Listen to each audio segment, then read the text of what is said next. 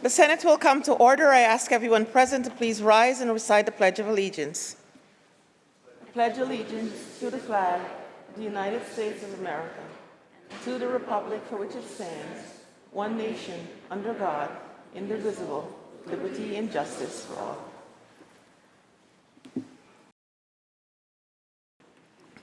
In the absence of clergy, let us bow our heads in a moment of silent reflection or prayer.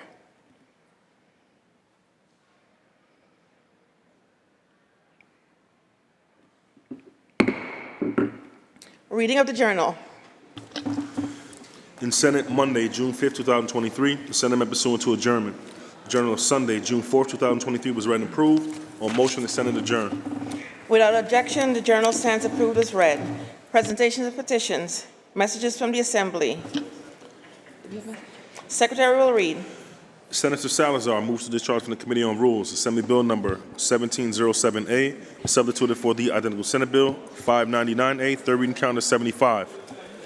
Senator Hoylman Siegel moves to discharge from the Committee on Codes Assembly Bill number 3340, substituted for the identical Senate Bill 3161, third reading count of 470.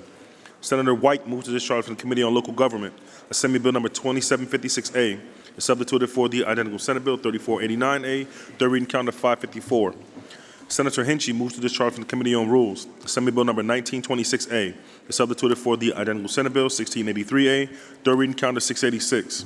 Senator Ramos moves to discharge from the Committee on Crime, Victims, Crime, and Corrections Assembly Bill number 5939, substituted for the identical Senate Bill 4748B, third reading count of 712. Senator Borrello moves to discharge from the Committee on Rules Assembly Bill number 6095A, substituted for the identical Senate Bill 5782A, third reading count of 820. Senator Hinchey moves to discharge from the Committee on Agriculture Assembly Bill number 6435, substituted for the identical Senate Bill 6326, third reading count of 864. Senator Rollison moves to discharge from the Committee on Housing, Construction, and Community Development Assembly Bill number 7265A, substituted for the identical Senate Bill 6917A, third reading count of 1168. Senator Palumbo moves to discharge from the Committee on Corporations, Authorities, and Commissions Assembly Bill number 3691B, substituted for the identical Senate Bill 4168B, third reading count of 1235. Senator Hoylman Siegel moves to discharge from the Committee on Judiciary Assembly Bill number 6698, substituted for the identical Senate Bill 6636, third reading count of 1245. Senator Weber moves to discharge from the Committee on Finance Assembly Bill number 7121, substituted for the identical Senate Bill 6878, third reading count of 1290. Senator Liu moves to discharge from the Committee on Higher Education Assembly Bill number 2235, substituted for the identical Senate Bill 2165, third reading count of 1301.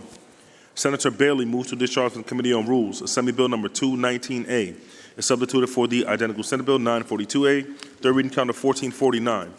Senator Cooney moves to discharge from the Committee on Rules Assembly Bill number 2672B, substituted for the identical Senate Bill 1048A, third reading count of 1450. Senator Bailey moves to discharge from the Committee on Health Assembly Bill number 1399A, substituted for the identical Senate Bill 2323A, the reading count of 1460. Senator May moves to discharge from the Committee on Education Assembly Bill number 286A, substituted for the identical Senate Bill 2629A, the reading count of 1465. Senator Skoufis moves to discharge from the Committee on Cultural Affairs, Tourism, Parks, and Recreation Assembly Bill number 6084A, substituted for the identical Senate Bill 3309A, the reading count of 1471. Senator Skoufis moves to discharge from the Committee on Insurance Assembly Bill number 2078, substituted for the identical Senate Bill 5201, third reading count of 1490. Senator Jackson moves to discharge from the Committee on Finance Assembly Bill number 6081, substituted for the identical Senate Bill 5254, third reading count of 1492. Senator Salazar moves to discharge from the Committee on Education Assembly Bill number 5010A, substituted for the identical Senate Bill 5261A, third reading count of 1493. Senator Cooney moves to discharge from the Committee on Transportation Assembly Bill number 3305B, substituted for the identical Senate Bill 5521A, third reading count of 1500. Senator Liu moves to discharge from the Committee on Rules Assembly Bill number 514A, substituted for the identical Senate Bill 5650, third reading count of 1503. So ordered. Messages from the Governor. Reports of standing committees, reports of select committees, communications and reports from state officers, motions and resolutions. Senator Gineris. Good afternoon, Madam President. We have some very important guests in the chamber today that I want to introduce before we get started with the day's business. So please recognize Senator Thomas. Senator Thomas for an introduction. Thank you, Madam President. It is an honor to welcome Her Excellency Amna Binzil Al-Meri to Albany. She is a good friend and an excellent representative of the United Arab Emirates. She serves as the first female consul general here in New York, and this is historic in nature. She was appointed Consul General of the United Arab Emirates in New York in August of 2021. She's been working to promote and strengthen the UAE-US bilateral relationship since. Government exists for one reason: to serve our people, to help improve their lives. When governments truly invest in their citizens, their education, skills, and health, and when universal human rights are upheld, countries are more peaceful, more prosperous, and more successful. And that's exactly what we have seen with the UAE and its commitment to improving the lives of its residents through services like healthcare, empowering entrepreneurs, and advancing clean energy. Who hasn't heard about what the UAE has been doing in the last decade? It has developed into a regional and global financial hub for tourism and so much more. It's a model we need to see all over this globe. Our countries can learn from each other. We can make our governments even more responsive and accountable to our citizens. And please know that New York will continue to be a friend of the UAE now and going forward. Madam President, would you please welcome our guests to the chamber? To our guests, I welcome you on behalf of the Senate. We extend to you the privileges and courtesies of this House. Please rise and be recognized.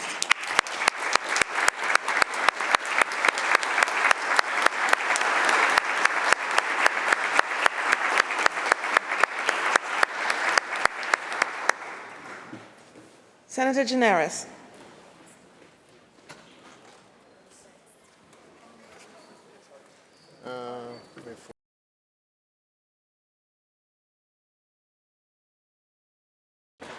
Which one?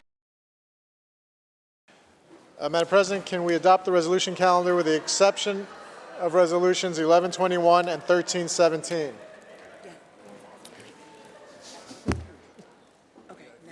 All those in favor of accepting the resolution calendar with the exceptions of resolution 1121 and 1317, please signify by saying aye. Aye. Opposed, nay. The resolution calendar is adopted. Senator Gineris. Can we begin with taking up previously adopted resolution 524 by Senator Clear, read its title, and call on Senator Clear. The Secretary will read. Resolution 524 by Senator Clear, mourning the death of Abraham Snyder, distinguished citizen and devoted member of his community. Senator Clear on the resolution. Thank you, Madam President. Good afternoon. It is my great honor to rise and pay tribute to a true pioneer and visionary, Abraham Snyder, known as Abe to his loved ones, who passed away on February 3rd, 2023, at the age of 86. Mr. Snyder lived a life of leadership. He always strived for excellence in his civic and charitable endeavors. He had a humanistic spirit and led with compassion. He was a social worker and was able to keep many families together in addition to creating a better environment for people in our communities, people of color. Throughout his lifetime, he centered his noble work on African American heritage, advocating and showcasing the beauty of the Black community. He was a founding member of the Association of Black Social Workers, a member of the Urban League, the NAACP, CHAMA, and other action groups who work to dismantle the systems that enable discrimination against African Americans and others. His most lasting accomplishment commenced over 50 years ago when he co-founded the African American Day Parade, where African American culture and heritage is used to unify and highlight the very best and brightest in the community. The parade began in 1969 under the theme, Africa's Gift to America. It has been held every year, every third Sunday in September since then.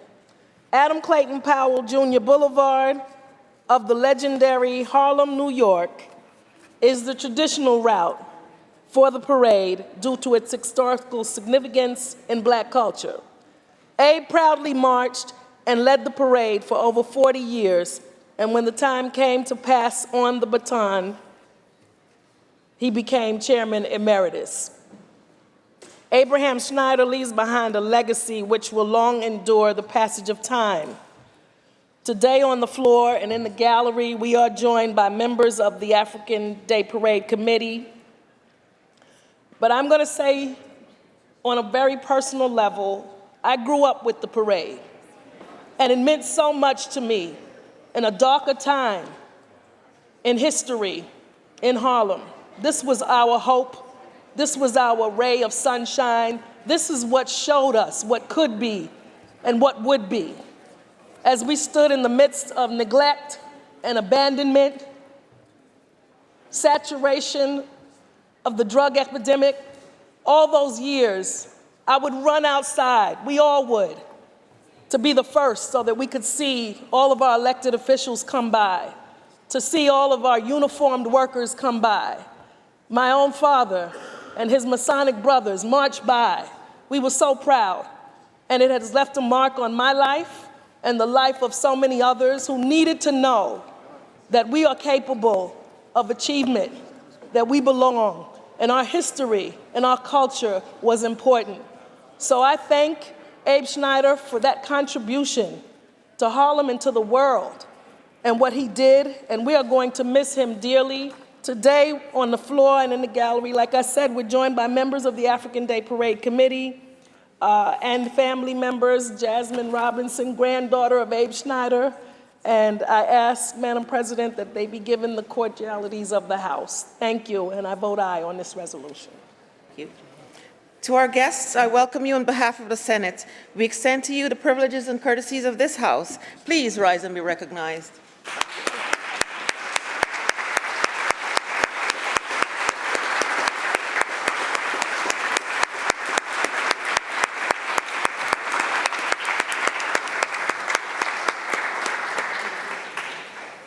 The resolution was previously adopted on March 15. Senator Gineris. Can we now move to Resolution 1317 by Senator Ramos? Read that resolution's title and recognize Senator Ramos. Secretary will read. Resolution 1317 by Senator Ramos, congratulating Quentin A. Owens upon the occasion of receiving the distinguished rank of Eagle Scout, the most prestigious of scouting honors, on June 30th, 2023. Senator Ramos on the resolution. Thank you, Madam President. Quentin A. Owens of the Greater New York Council Pathfinder District of the Boy Scouts of America has earned the rank of Eagle Scout, the highest honor in the Boy Scouts. For Quentin's Eagle Scout Service Project, he worked closely with me in my office to plan and organize a health and safety fair held in Jackson Heights last summer. The event brought together local healthcare providers, clinics, pharmacies, insurance companies, the New York Blood Center, and FDNY to share information and resources with the community.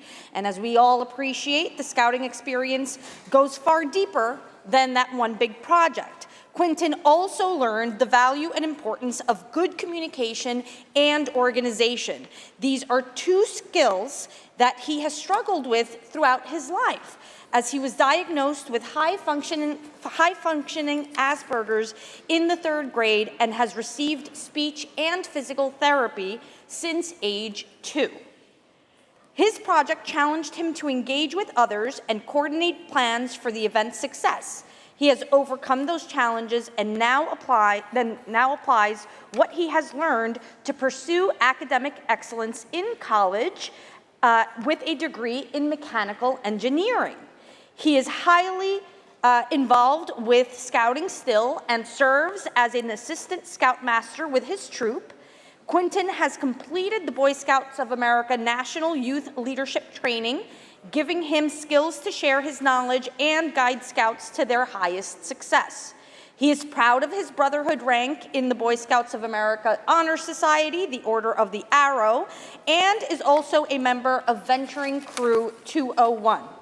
He has secured a position to work this summer with youth at Curtis S. Reed Scout Camp Reservation and continues to develop his leadership skills to serve our youth.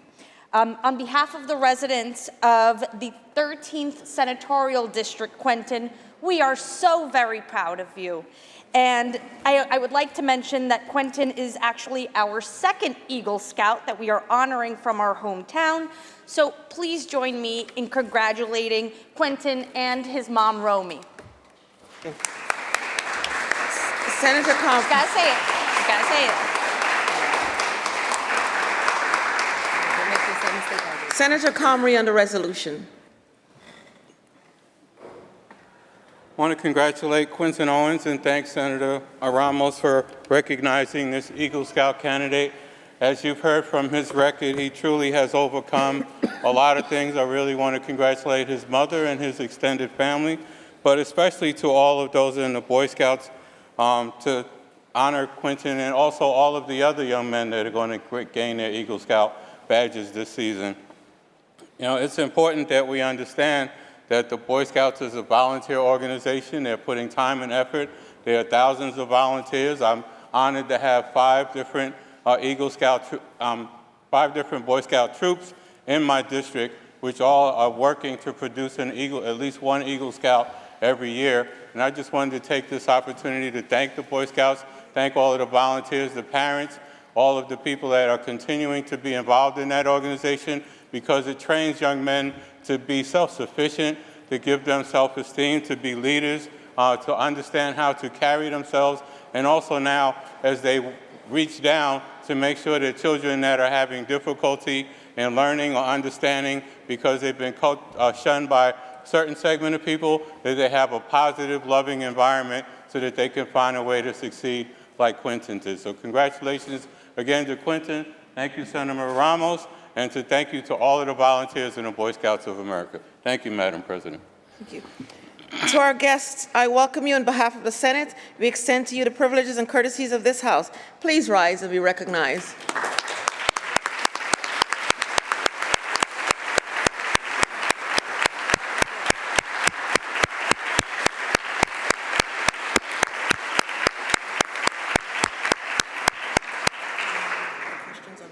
Yep.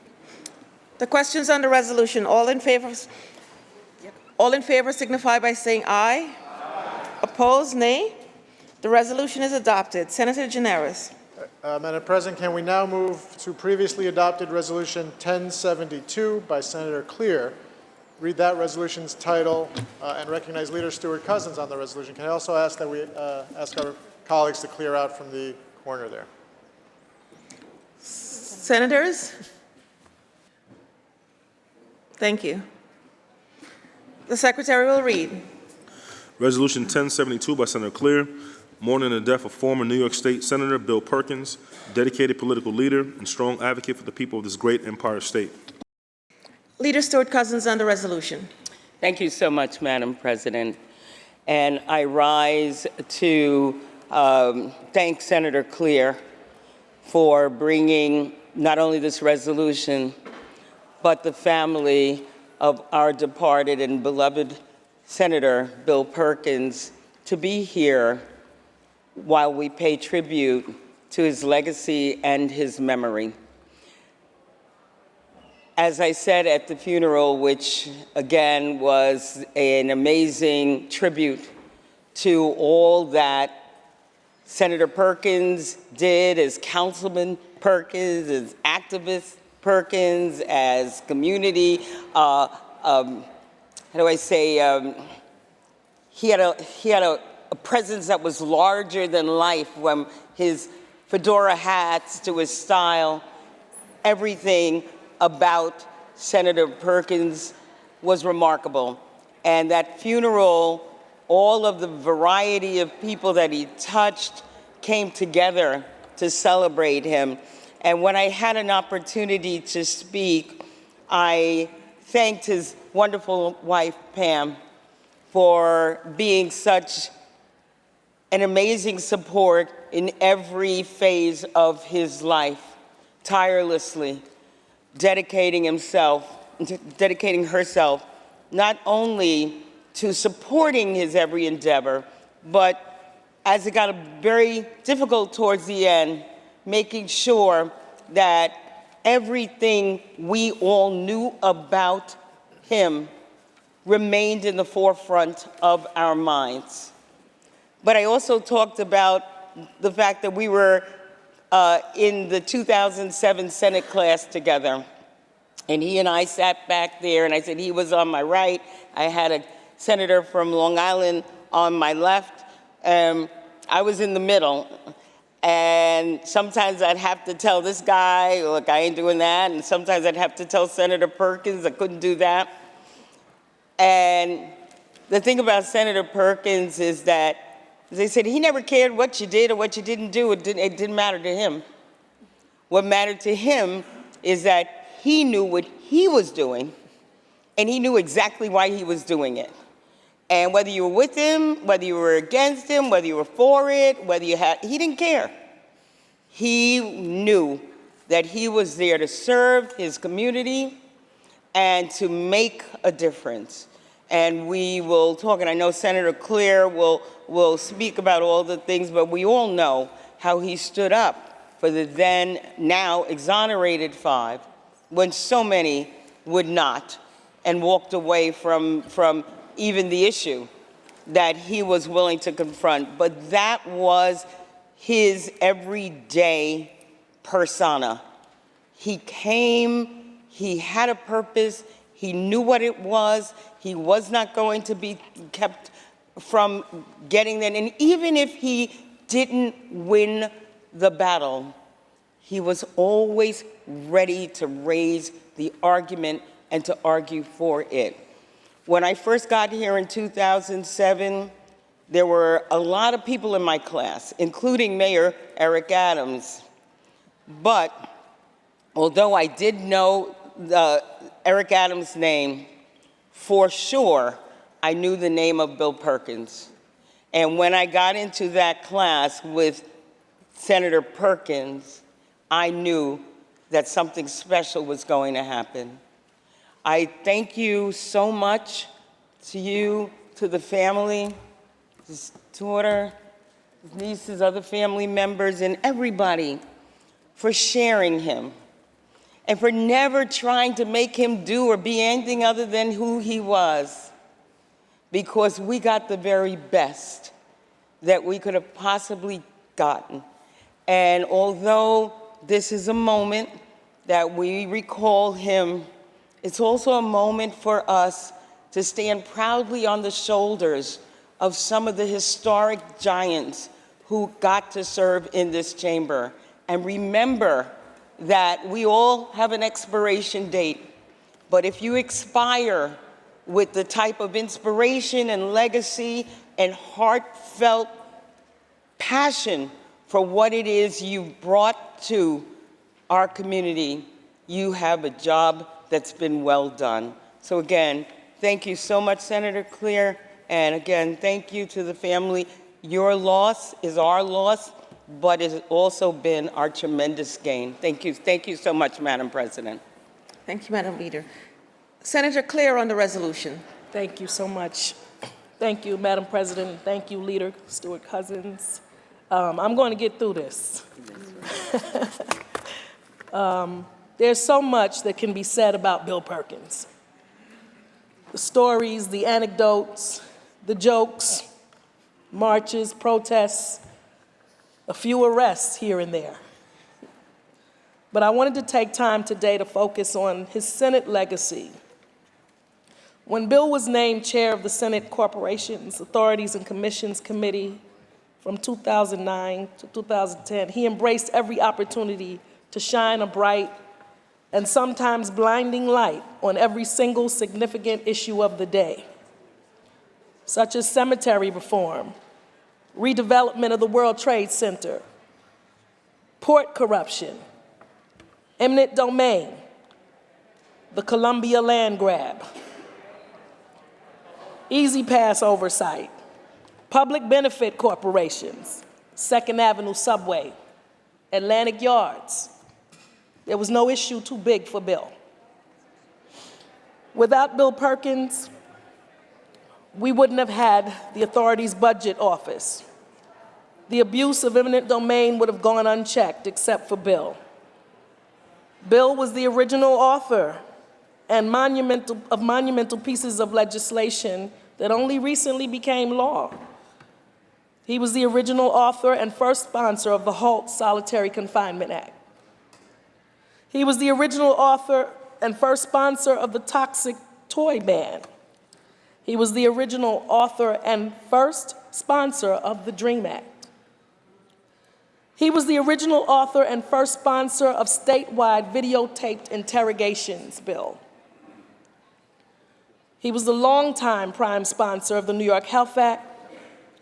Bill Perkins passed numerous bills during his time in the Senate, including the legislation to create the authority's budget office, legislation to reduce sulfur emissions from home heating oil, expanding and enhancing the Do Not Call registry, and removing idle scaffolding from NYCHA property.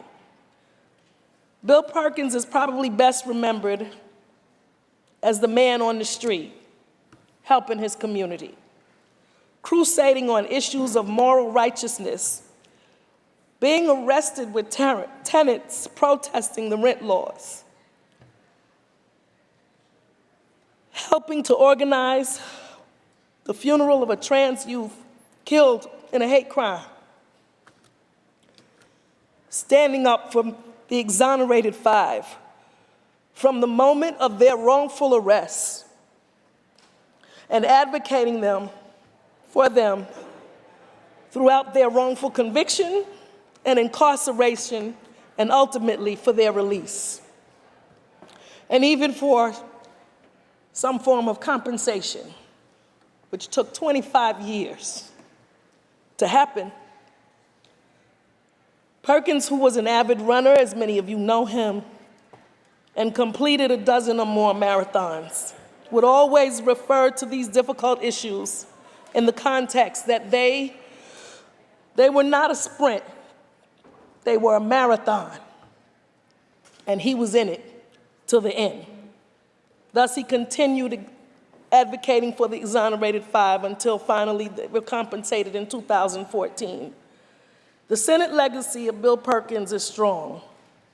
He made this state a better place in every way.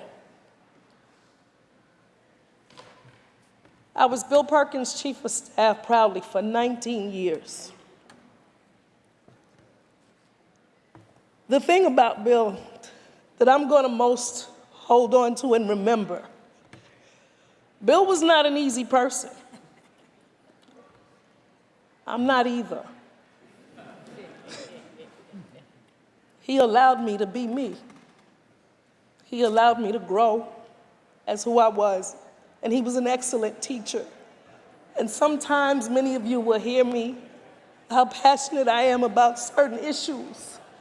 It's because I bring him with me. I bring him with me in this job. He taught me how to fight for what you believe in. He taught me how to walk in this direction when sometimes everybody else is walking in that direction, if that's what you believe is right. So like I said at his funeral, he reminds me of the words of Dr. King. It is always the right time to do what is right. And that's how Bill lived, doing what was right, what he felt was right, and representing his community.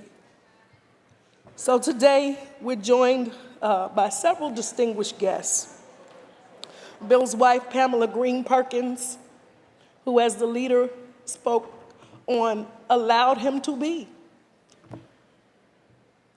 Took care of him in every single way.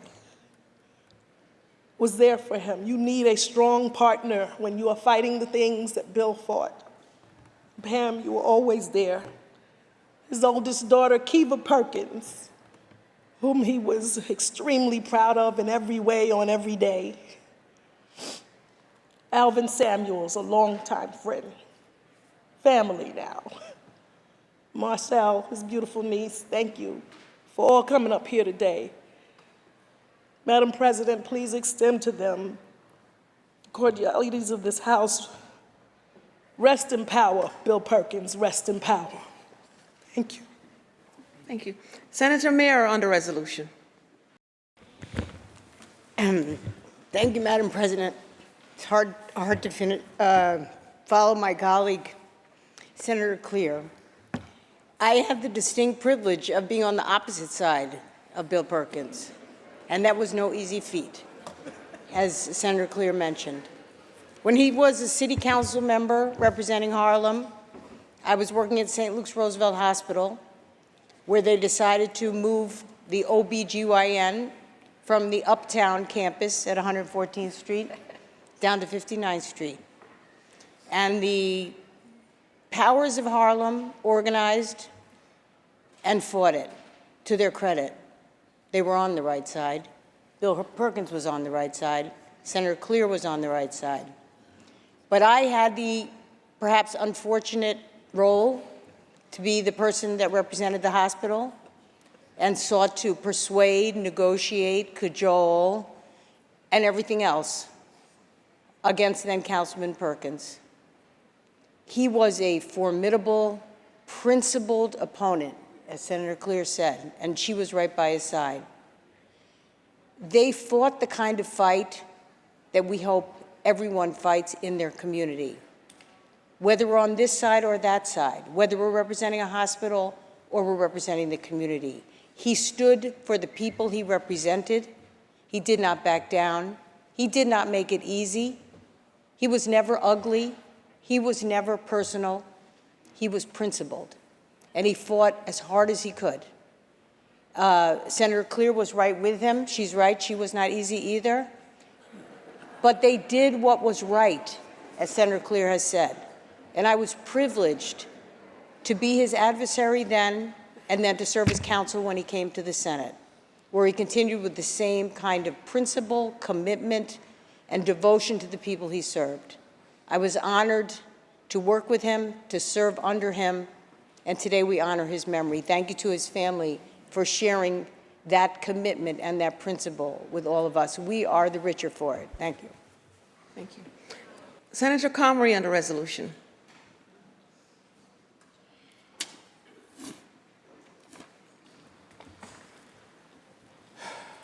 Thank you, Madam President.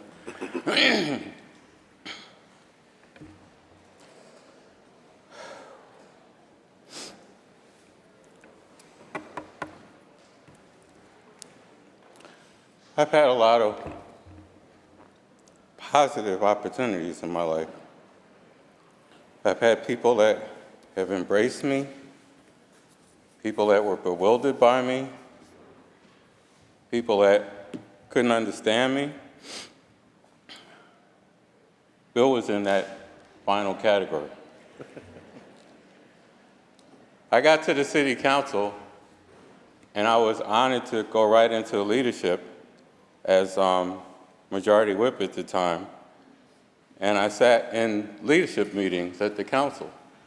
First time Bill saw me in that capacity. Bill knew me from activities when I was working on the Jesse Jackson campaign and the David Dinkins campaign, but he couldn't figure out how I got to leadership in the city council. He didn't like it. He didn't understand it. He thought that I was still wet behind the ears and I didn't understand anything, and he needed to train me and school me and make me understand his mission and his purpose. So we had a lot of conversations. We had a lot of back and forth. Cordell will tell you, we had a lot of discussions about different things, but he made me a better person. He made me a better legislator. He made me a better orator. You know, he drove me because he wanted me to make sure that I understood what his mission was, what the mission we needed to do as city council people, what we needed to do to defend and improve our city, and he was just driven. I had the honor of being with him and Phil Reed, also another giant in the city council, a giant in the city. You know, I can't match, and I'm been driven to just thinking about powerful people in our lives that were focused on making sure that we were all better people. Bill Perkins was that person. Thank you, Madam President. Senator Bailey on the resolution. Thank you, Madam President. First, Ms. Perkins, on behalf of my father, Stanley, let me wish you the deepest condolences on behalf of my family. My father had the pleasure of working with you, Ms. Pam, and he sends, once I told him what was happening, he made sure that this was the first thing that I did. And the first thing that I did when I got to the State Senate, 2017, we were on a different side of the aisle. I got to meet somebody who I'd only heard about. See, in Black New York, there are certain names that ring bells no matter who you are, where you're at, if you're paying a little bit of attention. Bill Perkins' name was one of them. I think one of the first times that I heard his name was on primary day in 2008. Primary day in 2008. And it wasn't because I was at the polls. I was at the New York Giants parade. But there were reporters around, and one reporter came up to me and they said, "Who are you supporting in the primary? Hillary Clinton or Barack Obama? Did you know that Bill Perkins was the only elected official that was supporting Barack Obama?" And I stopped for a second and I thought, man, that's some gravity to that. To not be afraid to step out on that proverbial ledge. To live by the virtue of what you believe here and not have to worry about anything else. You see, he was a runner, but he didn't run from anybody. Like, in the marathon of life is what he was about. The exonerated five of great lore to many of us, those of us who were paying attention, and those who knew that those young men didn't do that. He was there from the beginning. From the beginning.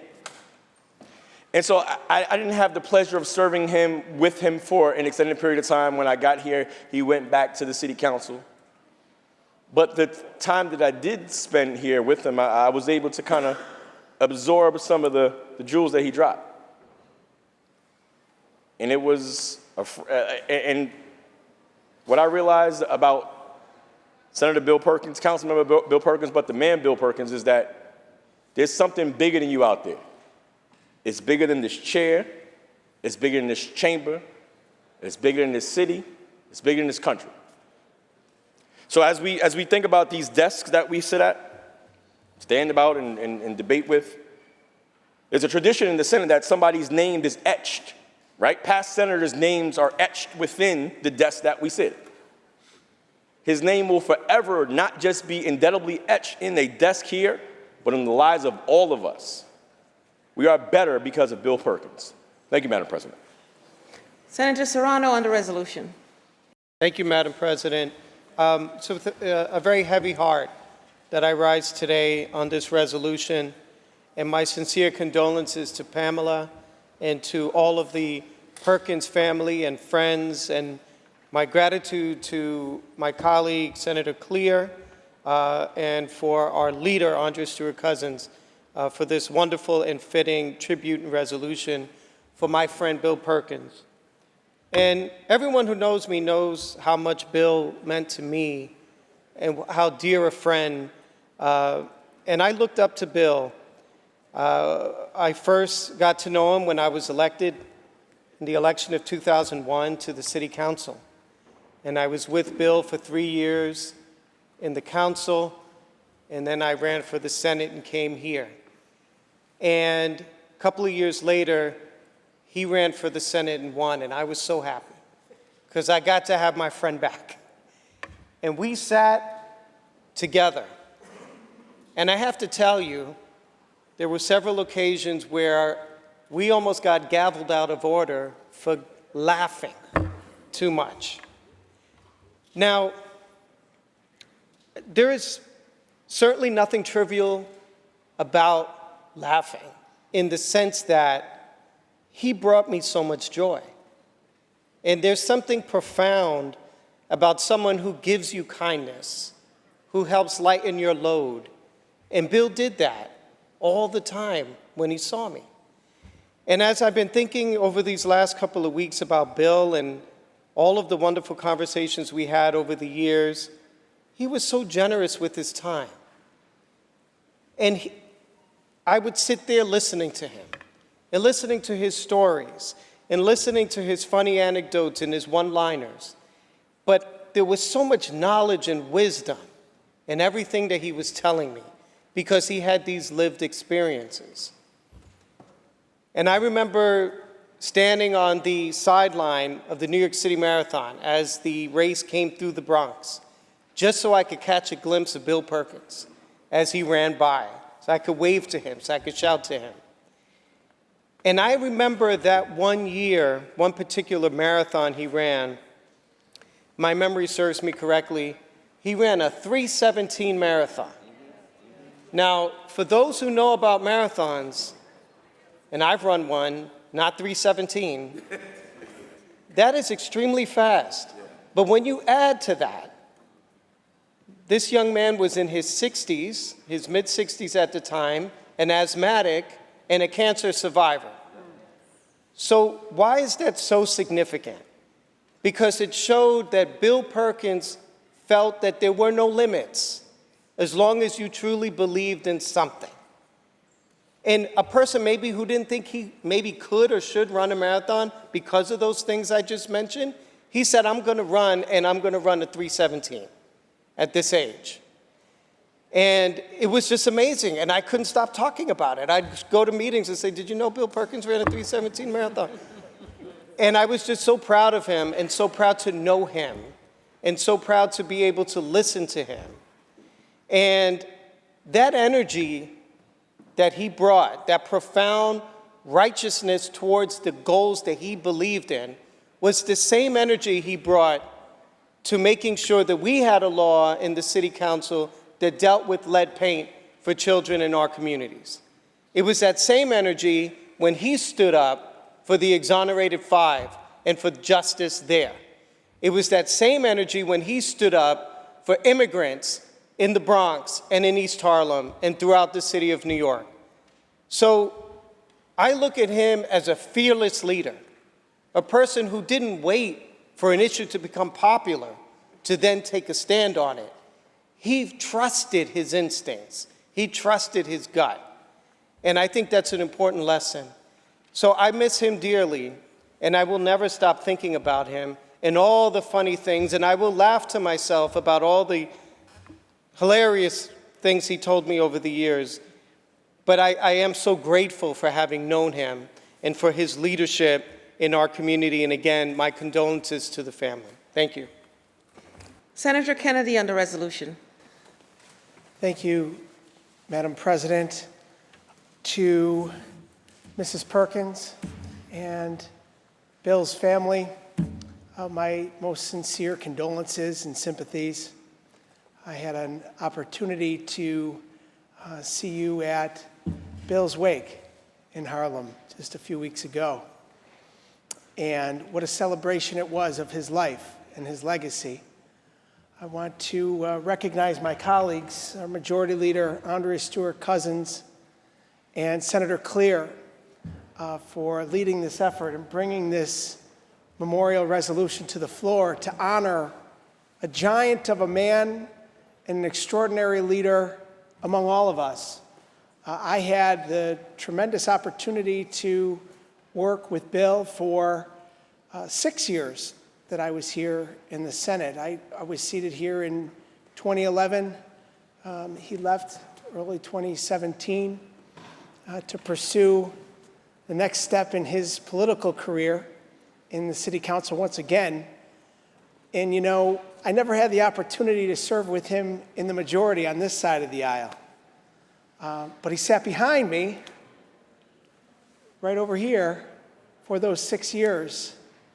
And so any video that you see of me in my youth, I had some more hair, I had a little bit more weight, I was probably a lot more fun. You know, Bill was always there. He was always present.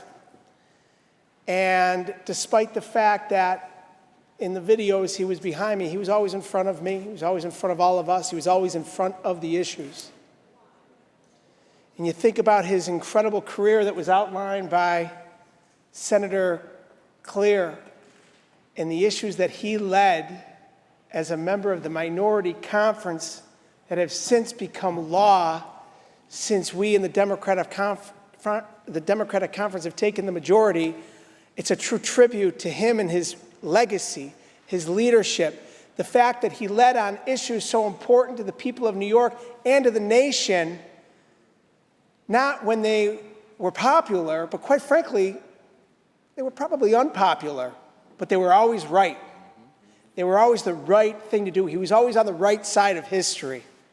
No matter what the issue, no matter what the politics of the day, and no matter where he stood, whether it was fighting for folks down in Harlem or up here in Albany or anywhere in between, wherever Bill Perkins stepped foot, he was on the right side of people. And that's what I'll always remember about him.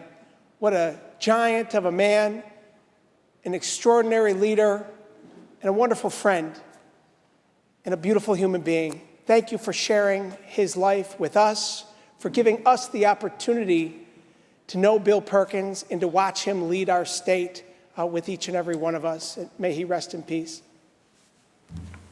Senator Parker on the resolution. Thank you, Madam President. Let me add my voice to those who are sending their condolences to you, Pam, and his daughter and his family who are here, and my thanks to the leader and to Cordell for bringing forward this resolution commemorating the life of Senator Bill Perkins. I just want to, there's a couple of things, like, I had a professional and a personal relationship with Bill. When I first met Bill, I used to work for a statewide elected official. I remember going to a breakfast in Harlem. And I knew who he was, but I had never met. Bill was in the council at the time. I had never met him. I'm a young staffer. And he's like, come here, don't you work for so-and-so? And I was like, yeah. And he proceeded for 10 minutes to undress me and the elected. And I left there. I literally had to go to my car and put my head down because I was literally in tears, right? I was just like, okay, me and Bill Perkins are about to have a fist fight. I'm not sure I'm gonna win, but it's about to be a problem, right?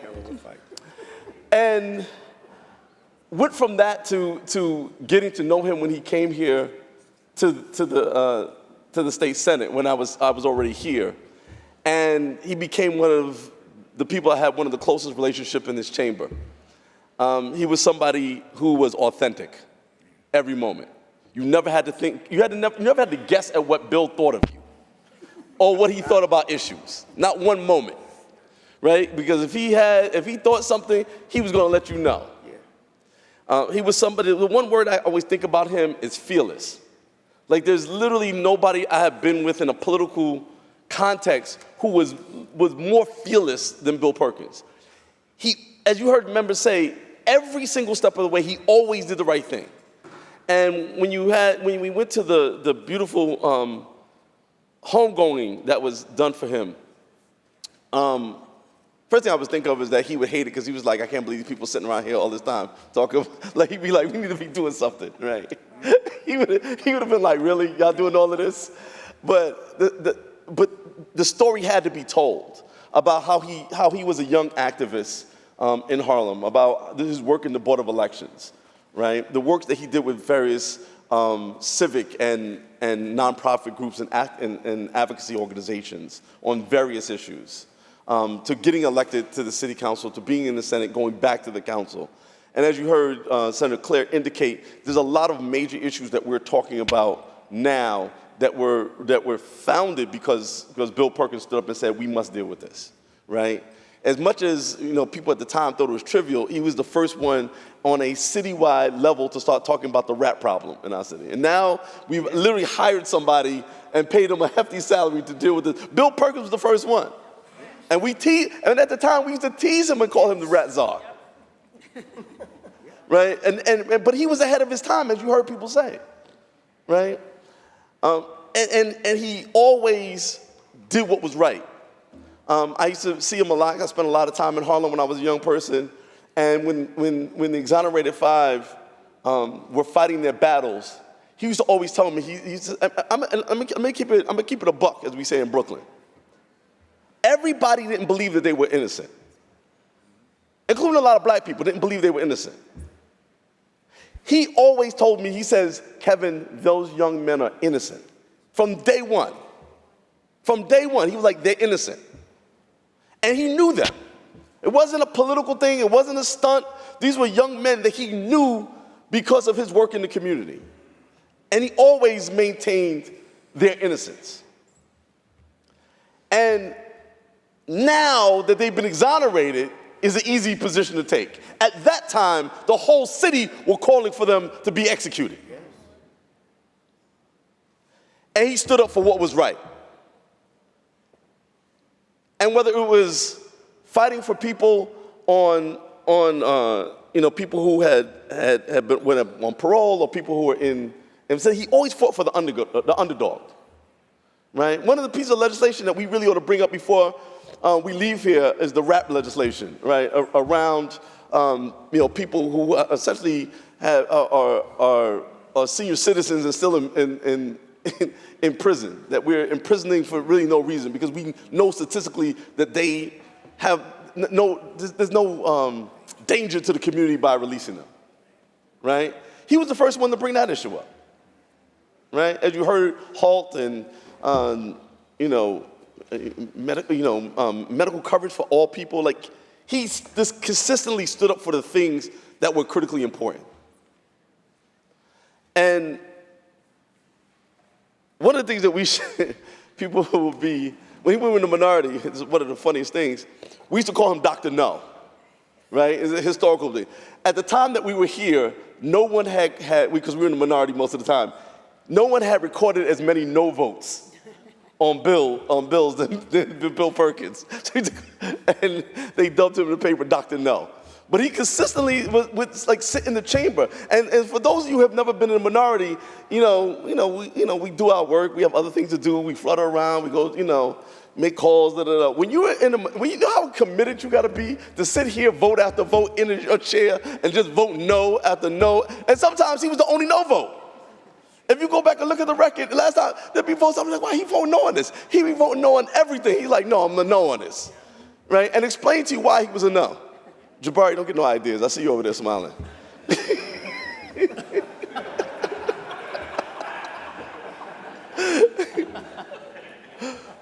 But he was fearless. And he passed that passion, he passed that energy, he passed that defiance of things that were wrong onto the people around him. My last reference is that after the death of Trayvon Martin, a number of us took to the floor wearing hoodies in protest of the murder of young Trayvon Martin. And Bill was really the leader of that conversation. A lot of people don't know. There was a number of us involved in it, Eric Adams, Carl Hasty, but it was really Bill who said that we have to do something, that we cannot let the murder of this young man happen, and even though it didn't happen in our state, we can't act like it happened somewhere else and we don't care and it's okay. And he also fundamentally understood that for black people to be free, everybody had to be free. Yes. Right? I mean, and it's clear, like he was very clear that he was primarily focused on that, but he wasn't limited to black liberation. Right? Some people are just like, well, I don't care what happens to nobody else. He understood that even within the context of the community, at times in which people weren't sympathetic to the black gay community or the black trans community that he was, that he understood that we had to work with Latinos and we had to work with Asians and we had to work with poor whites and other people who had the same kind of struggles. And so much of what you see done, although comes out of this notion of black liberation was rooted there, but had blossomed into other gardens and other fields. And that will be his legacy. And I ask us, if we do nothing else, that we continue to understand that, and that even though we may be rooted in our communities, whether those are ethnic communities or religious communities or geographic communities, that we ultimately understand that we're extending the things that we want in our own communities to extend to everyone's community. And that the freedoms and the benefits and the happiness that people should just have in our lives and in our communities everybody should have. We thank you, Bill Perkins. We miss you. We love you. And may we always have a piece of Bill Perkins in us as we fight for the people in our communities. Thank you, Madam President.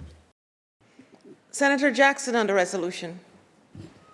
Thank you, Madam President. My colleagues, I rise to talk about Bill Perkins.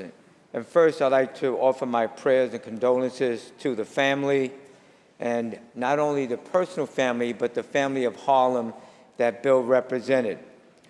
Today, we gather before this legislative body, which he served for about 10 years, to express our dear appreciation and heartfelt regret as we acknowledge the loss of a remarkable individual who dedicated his adult life to public service. Bill Perkins was a true champion for the community of Harlem. He served as a community activist, a district leader, tenant leader, and elected public official. He tirelessly fought for reform, transparency, and accountability, making real differences in the lives of the countless families that he represented. And Bill's voice for fairness and justice went through the entire community. Bill was not only an esteemed former colleague of mine, but he was also a personal friend. His departure cast a somber shadow upon us, for he was not just a public figure, but a beloved native of Harlem who devoted himself to serving his community.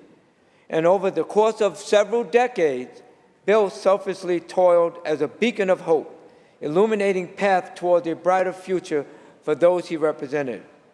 He waged a valiant battle against the insidious threat of lead poisoning to safeguard the health of our community. I want to read part of what I spoke about and read at Bill's funeral. Bill Perkins was my friend, and we spent time together, especially when we were in the New York City Council. There were so many events we attended together.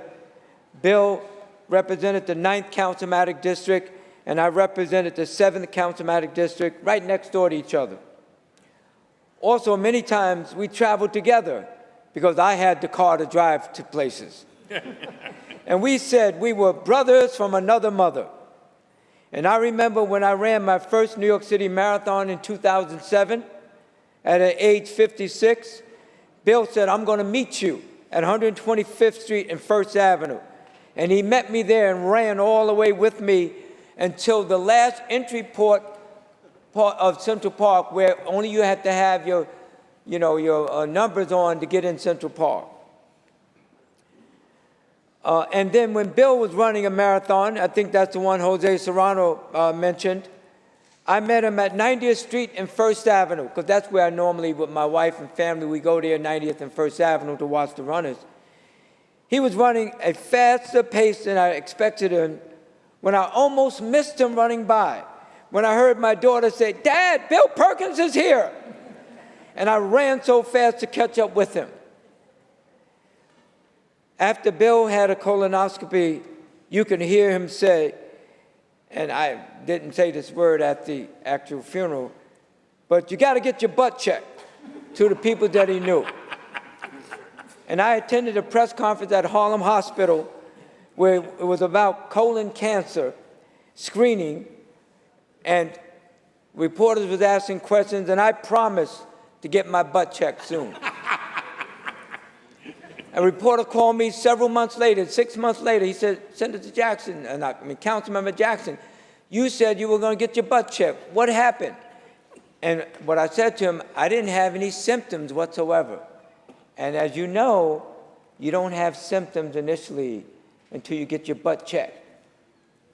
And I said, it took me 9 months from that press conference to get my butt checked. And I thank Bill for that, because if it wasn't for Bill, I probably wouldn't have got my butt checked. But he was a warrior, not afraid to addressing the needs of Harlem and New York City, from passing laws to prevent lead poisoning of our children and to fight off rats. And I remember Bill invited a press conference on a tour of his district in Harlem one evening when it was dark outside, and the rats knew that the press were there and had them jumping back, woo, woo, woo, when you were running out of the black garbage bags. And Bill stood up for the Central Park Five when others did not, including myself, now referred to as the Exonerated Five. And Bill was the first elected public official or party official to endorse Barack Obama for President of the United States. Bill and I ran every day in the mile-high city of Denver, Colorado during the 2008 Democratic National Convention. And I say to you, as a colleague that worked with him for that many years in the city council, and knowing him, who he is and who he was, Bill will always be with us with his advocacy, his frankness, his enthusiasm for people, and always willing to laugh and smile, but talk seriously with you. So with that, I say peace be upon Bill and his family. Assalamu alaikum, everyone. Senator Gineris on the resolution. Thank you, Madam President. I want to just take a few moments and add my words and thoughts to our memories of Senator Perkins. And my experience with him was he was an educator for me. I mean, not in the sense that he would sit in front of a classroom and teach, but just by his behavior and his example, he taught me a lot in the time we shared here, about 6.5 years in the state Senate. Senator Parker mentioned the time when a number of senators wore hoodies to protest the Trayvon Martin killing. And it was Senator Parker, now Mayor Adams was part of that group, Bill Perkins front and center, of course. And for some reason, I was invited to join that group as a freshman member of the state Senate. And I said to myself, knowing very little about this place back then, I said, sure, I'll do this. I'll support my colleagues. This is an important issue. And it was something, now over a decade later, I still remember as one of the most important moments of my time here. And we've done a lot of important things here. Because of Bill Perkins, this white boy sat in the seat Senator Rhodes is in right now wearing a hoodie during Senate session. And at the time, that was unheard of. I mean, it's still unheard of. Don't do it, right? But it was an important moment. Somehow, I don't think you all would do that anyway. But he didn't stop there. You know, Senator Perkins' time here in the Senate with me overlapped with a very strange time here. We had this group called the IDC that was involved in a lot of things that somehow I tended to be front and center in the battle with. And what most people don't know is while all that was going on over many years, Bill Perkins was always in my ear. So we'd get into some fight and he'd be like, yeah, you show them. You tell them what you do. Or they'd do something I wasn't even planning on doing anything. And he'd say, you're going to take that from them? You're going to let that stand? You got to say something about this. And he was always stoking that fire because Bill Perkins was the embodiment of the good trouble that John Lewis talked about. He did so many things that weren't popular in the moment. We heard a number of examples already, but turned out to be right in time. And that is the true definition of a leader. Someone who's not just following where the wind blows, but is doing something because he believes it. And I have the good fortune now that we're in this chamber now, sitting next to Senator Clear when we're in conference.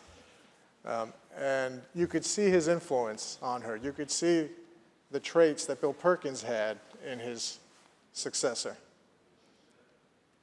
Because both of them didn't take anybody's crap. They say what they think, they say what they mean, consequences be damned, and we're all better off for it. You know, yesterday we had a conference. There's a lot of hot issues at the end of session, as always, and there was some issue we were discussing where a lot of us have strong opinions on either side, and I said something, you know, I did my thing, and then I sit back down, and Cordell leans over to me and she says, well said, I couldn't have said that better myself. And I thought to myself, that's Bill Perkins' hand on my shoulder right now, doing what he was doing all those years, egging me on to do the right thing and speak my mind. And so his legacy will not be forgotten. It has meant so much to me. I dare say, given that encouragement and the lessons he taught, we would not be sitting on this side of the aisle if it wasn't for the way Bill Perkins comported himself when we were sitting on that side. And for that, he has our everlasting gratitude. And to Pam and his family, thank you for joining us and for letting us share in Bill Perkins all those years. May his memory be eternal. Thank you, Madam President. Senator Sanders on the resolution. Madam President, to the family and friends of Bill Perkins, I had the pleasure of serving with Bill Perkins on at least 2 occasions, and we've heard many things about him today. We've heard of his battle against the rats.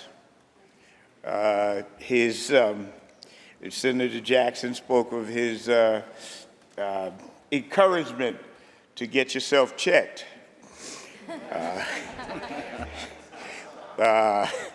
We have heard many different things. I just want to share just a little bit of what we did. As I think I said, I served with him in the City Council and in the Senate. But a period came when it was tough to stand up. It was a lot of political winds blowing, and a couple of us came together. There was that member of the Divine Nine herself, Helen Forster from the Bronx.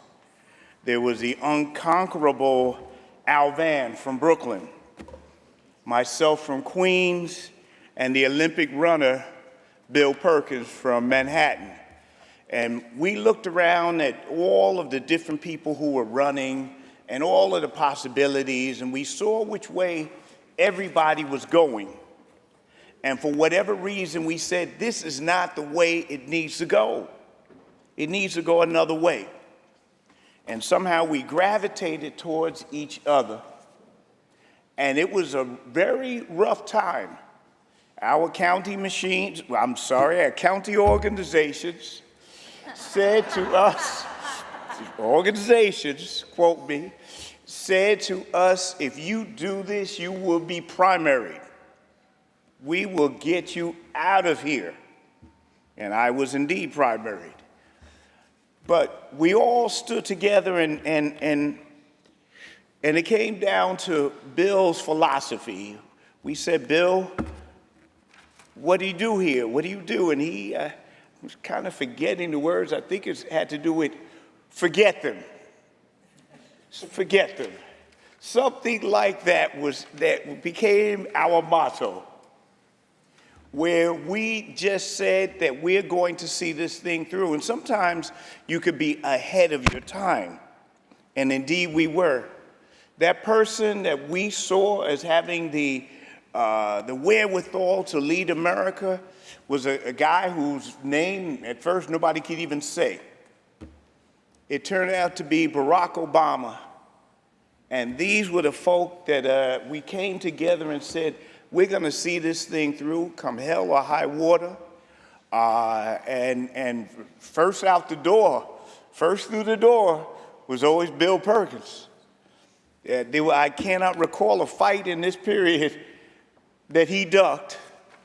I can recall several he should have, but I cannot recall a single fight on this issue that he ducked, where he was saying that it was possible that we could do these things, that America could be a greater place. Bill was, sometimes you don't know what you have till you don't have it. And they don't make men that way too much this day and age. It's maybe they broke a mold, maybe, who knows? But all I know is that those 4 folk had to turn to each other.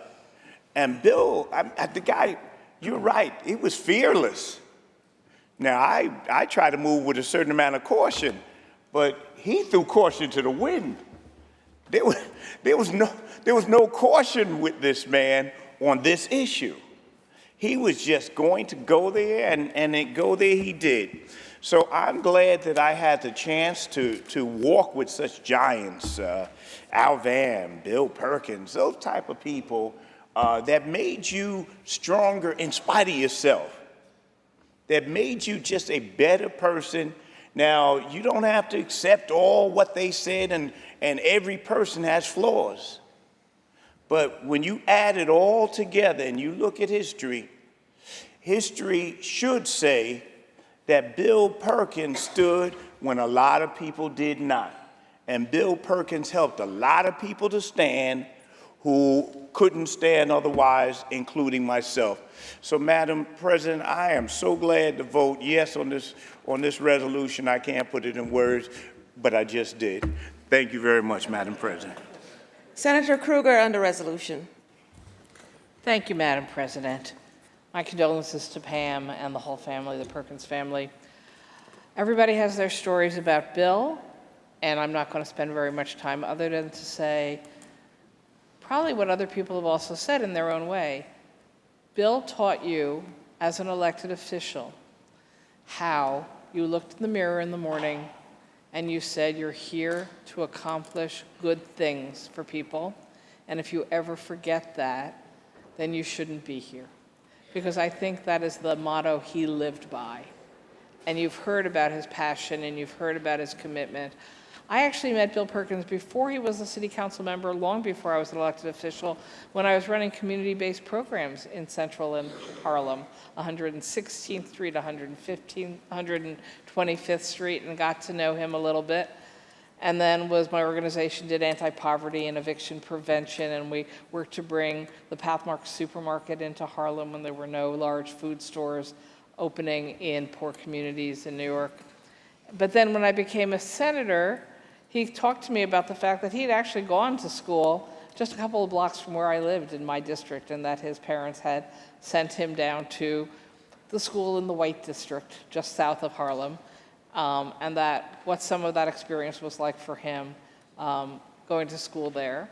And then when I got myself into a significant fight in my own district, trying to fight to make sure 4 high schools in one building, doing a tremendous job, pretty much all for black and brown children, people were trying to tear it down and throw those kids out. And I was like, no, these are tremendous schools doing a great job. The building was empty, and so the Department of Education, Board of Education then, said we're going to use these schools for this purpose. And they're still doing a great job. And Bill was there giving me advice how to fight with City Hall, how to fight with the Department of Education to make sure that those schools stayed where they were, stayed where they are, doing an unbelievable job, working with kids who, in theory, by those 8th grade tests, were all supposed to never finish high school. And to this day, those 4 high schools are there with 98% graduation rates, and 95% of the kids going to college. So I learned a lot from Bill Perkins, and I will never forget the lessons that I learned from him, and I think we all learned from him. My condolences to you all. Thank you. Senator Martins on the resolution. Thank you, Madam President. First and foremost, my condolences to the Perkins family, to the entire family. I served with Bill for 6 years here in the Senate. And Madam President, we were not close friends. We didn't go out to dinner. We didn't tend to socialize. But I was sitting on that side. Bill was sitting on this side. And you get to know somebody who you serve with over 6 years. I just want to lend my voice to what's already been said by so many today. Bill didn't live his life by sticking his hand or finger in the wind to determine which way the wind was blowing, but by forcing the wind to change direction to how he felt it should be blowing. You knew that he was passionate about his community. He defended Harlem. He was a principled individual, and frankly, he was a great colleague to have. Now, we may not necessarily have agreed on a great deal in terms of policy here in the state. In fact, I think oftentimes as I sat and watched Bill vote no over and over and over again, there were certain bills where you just wondered why he was voting no, but he had his reasons. But I do find that the world is a sadder place, and when I did receive news that he had passed, I find myself remembering my colleague, the difference he made in the state, the principles he lived by, and understanding that the world is, frankly, a darker place and a worse place for Bill Perkins not being in it. Madam President, I proudly vote aye. To our guests, I welcome you on behalf of the Senate. We extend to you the privileges and courtesies and our condolences. Please stand and be recognized.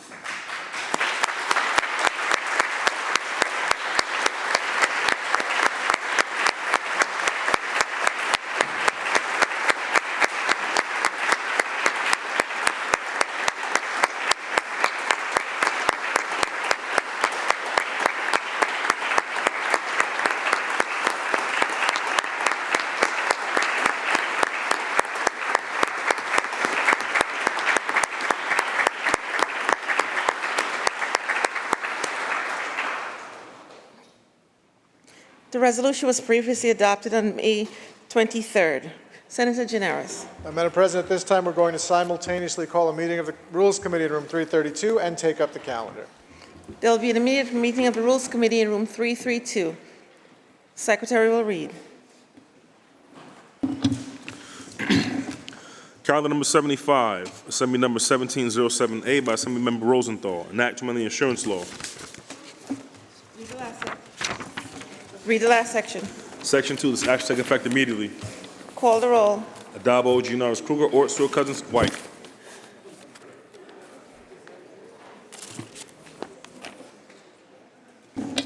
What we got? Announce the result.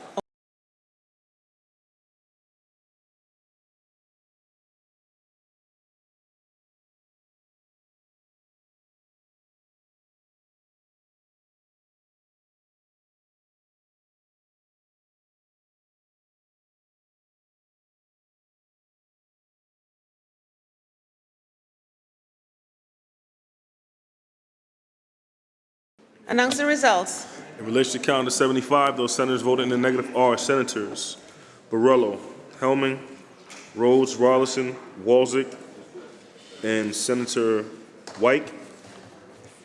Ayes 56. Matera. Also, Senator Matera.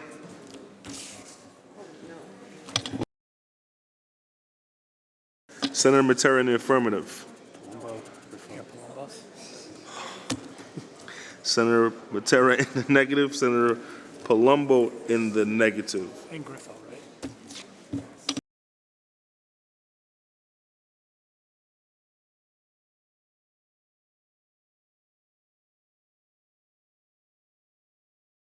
Okay. Announce the results.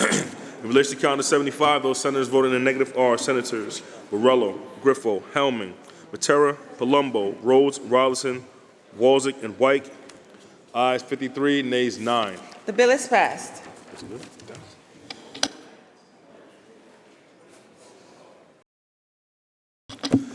Calendar number 232, Senate Print 2432 by Senator Comrie, enactment of the Public Service Law. Read the last section. Section 6 is action take effect immediately. Call the roll. Adabo, Gianaris Kruger, Ort, Stewart Cousins, White.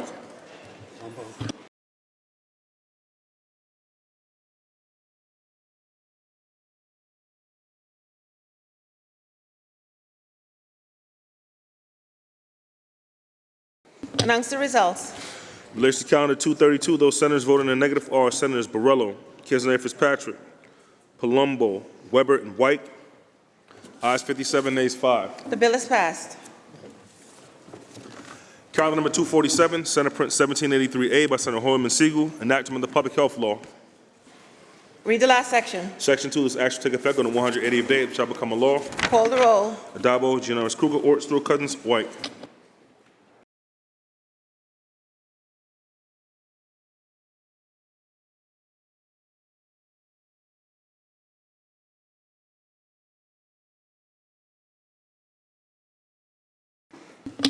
Announce the results. In relation to calendar 247, those senators voted in the negative are Senators Ashby, Murray, Ort, Walzik, and White.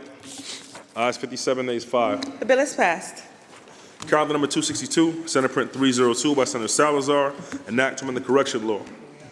Read the last section. Section 2, this action take effect on the 90th day, it shall become a law. Call the roll. Adabo, Gianaris Kruger, Ort, Stewart Cousins, White.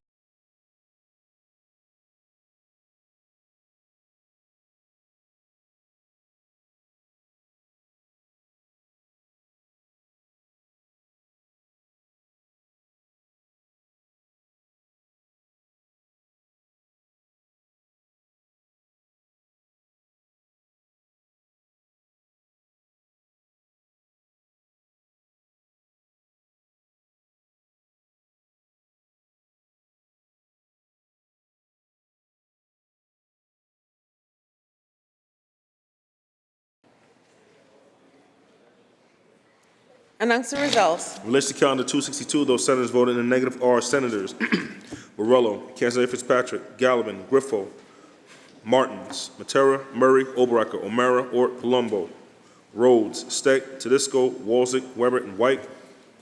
Ayes 45, nays 17. The bill is passed. Calendar number 271, Senate Print 2422A by Senator Holman Siegel, enactment of the Vehicle and Traffic Law. There's a home rule message at the desk. Read the last section. Section 3, this action will take effect immediately. Call the roll. Adabo, Giannaris Kruger, Ort, Stewart Cousins, White. Senator Hoylman Siegel to explain his vote. Thank you, Madam President, and I appreciate my colleagues' support on this bill for a second time. It's known as Sammy's Law. It's named after a young man named Samuel Cohen Eckstein, who's just a few months short of his bar mitzvah. He was 12 and was killed by a reckless driver speeding in Brooklyn. Since that tragic day, at least 8 years ago, 98 more children have lost their lives in traffic collisions on city streets. And last year, New York City recorded the highest number of child traffic fatalities since the start of Vision Zero. The question we have to ask ourselves is how many more kids, children, our loved ones, seniors, pedestrians, cyclists have to die.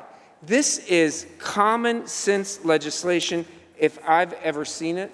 It will allow New York City to set its own speed limits. After all, no offense to Senator Kennedy, but why should the senator from Buffalo have anything to say about the speed limit in Brooklyn? And I'm proud to say that Senator Kennedy is a co-sponsor of this legislation. And I want to thank him as chair of the Transportation Committee for his continued efforts in this regard.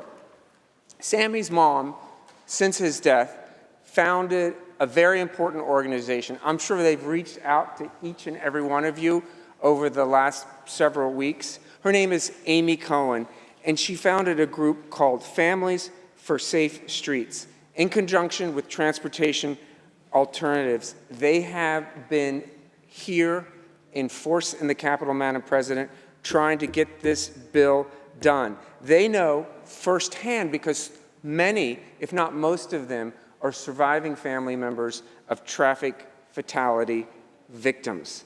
Now, another thing has to be said about this bill, which is a person hit by a car traveling at 35 miles per hour is 5 times more likely to die than a person hit by a car traveling at 20 miles per hour.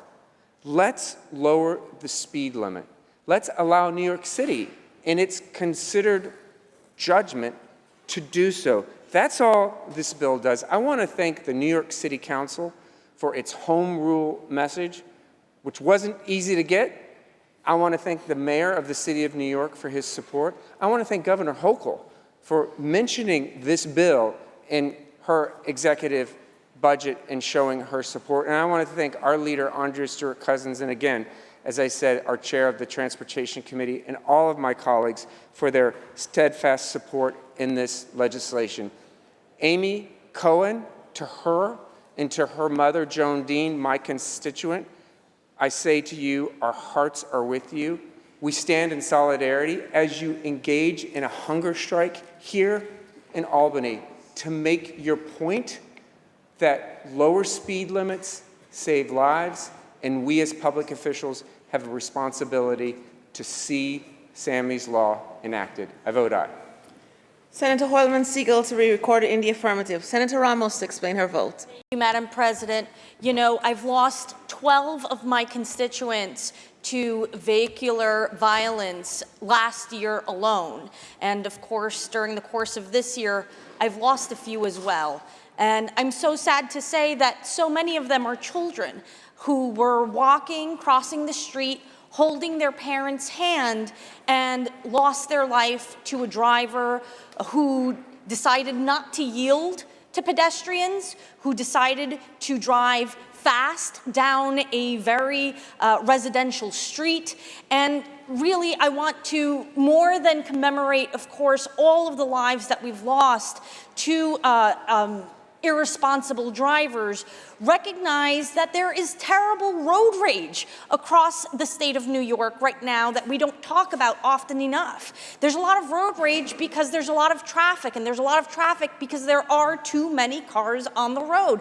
I know of households that have 3, 4 cars since after the pandemic, more than they had before.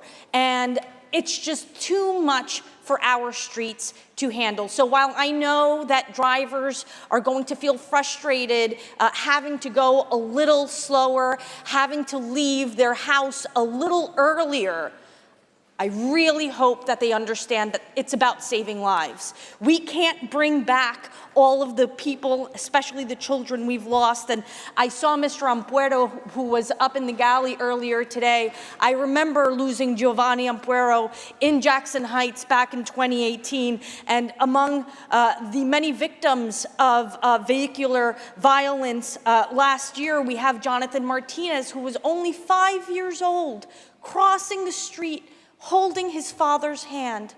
It's heartbreaking. So please, I don't have a driver's license. I don't drive a car.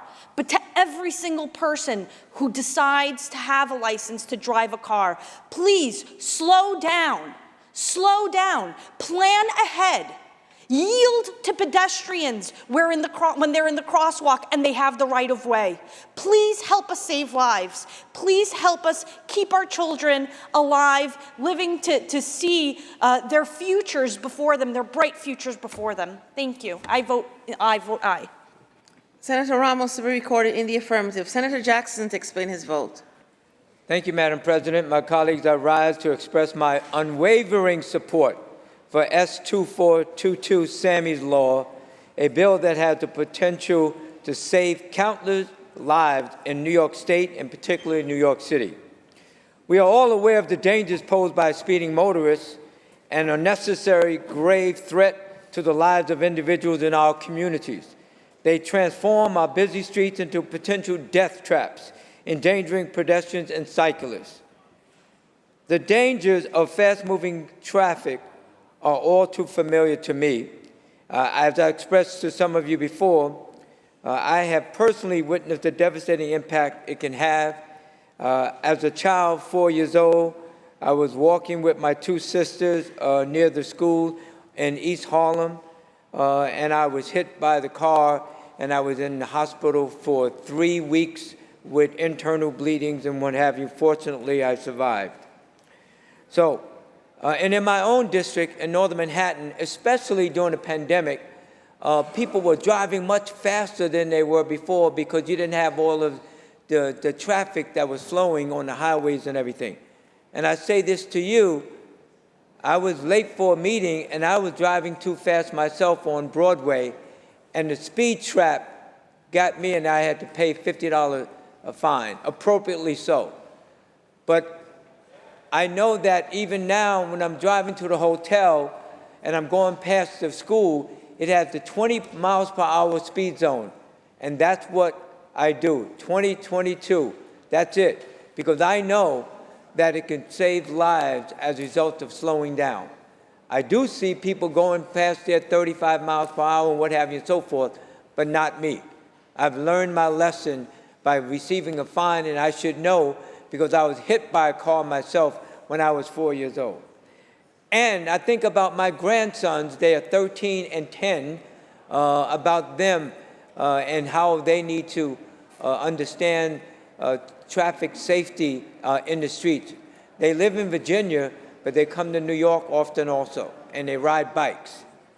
So this legislation carries the memory and legacy of Sammy Cohen Eckstein, a vibrant 12-year-old boy whose life was cut short and whose dreams were shattered by a reckless driver in Prospect Park, Brooklyn, back in 2013. Senator Jackson, how do you vote? I vote aye, Madam President. I just wanted to finish. Thank you, Senator. Senator Jackson to be recorded in the affirmative. Thank you. Senator Kennedy to explain his vote. Thank you, Madam President. First of all, let me start by thanking our Majority Leader, Andrea Stewart-Cousins, for bringing this bill to the floor today, and for our amazing champion of this law, Senator Hoylman Siegel, for being relentless in his advocacy. And we truly appreciate your leadership, Senator Hoylman Siegel. As the chair of the Senate Transportation Committee, I can tell you that this has been a priority not only of mine, but of the committee and of this conference since day one. And we are advocating for the passage of this, not just today here in this chamber, but to see it through to its final completion in the process, through the Assembly and onto the governor's desk for her signature. The Families for Safe Streets Coalition, who have so nobly and courageously told their stories, their heart-wrenching stories of loss, to advance this legislation, Sammy's Law, and other pieces of important legislation to make our streets safer all across New York State, deserve to be commended. The greatest advocate of all for this legislation, Sammy's Law, is Sammy's mother, Amy Cohen. I cannot tell you how important her work has been in seeing this bill through a vote once again today. I'm honored to be a part of its passage and look forward to finally making this a reality. And we have to make this a reality. Too many people are dying in the streets of vehicular violence. The leaders of the city of New York have asked for this through home rule. It's high time we get this done once and for all. With that, Madam President, I vote aye. Senator Kennedy to be recorded in the affirmative. Announce the results. In relation to calendar 271, those senators voted in the negative are Senators Kansaneya Fitzpatrick, Lanza, O'Mara, Palumbo, Rhodes, Scarcella Stanton, and White. Ayes 55, nays 7. The bill is passed. Calendar number 296, Senate Print 1081 by Senator Comrie, enactment of the Public Authorities Law. Read the last section. Section 2, this act shall take effect immediately. Call the roll. Adabo, Janoris Kruger, Ort, Stewart-Cousins, White. Announce the results. Ayes 62. The bill is passed. Calendar number 298, Senate Print 2872 by Senator Comrie, enactment of the Public Authorities Law. Read the last section. Section 2, this act shall take effect immediately. Call the roll. Adabo, Janoris Kruger, Ort, Stewart-Cousins, White.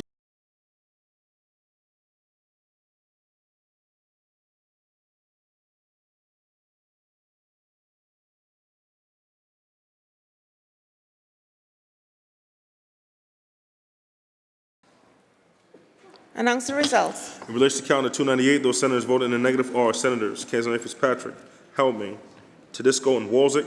Ayes 58, nays 4. The bill is passed. Calendar number 307, Senate Print 2707 by Senator Harkin, enactment of the Real Property Tax Law. Read the last section. Section 2, this act shall take effect immediately. Call the roll. Adabo, Janoris Kruger, Ort, Stewart-Cousins, White.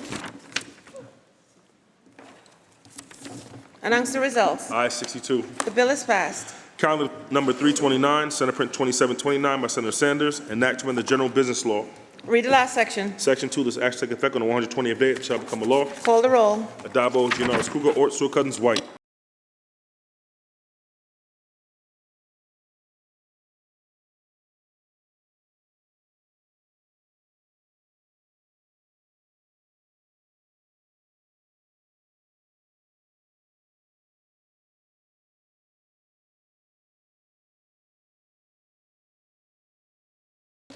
Announce the results. In relation to calendar 329, those senators voted in the negative are Senators Kansaneya Fitzpatrick, Gallivan, Griffo, Oberacker, Palumbo, Scarcella Stanton, Steck, Tedisco, Walzek, and Weber.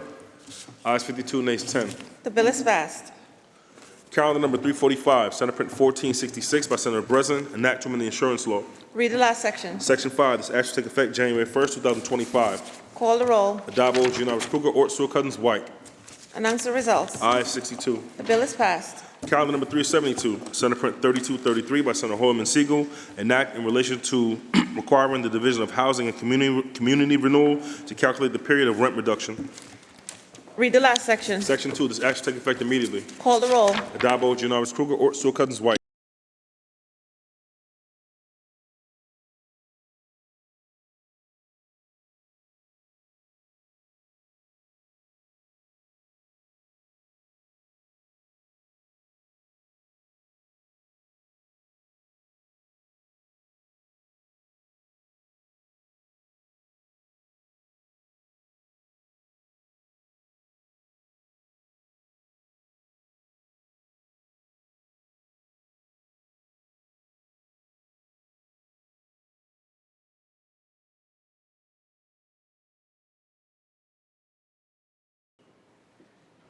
Announce the results.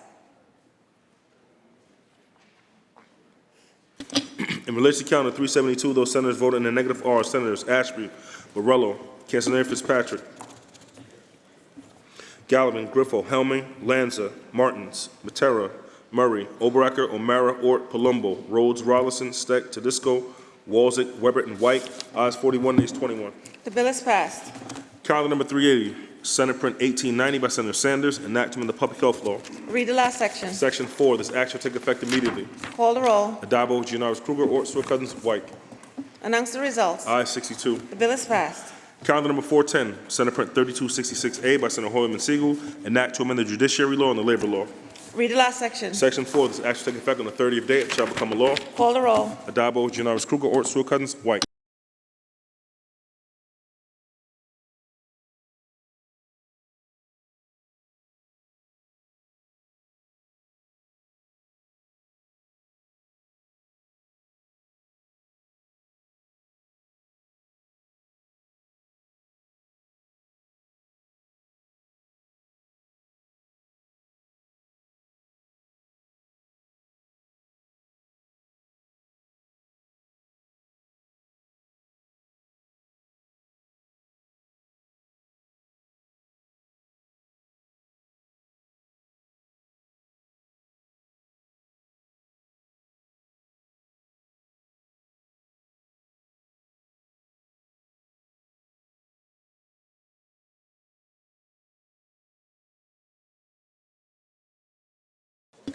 Announce the results. In relation to calendar 410, those senators voted in the negative are Senators Ashby, Borrello, Castaneda Fitzpatrick, Gallivan, Griffo, Helming, Martins, Matera, Murray, Oberacker, O'Mara, Ort, Palumbo, Rhodes, Rollison, Steck, Tedisco, Weber, and White. Ayes 43, nays 19. The bill is passed. Calendar number 450, Senate Print 2451 by Senator Comrie, enactment to amend the not-for-profit corporation law. Read the last section. Section 2, this act shall take effect on the 30th day, it shall become a law. Call the roll. Addabbo, Gianaris Kruger, or Stewart Cousins White. Announce the results. In relation to calendar 450, voted in the negative, Senator Martinez. Ayes 61, nays 1. The bill is passed. Calendar number 462, Senate Print 5268A by Senator Myrie, enact to amend the election law. Read the last section. Section 4, this act shall take effect immediately. Call the roll. Addabbo, Gianaris Kruger, or Stewart Cousins White.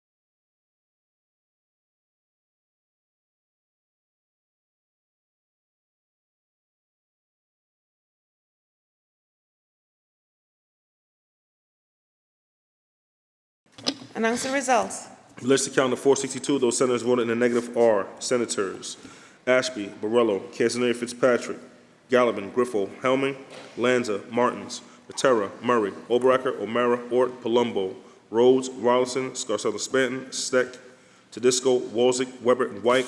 Ayes 40, nays 22. The bill is passed. Calendar number 470, Assembly number 3340 by Assembly Member Cruz, enact to amend the penal law. Lay it aside.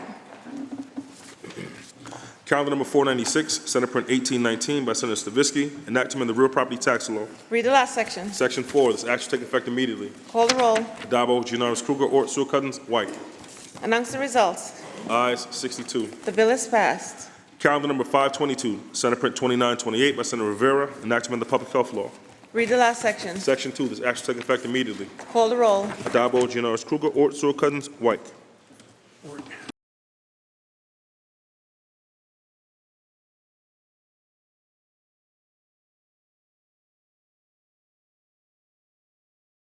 Announce the results. In relation to calendars 522, those senators voted in the negative are Senators Borrello, Councilman Fitzpatrick, Gallivan, Griffo, Ort, Rhodes, and Walzek. Ayes 55, nays 7. The bill is passed.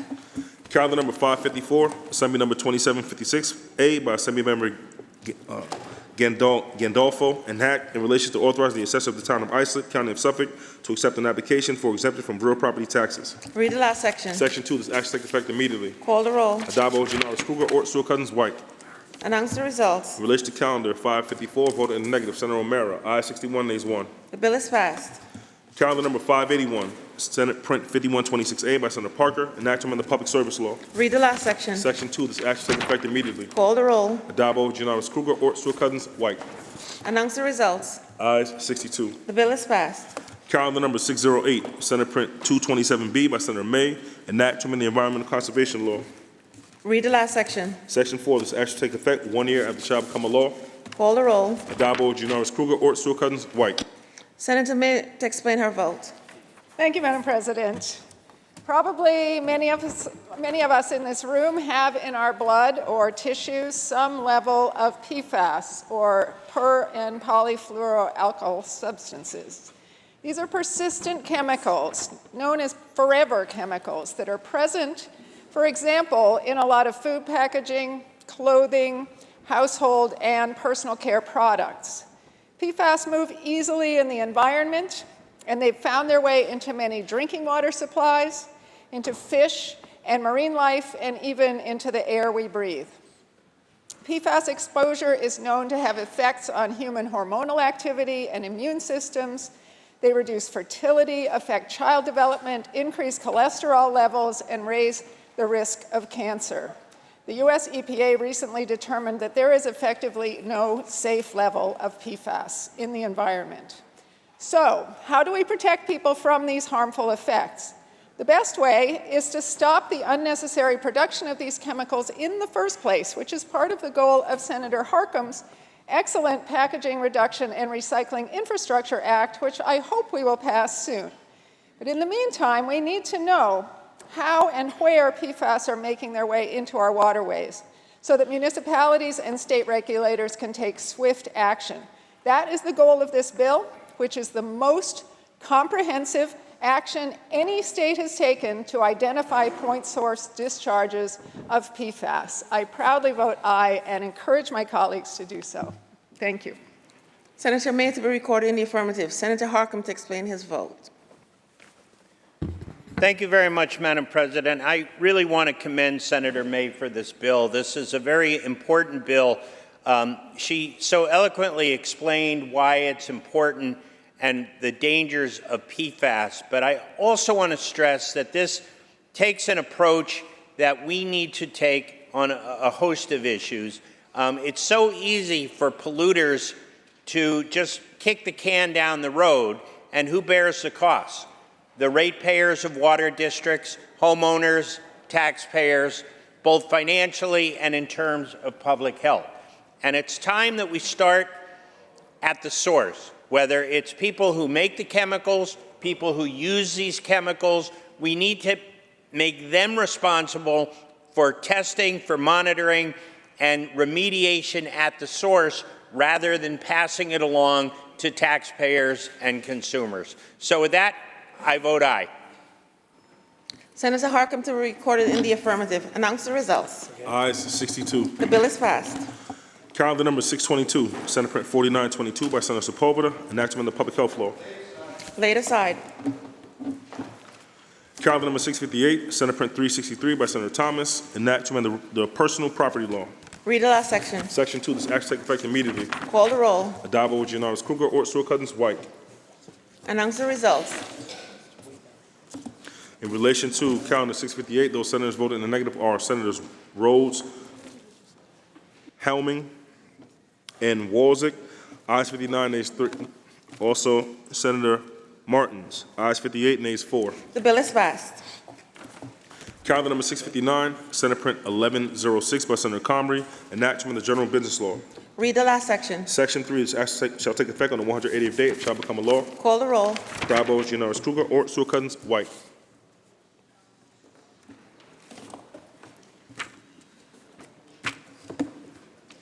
Announce the results. In relation to calendar 659, voted in the negative, Senator Walczak. Ayes 61, nays 1. The bill is passed. Calendar number 668, Senate Print 6218 by Senator Parker, enactment of the Public Authorities Law. Laid aside temporarily. Calendar number 686, Assembly number 1926A by Assembly Member Gonzalez Rojas, enactment of the Public Health Law. Read the last section. Section 2, this act shall take effect immediately. Call the roll. Adabo, Giannaris Kruger, Ort, Stewart Cousins, White. Announce the results. Ayes 62. The bill is passed. Calendar number 698, Senate Print 5169 by Senator Mannion, enactment of the State Law. Read the last section. Section 2, this act shall take effect immediately. Call the roll. Adabo, Giannaris Kruger, Ort, Stewart Cousins, White. Announce the results. Ayes 62. The bill is passed. Calendar number 702, Senate Print 6026A by Senator Skoufis, enactment of the Public Officers Law. Read the last section. Section 3, this act shall take effect immediately. Call the roll. Adabo, Giannaris Kruger, Ort, Stewart Cousins, White. Announce the results. Ayes 62. The bill is passed. Calendar number 712, Assembly number 5939 by Assembly Member Eichenstein, enactment of the Correction Law. Read the last section. Section 2, this act shall take effect on the 60th day and shall become a law. Call the roll. Adabo, Giannaris Kruger, Ort, Stewart Cousins, White.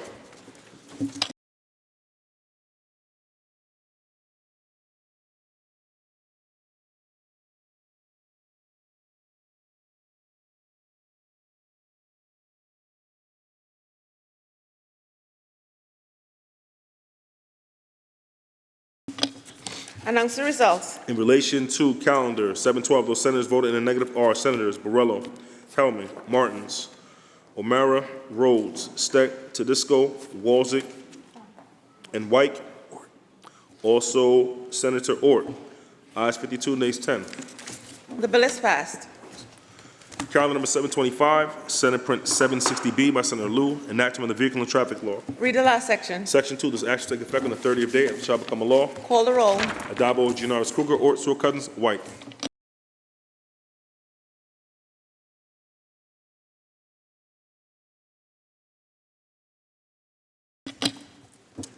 Announce the results. In relation to calendar 725, those senators voted in the negative are Senators Kanzler, Fitzpatrick, Rhodes, and Walczak. Also, Senator O'Mara. Ayes 58, nays 4. The bill is passed. Calendar number 745, Senate Print 6162 by Senator May, enact to amend the executive law. Read the last section. Section 2, this act shall take effect immediately. Call the roll. Adabo, Giannaris Kruger, Ort, Stewart Cousins, White. Senator May to explain her vote. Thank you, Madam President. So to become a police officer, you need to pass a number of tests, and one of them is a color vision test. And it turns out that there is a whole range of color vision deficiency, levels of color vision deficiency, some of which should be disqualifying, but many of which should not. So this bill, I'm very pleased that we're passing this bill to make it possible for some people who dream of becoming a police officer to realize their goal, even in spite of having a minor color vision deficiency. But I'm a lot more excited about passing this bill because it was developed by my session assistant, Liam Vaitkes, who is here with us this session. He was a sophomore at UAlbany this past spring, and he was working in my office and came to me with the idea of this bill, did the research, got the sponsorships. He really did all of the legwork to make this bill happen, and I am thrilled that we are passing this good piece of legislation now and that he was able to join us to do it. So thank you to my colleagues for supporting this. I vote aye. Senator May to be recorded in the affirmative. Senator Bailey to explain his vote. Thank you, Madam President. Thank you, Senator May, for introducing this very important piece of legislation. That, anybody that wants to protect and serve us, we should be able to open up those categories as opposed to limiting them. But I am more excited again about Liam's introduction of it, and Senator May, for you allowing him to have that ability and latitude to be able to do that in your office. Once upon a time, a long time ago, 19 years ago, I was also an intern. I was an intern in the other house, the Assembly. And I also came up with the bill concept. Not that I remember, it was A9534 of the Public Health Law, an act to amend, but never mind. But that one piece of legislation amongst that entire totality of the internship, it made me believe in government more. And when you have a bill that you get to see, Liam, and your family's here with you, that you get to see pass the state Senate, something that you did, you should be incredibly proud of what you've done. And the fact that you're only a sophomore at the best SUNY Albany, not that I'm an alumni of UA, but the fact that you're there should give you a lot of hope, and it should give us a lot of hope, regardless of what side of the aisle you may sit on, that our young people are doing quite well, and I am very proud to vote aye on this bill, Madam President. Senator Bailey to be recorded in the affirmative. Senator Rollison to explain his vote. Thank you, Madam President. I have the distinct honor to thank our session assistant, Liam Vicus, today for putting the work and the research in on this bill.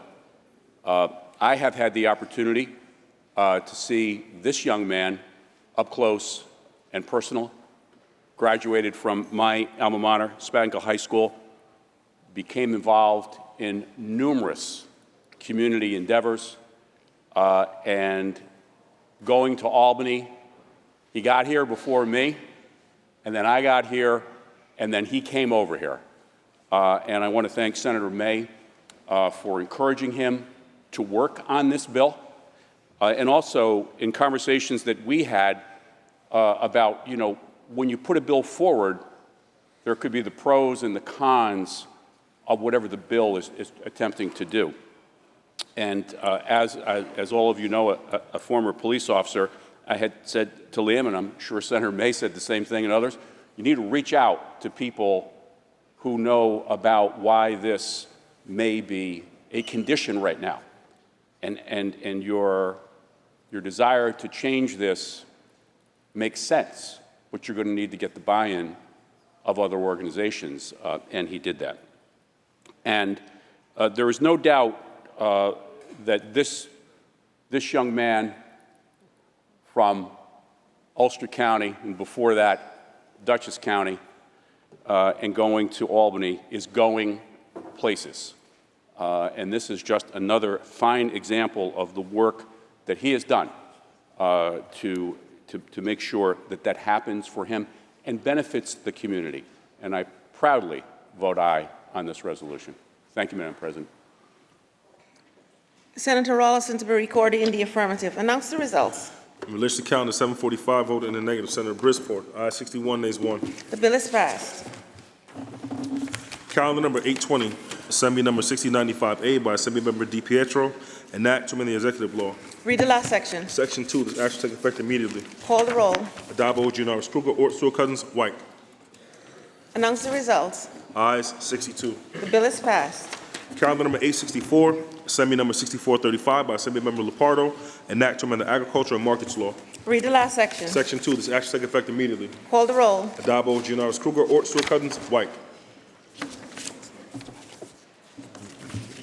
Announce the results. In relation to calendar 864, those senators voted in the negative are Senators Castaneda, Fitzpatrick, and Martinez. Ayes 60, nays 2. The bill is passed. Calendar number 1045, Senate Print 213B by Senator Myrie, an act to amend the agriculture and markets law. Laid aside. Calendar number 1064, Senate Print 6410A by Senator Ramos, an act to amend the insurance law. Read the last section. Section 9, this action take effect immediately. Call the roll. Adabo, Giannaris Kruger, Ort, Stewart Cousins, White. Announce the results. Ayes 62. The bill is passed. Calendar number 1070, Senate Print 895A by Senator Hoyman Siegel, an act to amend the general business law. Read the last section. Section 2, this action take effect on the 180th day, it shall become a law. Call the roll. Adabo, Giannaris Kruger, Ort, Stewart Cousins, White. Senator Holman Siegel to explain his vote. Thank you, Madam President, and thanks to my colleagues for their support on this legislation, which we wrote with the assistance of the Anti-Defamation League. This legislation is similar to a statute that is in effect in California and would require social media companies to submit clear, coherent, and standardized reports twice a year to the Office of the New York State Attorney General, and would make them use all the same metrics and publicize their terms of service so we can see the impact of their approach toward online hatred. With the data in these reports, we'll finally be able to see the true geography of hatred online, and we'll be able to identify which policies work best at curbing toxic content. And I don't need to tell anyone here, but hate is on the rise, and it's on the rise online. Since the pandemic began, online hate speech has increased 38% since March 2020. Since Elon Musk took control of Twitter, anti-LGBTQ, anti-Black, anti-AAPI, and racist content has more than doubled. And we cannot allow social media moguls like Musk to continue to promote hate when hate crimes have risen across the state. And we can't trust these companies, Madam President, to control hatred on their own because it's clearly not working. One audit found that Twitter failed to act on 99% of hateful tweets researchers reported, and that hateful posts from just a handful of accounts generated money for them, $6.4 million in ad revenue for the company while they were allowed to spread hatred. This has to stop. This social media disclosure and transparency act will be an important step in the right direction. I want to thank Leader Andrea Stewart-Cousins for her support and all of my colleagues for voting in the affirmative, as I do now. Thank you, Madam President. Senator Hoylman Siegel to be recorded in the affirmative. Announce the results. In relation to calendar 1070, those senators voting in the negative are Senators Borrello, Councilmember Fitzpatrick, Griffo, Helming, Martins, Oberacker, O'Mara, Ort, Rose, Rollison, Steck, Tedisco, Walzik, and White.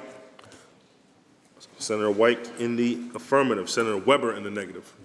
Ayes 48, nays 14. The bill is passed. Calendar number 1111, Senate Print 6151A by Senator Councilmember Fitzpatrick. Enactment Chapter 676 of the laws of 1978. Read the last section. Section 2, this action take effect immediately.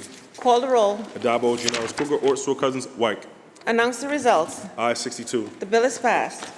Calendar number 1168, Assembly number 7265A by Assemblymember Jacobson. Enactment of the Real Property Actions and Proceedings Law. Read the last section. Section 2, this action take effect on the 90th day and shall become a law. Call the roll. Adabo, Gianaris Kruger, Ort, Stewart-Cousins, White. Announce the results. In relation to calendar 1168, voted in the negative, Senator Helming. Ayes 61, nays 1. The bill is passed. Calendar number 1235, Assembly number 3691B by Assemblymember Thiel. Enactment Chapter 672 of the laws of 1993. Read the last section. Section 2, this action take effect immediately. Call the roll. Adabo, Gianaris Kruger, Ort, Stewart-Cousins, White. Announce the results. Ayes 62. The bill is passed.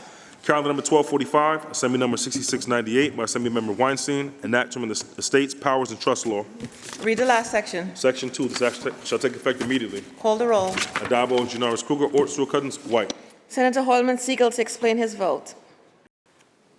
Thank you, Madam President. I rise again to thank my colleagues for the bipartisan support that I think we're going to see in a few moments in support of grieving families and reforming our antiquated wrongful death statute, which was written in 1875 when James W. Polk was President of the United States and hasn't been updated since.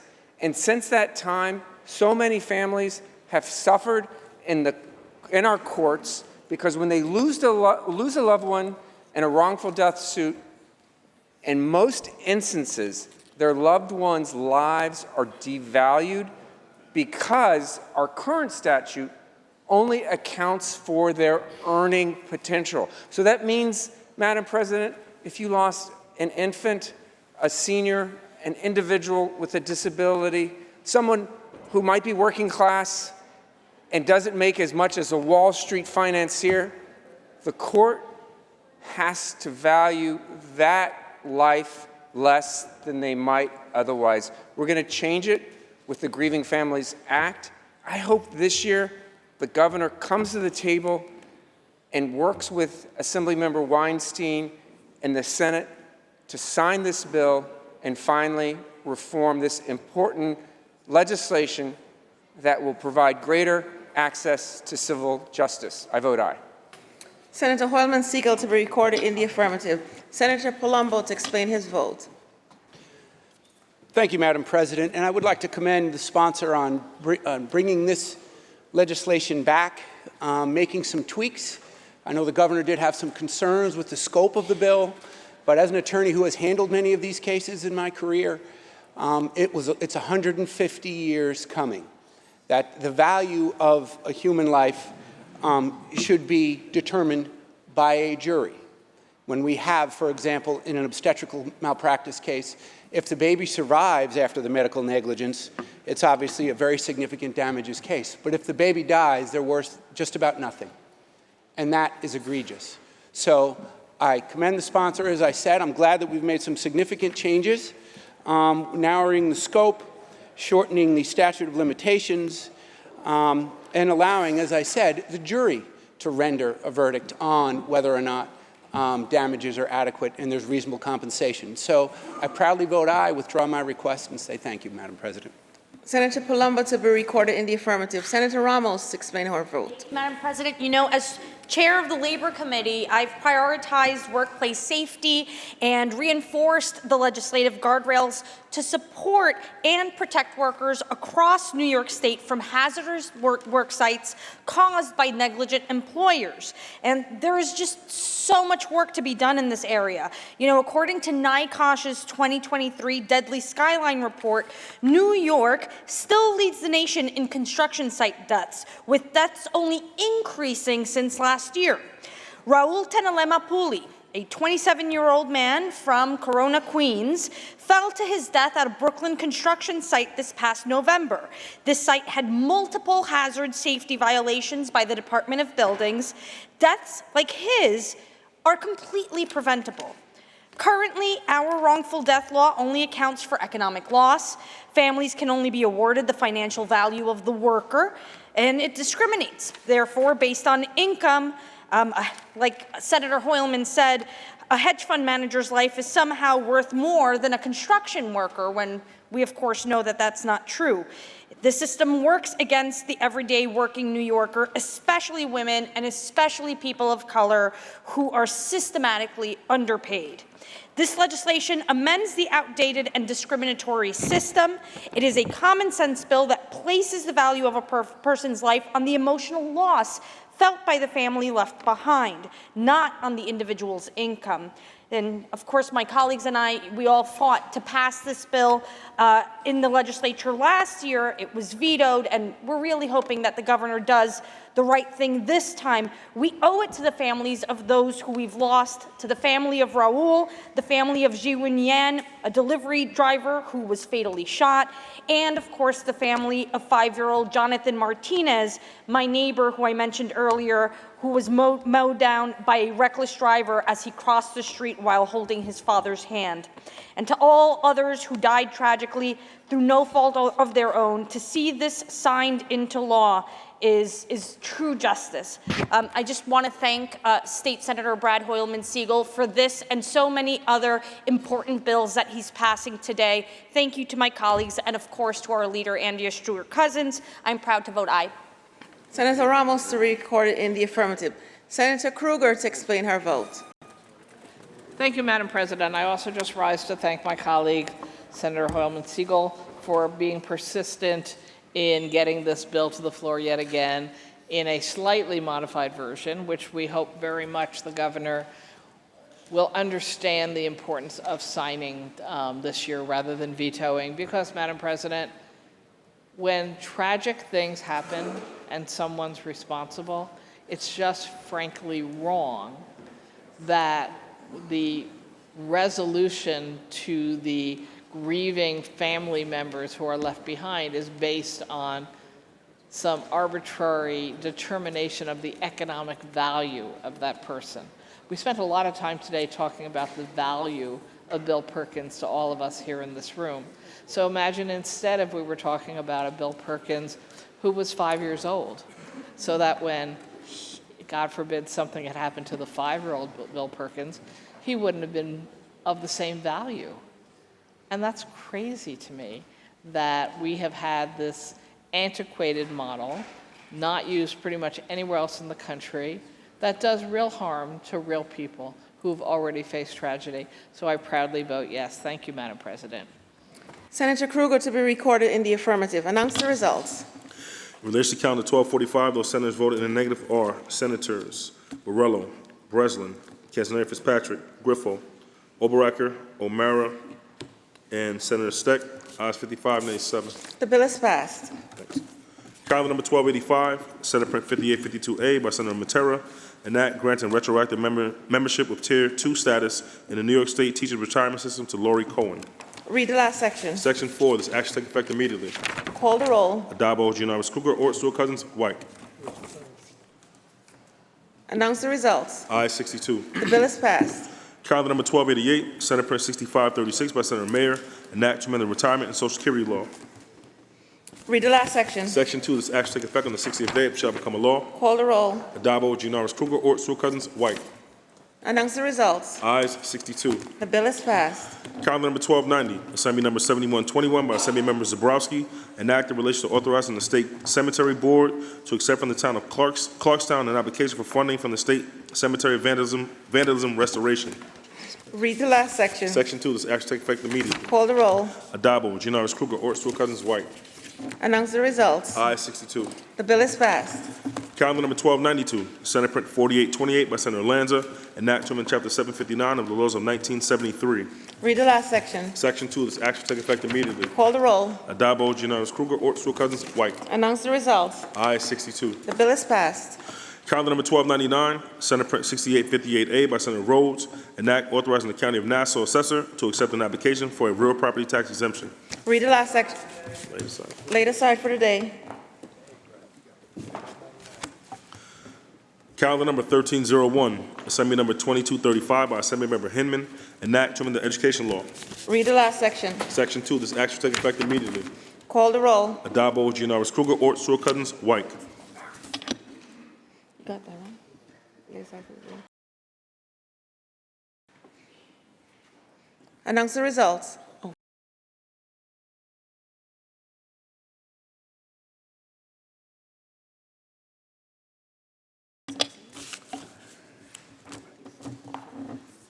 Announce the results. In relation to calendar 1301, those senators voted in the negative are Senators Castaneda Fitzpatrick, Helming, Murray, Oberacker, O'Mara, Tedisco, and White. Ayes 55, nays 7. The bill is passed. Calendar number 1313, Senate Print 582 by Senator Hoyman Siegel, an act to amend the general business law. Laid aside. Calendar number 1325, Senate Print 1001 by Senator Hoyman Siegel, an act to amend the public health law. Read the last section. Section 6 is actually take effect on the 1st of January. Call the roll. Adabo, Giannaris Kruger, Ort, Stewart Cousins, White. Announce the results. In relation to calendar 1325, voted in the negative, Senator O'Mara. Also, Senator Walczyk. Also Senator Weber.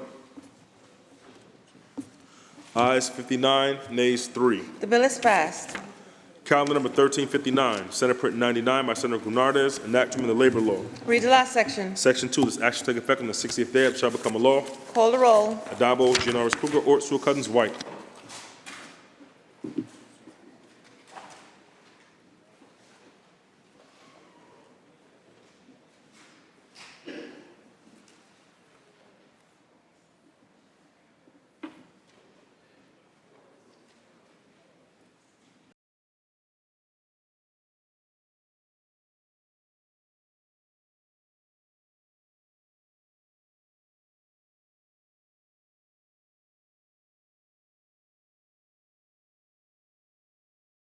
Announce the results.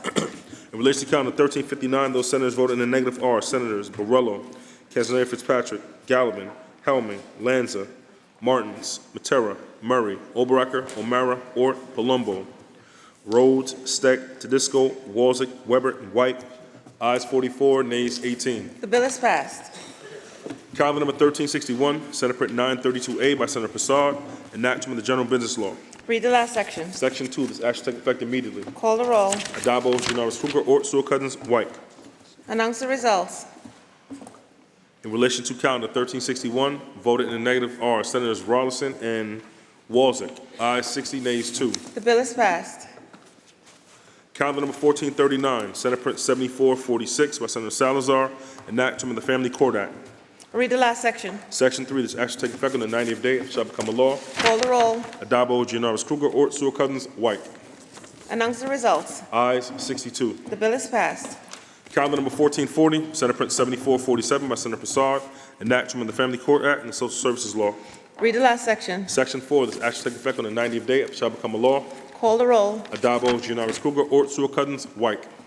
Announce the results. Ayes 62. The bill is passed. Calendar number 1449, Assembly number 219A by Assembly Member Zabrowski, enactment of the Education Law. Read the last section. Section 2, this action shall take effect 2 years after it shall become a law. Call the roll. Adabo, Janoris Kruger, Ort, Sewell Cousins, White. Senator Bailey to explain his vote. I wanted to rise or run because that's what athletic trainers do. They help us run and they help us to be able to ensure that we're able to move adroitly in a variety of different things. And when Damar Hamlin collapsed up in Buffalo, we all feared for the worst. But if not for athletic trainers and their specialty, we fear the worst that would have happened for Mr. Hamlin. And so we're grateful for them on that day, but not just that day, every single day. And athletic trainers were up here, and we got to meet some of them in the gallery, and we got to hear some of their stories about how they are able to save lives after collapses, deal with severe injuries in high schools and in middle schools and in colleges all throughout our great state and our country. So I am extremely grateful to the great athletic trainers. And I'm excited about this bill being passed. Thank you to Member Salages in the Assembly, and I'm excited that we got this one done. Senator May, thank you. Senator May previously carried this bill, but due to the fact that I am slightly an obsessive sports fan, she decided that I was a better fit. And I don't know if I was a better fit, Senator May, but I do thank you for your graciousness, and I proudly vote aye. Thank you, Madam President. Senator Bailey to be recorded in the affirmative. Announce the results. In relation to calendar 1449, those senators voted in the negative are Senators Kennedy and Steck. The bill is passed. Excuse me. Also, Senator Ashby. Ayes 59, nays 3. The bill is passed. Calendar number 1450, Assembly number 2672B by Assembly Member Paulin, enactment of the General Business Law. Read the last section. Section 2, this action take effect on the 60th day, it shall become a law. Call the roll. Adabo, Janoris Kruger, Ort, Sewell Cousins, White. Announce the results. In relation to calendar 1450, voted in the negative, Senator Walzick. Ayes 61, nays 1. The bill is passed. Calendar number 1452, Senate Print 1211 by Senator Prasad, enact to amend the executive law. Read the last section. Section 7, this action take effect immediately. Call the roll. Adabo, Janoris Kruger, Ort, Sewell Cousins, White.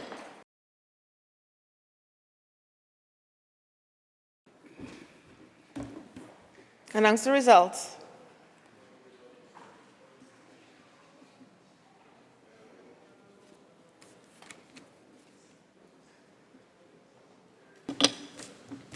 Announce the results. In relation to calendar 1452, those senators voted in the negative are Senators Borrello, Oberacker, O'Mara, Ort, Rhodes, Steck, and Walzick. Ayes 55, nays 7. The bill is passed. Calendar number 1453, Senate Print 1577 by Senator Brute, enact to amend the education law. Read the last section. Section 3, this action will take effect immediately. Call the roll. Adabo, Janoris Kruger, Ort, Sewell Cousins, White. Announce the results. Ayes 62. The bill is passed. Calendar number 1455, Senate Print 1863 by Senator Brute, enact to amend the education law. Read the last section. Section 2, this action will take effect on the 90th day, it shall become a law. Call the roll. Adabo, Janoris Kruger, Ort, Sewell Cousins, White. Announce the results. Ayes 62. The bill is passed. Calendar number 1456, Senate Print 1892 by Senator Stavisky, enactment of the penal law. Read the last section. Section 2, this action take effect immediately. Call the roll. Adabo, Giannaris Kruger, Ort, Sewell Cousins, White.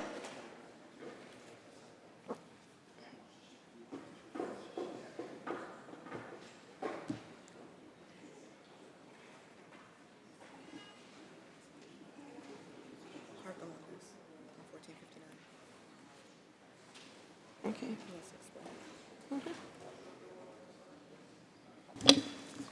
Announce the results. In relation to calendar 1456, those senators voted in the negative are Senators Ashby, Varela, Griffo, Lanza, Oberacker, O'Mara, Ort, Steck, Tedisco, and Walzek. Ayes 52, nays 10. The bill is passed.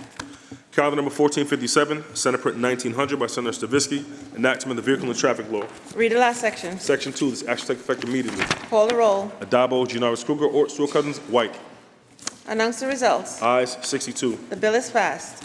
Calendar number 1459, Senate Print 2102 by Senator Harkin, enactment of the Criminal Procedure Law. Read the last section. Section 2, this action take effect immediately. Call the roll. Adabo, Giannaris Kruger, Ort, Sewell Cousins, White. Senator Harkin to explain his vote. Thank you, Madam President. Every month in the United States, an average of 70 women are killed with a handgun by an intimate partner in the United States. Black women are nearly twice as likely as white women to be shot by an intimate partner, and 4.5 million women in the United States have reported being threatened with a gun by an intimate partner. Right here in New York, outside of New York City, in 2020, the last year we have statistics, 45% of intimate homicide victims were killed with a handgun. In 2020, we passed the Safe Homes Act, which gave police the opportunity to seize handguns when they arrived at a domestic violence scene. We have been reached out to by domestic violence groups and some police groups at the lack of enforcement to seize weapons, to give time for orders of protection, for housing plans, for safety plans. So what this legislation does is it requires police departments, if they are visible or if they have a search warrant, so there are guardrails for lawful gun owners, but it's imperative that they seize them and hold them for 5 days, as I said before, to give time for orders of protection to be put in place, safety plans, housing plans, and the like. I think this is an important step forward. It has guardrails, it protects the rights of lawful gun owners, but most importantly, what this does is protect the lives of women in domestic violence cases. I vote aye. Thank you.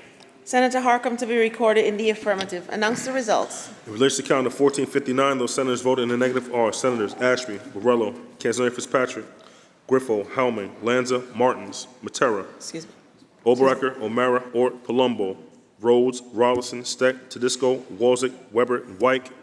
Ayes 43, nays 19. The bill is passed. Calendar number 1460, Assembly number 1399A by Assembly Member Bashat Hermelin, enactment of the Public Health Law. Read the last section. Section 2, this act shall take effect on the 90th day and shall become a law.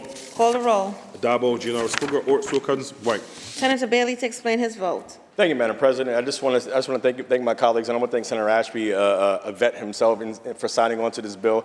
Very common sense piece of legislation. When our vets come home for all that they've served to us, the very least that we can do is make it a little bit easier for them to figure out how to enroll in certain types of health care. Common sense piece of legislation, bipartisan piece of legislation. Very happy to pass it. I vote aye, Madam President. Senator Bailey to be recorded in the affirmative. Announce the results. Ayes 62. The bill is passed. Calendar number 1461, Senate Print 2356 by Senator Felder, enactment of the Education Law. Read the last section. Section 2, this act shall take effect on the 1st of September. Call the roll. Adabo, Giannaris Kruger, Ort, Sewell Cousins, White. Announce the results. Ayes 62. The bill is passed. Calendar number 1462, Senate Print 2399 by Senator Grenardez, enactment of the General Business Law. Read the last section. Section 8, this act shall take effect immediately. Call the roll. Adabo, Giannaris Kruger, Ort, Sewell Cousins, White. Announce the results. Ayes 62. The bill is passed. Calendar number 1463, Senate Print 2465 by Senator Broussard, enactment of the insurance law and the social services law. Read the last section. Section 5, this act shall take effect on the 30th day and shall become a law. Call the roll. Adabo, Gianaris Kruger, Ort, Sewell-Cousins, White. Announce the results. Ayes 62. The bill is passed. Calendar number 1464, Senate Print 2496 by Senator Mannion, enactment of the social services law. Read the last section. Section 2, this act shall take effect immediately. Call the roll. Adabo, Gianaris Kruger, Ort, Sewell-Cousins, White. Announce the results. Ayes 62. The bill is passed. Calendar number 1465, Assembly number 286A by Assembly Member Portland, enactment of the education law. Read the last section. Section 4, this act shall take effect 18 months after it shall become a law. Call the roll. Adabo, Gianaris Kruger, Ort, Sewell-Cousins, White. Announce the results. Ayes 62. The bill is passed. Calendar number 1468, Senate Print 2956A by Senator Hinchy, enactment of the public authorities law. Read the last section. Section 3, this act shall take effect immediately. Call the roll. Adabo, Gianaris Kruger, Ort, Sewell-Cousins, White.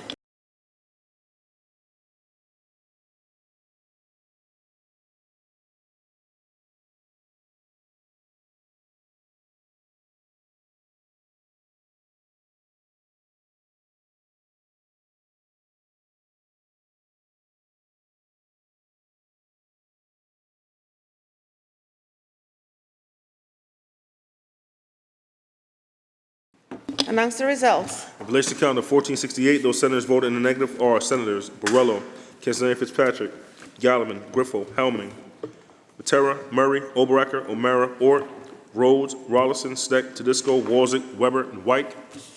Ayes 45, nays 17. The bill is passed. Calendar number 1469, Senate Print 3036 by Senator Brooke, enactment of the education law. Read the last section. Section 8, this act shall take effect 12 months after it shall become a law. Call the roll. Adabo, Gianaris Kruger, Ort, Sewell-Cousins, White. Announce the results. In relation to calendar 1469, voted in the negative, Senator Warzik. Ayes 61, nays 1. The bill is passed. Calendar number 1470, Senate Print 3037 by Senator Warzik, enactment of the highway law. Laid aside for the day.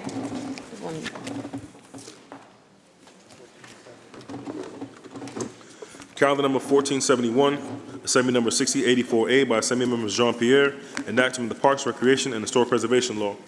Read the last section. Section 2, this act shall take effect on the 1st of April. Call the roll. Adabo, Gianaris Kruger, Ort, Sewell-Cousins, White. Announce the results. Ayes 62. The bill is passed.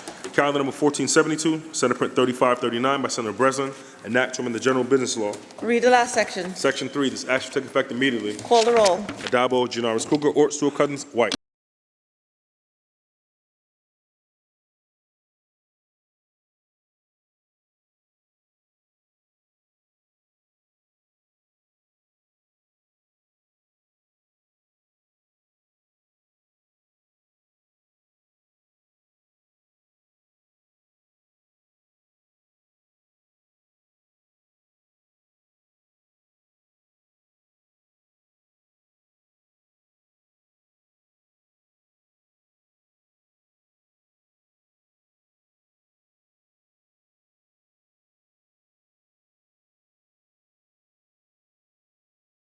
Announce the results. In relation to calendar 1472, those senators voted in the negative are Senators Ashby, Borrello, Gallivan, Griffo, Helming, Murray, Oberacker, Oberacker, Ort, Palumbo, Rhodes, Rollison, Warzik, Weber, and White. Ayes 48. Also, Senator Tedisco. Ayes 47, nays 15. The bill is passed. Calendar number 1473, Senate Print 3591A by Senator Breslin, enactment of the Public Health Law. Read the last section. Section 5, this act shall take effect immediately. Call the roll. Adabo, Gianaris Kruger, Ort, Sewell-Cousins, White. Announce the results. Ayes 62. The bill is passed. Calendar number 1474, Senate Print 4100 by Senator Kennedy, enactment of the Education Law. Read the last section. Section 2, this act shall take effect immediately. Call the roll. Adabo, Gianaris Kruger, Ort, Sewell-Cousins, White. Senator Kennedy to explain his vote. Thank you, Madam President. First of all, I want to thank the Majority Leader for bringing this bill to the floor today, my colleagues for supporting it. This bill requires AED devices to be available at school-sponsored athletic events to make sure they're on premise when our students, our youth, our children, our grandchildren are out in the community with their coaches, practicing, training, or participating in games that our school sponsored. We all know the importance of these life-saving automated external defibrillators, AED devices. Senator Bailey mentioned Damar Hamlin of the Buffalo Bills earlier, that we all watched on national television lose his life only to be brought back to life on the field by the trainers that were there that day and the medical professionals down in Cincinnati, Ohio, and the follow-up support that he received. They not only used CPR in the moment, but they used an AED device. We hear about these stories oftentimes. I actually lived this moment just last year, as a matter of fact, May 22nd, 2022, just 8 days after the horrific massacre that happened in Buffalo. We were celebrating the 21st birthday of Zaire Goodman, the son of Zanetta Everhart, my head of diversity and inclusion. Zaire was shot on May 14th by that racist terrorist in Buffalo. Just 8 days later, we celebrated his 21st birthday at Canisius College.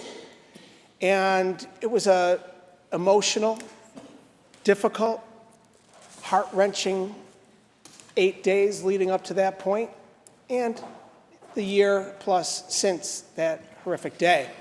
But in the moment, the community was rallying together, and there was a lot of grief and a lot of trauma that we're still dealing with again today. But that ended up taking itself out on a dear friend of ours who was on the front lines helping the community like she always does, Marnetta Malcolm. And Marnetta Malcolm actually helped Zanetta plan this 21st birthday for Zaire. During the event, this celebratory occasion, Marnetta went down, passed out, her heart stopped. Myself and two others, Tiara Tab Massenberg, who is a registered nurse, and Mo Sambundu, who works for Empire State Development, is actually the son of Gail Brewer, Councilwoman Gail Brewer from Manhattan. We're there, the three of us, knowing CPR and having an AED device on hand because it was Canisius College. We're able to use that to save Marnetta Malcolm's life. And it's a moment I will never forget, that I think about often, and every time I see her, and she's right back where she was, the doctors said, because of us being able to jump into action in that moment, her life was saved, and she has no residual long-term impact. All of that I say because I was able to see firsthand the importance of an AED device that we attached to her to help shock her heart back. The Buffalo Fire Department, the Buffalo Police Department, who also descended on the scene shortly thereafter, also use that same AED device. So why not make these devices available for our high school and grammar school and college students when they're participating in sports, when we know that their hearts are hard at work? We know that oftentimes during these sporting occasions, these unfortunate circumstances happen, and an AED device on hand will save these individual lives. That's the purpose of this bill. With that, Madam President, I vote aye. Senator Kennedy to be recorded in the affirmative. Announce the results. Ayes 62. The bill is passed. Calendar number 1475, Senate Print 4306 by Senator Chu, enactment of the state finance law. Read the last section. Section 2, this act shall take effect on the 90th day, it shall become a law. Call the roll. Adabo, Gianaris Kruger, Ort, Sewell Cousins, White. Announce the results. Ayes 62. The bill is passed. Calendar number 1476, Senate Print 4393 by Senator Martinez, enactment of the public health law. Read the last section. Section 3, this act shall take effect on the 90th day, it shall become a law. Call the roll. Adabo, Gianaris Kruger, Ort, Sewell Cousins, White. Announce the results. Ayes 62. The bill is passed. Calendar number 1478, Senate Print 4501A by Senator Skoufis, enactment of the public health law. Read the last section. Section 3, this act shall take effect on the same date and in the same manner as Section 1 of Part LL of Chapter 56 of the laws of 2023. Call the roll. Adabo, Giannaris Kruger, Ort, Stewart Cousins, White. Announce the results. Ayes 62. The bill is passed. Calendar number 1479, Senate Print 4534 by Senator Harkam, an act to amend the transportation law. Read the last section. Section 2, this act shall take effect 1 year after it shall become a law. Call the roll. Adabo, Giannaris Kruger, Ort, Stewart Cousins, White. Announce the results. Ayes 62. The bill is passed. Calendar number 1480, Senate Print 4550 by Senator May, an act to amend the education law. Read the last section. Section 4, this act shall take effect on the 1st of July. Call the roll. Adabo, Giannaris Kruger, Ort, Stewart Cousins, White.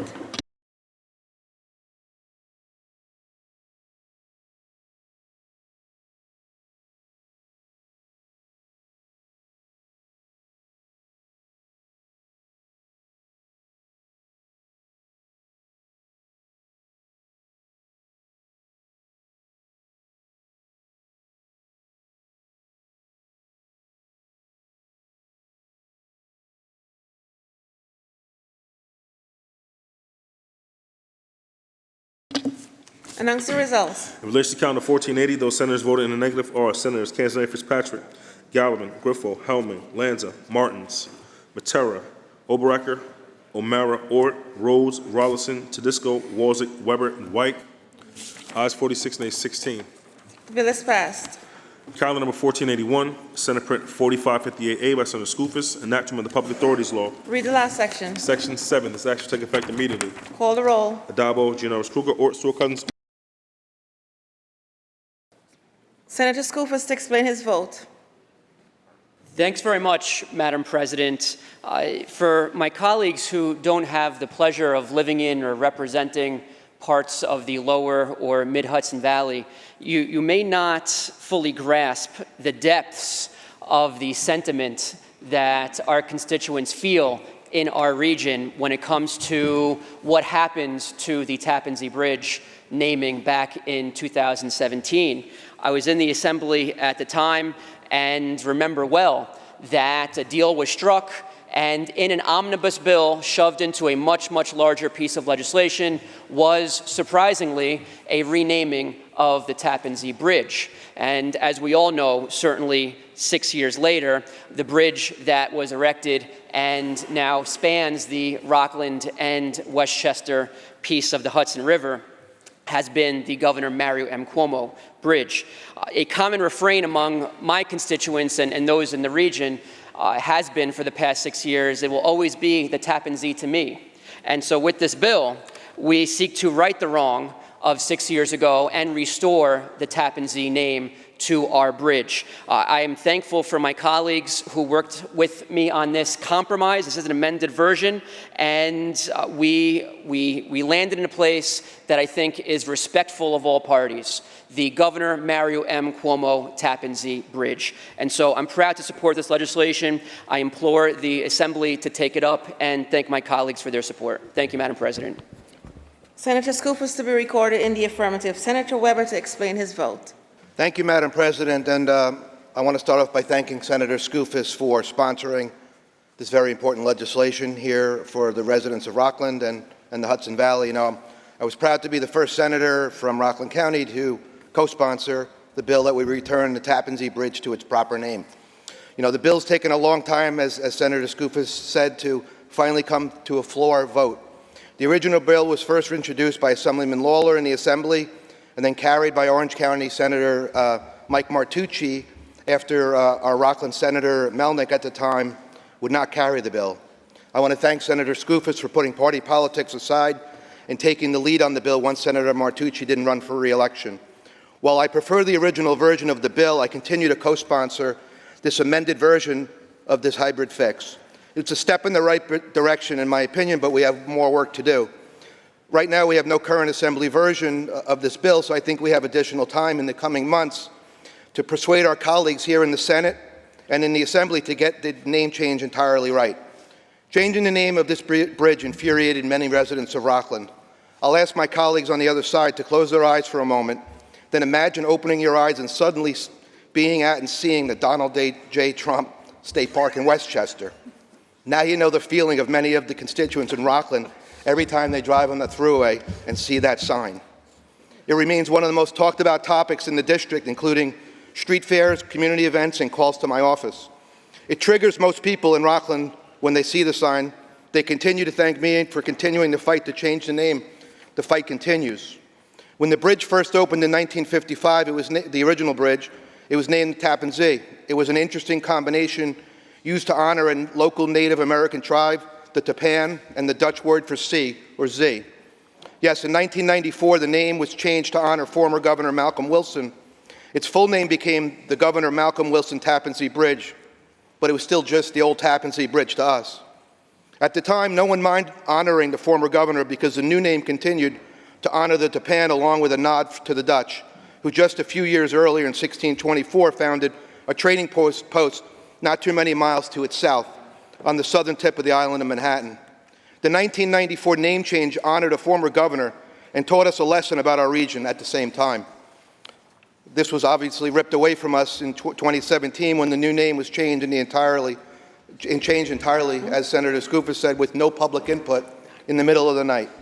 In conclusion, today's vote to modify the bridge's name to include Tappan Zee is a step in the right direction, and I commend Senator Skoufis for really taking the lead on this. I'm proud to vote aye. Senator Weber to be recorded in the affirmative. Announce the results. In relation to calendar 1481, those senators voting in the negative are Senators Kazan Fitzpatrick, Harkle, Hellman, Matera, Murray, Orts, Steck, Tedisco, Walzick, and White. Ayes 52, nays 10. Oh, excuse me. Also, Senator O'Mara. Ayes 51, nays 11. The bill is passed. Calendar number 1482, Senate Print 4598 by Senator Bailey, an act to amend the education law and the state finance law. Read the last section. Section 5, this act shall take effect immediately. Call the roll. Adabo, Giannaris Kruger, Ort, Stewart Cousins, White. Senator Bailey to explain his vote. Thank you, Madam President. You know, we often hear the refrain, stop the violence. And, you know, violence is never good in any community, amongst any age group, but it's especially troubling when it happens amongst our youth.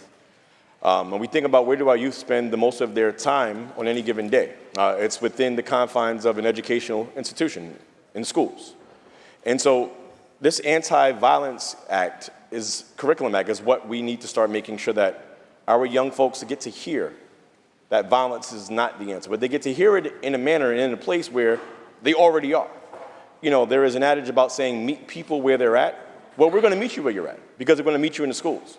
And we're going to give you the tools that you need to learn about how to diffuse these problems, about how to mediate these concerns, about how to quell what even may become violence before it even starts. So it's not just, it's all types of violence, but especially gun violence, which is really prevalent in the after-school hours. Studies show that between 3:30 and 5:30, that is when the highest incidence of gun violence takes place amongst young teens. We've got to make sure that we can find after-school funding and after-school programs. But in these programs, we have to make sure we give them the curriculum and give them the tools to be able to operate in a manner where we can truly reduce the violence. I want to thank Khalil Anderson in the Assembly for sponsoring this bill. I also want to thank Rebecca Fisher from New Yorkers Against Gun Violence for helping us along the way and helping us mold this curriculum and mold this bill. I'm truly looking forward to a day where we don't have to worry about gun violence in our schools. But until that day, we need bills like this, and I proudly vote aye, Madam President. Senator Bailey to be recorded in the affirmative. Announce the results. Ayes 62. The bill is passed. Calendar number 1484, Senate Print 4862 by Senator Comrie, an act to amend the insurance law. Read the last section. Section 3, this act shall take effect immediately. Call the roll. Adabo, Giannaris Kruger, Ort, Stewart Cousins, White. Announce the results. Ayes 62. The bill is passed. Calendar number 1485, Senate Print 4864 by Senator Cooney, an act to amend the social services law. Read the last section. Section 2, this act shall take effect immediately. Call the roll. Adabo, Giannaris Kruger, Ort, Stewart Cousins, White. Announce the results. Ayes 62. The bill is passed. Calendar number 1489, Senate Print 4973 by Senator Bernardes, an act to amend the labor law. Read the last section. Section 6, this act shall take effect immediately. Call the roll. Adabo, Giannaris Kruger, Ort, Stewart Cousins, White. Announce the results. Ayes 62. The bill is passed. Calendar number 1490, Assembly number 2078 by Assemblymember Stern, an act to amend the insurance law. Read the last section. Section 2, this action take effect immediately. Call the roll. Adabo, Giannaris Kruger, Ort, Stewart-Cousins, White. Announce the results. Ayes 62. The bill is passed. Calendar number 1492, Assembly number 6081 by Assemblymember Fefa Amato, an act to amend the retirement and Social Security law. There's a home rule message at the desk. Read the last section. Section 2, this action take effect immediately. Call the roll. Adabo, Giannaris Kruger, Ort, Stewart-Cousins, White. Announce the results. Ayes 62. The bill is passed. Calendar number 1493, Assembly number 5010A by Assemblymember Levine, an act to amend the education law. Read the last section. Section 2, this action take effect immediately. Call the roll. Adabo, Giannaris Kruger, Ort, Stewart-Cousins, White. Announce the results. In relation to calendar 1493, voted in the negative, Senator Oberacker. Ayes 61, nays 1. The bill is passed. Calendar number 1494, Senate Print 5289 by Senator Mayer, an act to amend the retirement and Social Security law. Read the last section. Section 3, this action take effect on the 60th day, it shall become a law. Call the roll. Adabo, Giannaris Kruger, Ort, Stewart-Cousins, White. Announce the results. Ayes 62. The bill is passed. Calendar number 1495, Senate Print 5327A by Senator Bridgeport, an act to amend the Social Services law. Laid aside. Calendar number 1496, Senate Print 5396 by Senator Harkam, an act to amend the Mental Hygiene law. Read the last section. Section 2, this action take effect on the 60th day, it shall become a law. Call the roll. Adabo, Giannaris Kruger, Ort, Stewart-Cousins, White. Announce the results. Ayes 62. The bill is passed. Calendar number 1497, Senate Print 5423 by Senator Martinez, an act to amend the Parks, Recreation, and Historic Preservation law. Read the last section. Section 2, this action take effect immediately. Call the roll. Adabo, Giannaris Kruger, Ort, Stewart-Cousins, White. Announce the results. In relation to calendar 1497, voted in the negative, Senator Oberacker. Ayes 61, nays 1. The bill is passed. Calendar number 1498, Senate Print 5424 by Senator Martinez, an act to amend the Navigation law. Read the last section. Section 2, this action take effect immediately. Call the roll. Adabo, Giannaris Kruger, Ort, Stewart-Cousins, White. Announce the results. In relation to calendar 1498, voted in the negative are Senators Hinchy and Walzig. Ayes 60, nays 2. The bill is passed. Calendar number 1500, Assembly number 3305B by Assemblymember Clark, an act to amend the Vehicle and Traffic law. Laid aside. Calendar number 1501, Senate Print 5574 by Senator Grenardez, an act to amend the Criminal Procedure law. Laid aside. Calendar number 1502, Senate Print 5591A by Senator Comrie, an act to amend the Insurance law. Read the last section. Section 3, this action take effect immediately. Call the roll. Adabo, Giannaris Kruger, Ort, Stewart-Cousins, White.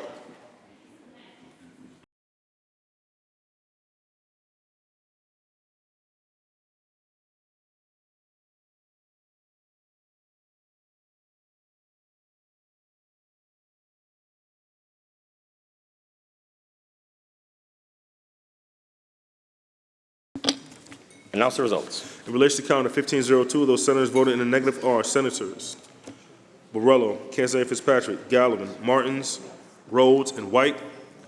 Ayes 56, nays 6. The bill's passed. Calendar number 1503, Assembly number 514A by Assemblymember People-Stokes, an act to amend the Education law. Read the last section. Section 2, this action take effect July 1st, 2024. Call the roll. Adabo, Giannaris Kruger, Ort, Stewart-Cousins, White. Announce the results. Ayes 62. The bill's passed. Calendar number 1504, Senate Print 5728A by Senator Harkam, an act to amend the Environmental Conservation Law. Read the last section. Section 2, this action take effect on the 120th day, it shall become a law. Call the roll. Adabo, Giannaris Kruger, Ort, Stewart-Cousins, White. Announce the results. Ayes 62. The bill is passed. Senator Gianaris, that completes the reading of the calendar. Mr. I believe there's a report of the Rules Committee at the desk. Can we take that up? Secretary Reed. Senator Stewart-Cousins from the Committee on Rules reports the following bills. Senate Print 139B by Senator Ryan, an act to amend the Uniform Justice Court Act. Senate Print 225B by Senator Myrie, concurrent resolution of the Senate and Assembly proposing an amendment to Article 1 of the Constitution. Senate Print 239C by Senator May, an act in relation to enacting the New York Open Water Data Act. Senate Print 368 by Senator Gallivan, an act to repeal Section 925-T of the General Municipal Law. Senate Print 546 by Senator Gianaris, an act to amend the Public Housing Law.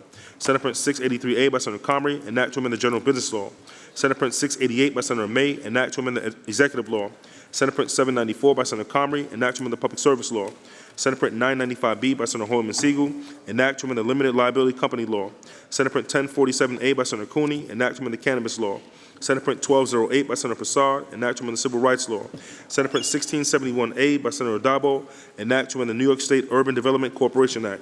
Senate Print 1970 by Senator Sepulveda, enact to amend the Correction Law. Senate Print 2016A by Senator Kruger, enact to amend the Public Service Law. Senate Print 2161A by Senator Rivera, enact to amend the Public Health Law. Senate Print 2413B by Senator Bailey, enact to amend the General Municipal Law. Senate Print 2440A by Senator Holman Siegel, enact to amend the Executive Law. Senate Print 2475B by Senator Holman Siegel, enact to amend the Family Court Act.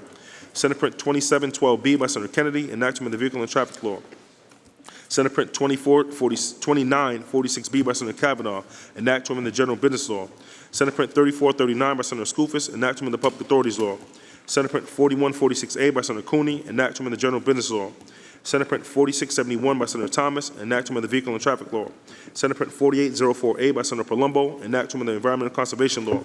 Senate Print 5069A by Senator Prasad, enact to amend the Public Authorities Law. Senate Print 5081A by Senator Ramos, enact to amend the Labor Law. Senate Print 5253A by Senator Harkam, enact to amend the Public Authorities Law. Senate Print 5615 by Senator Thomas, enact to amend the State Finance Law.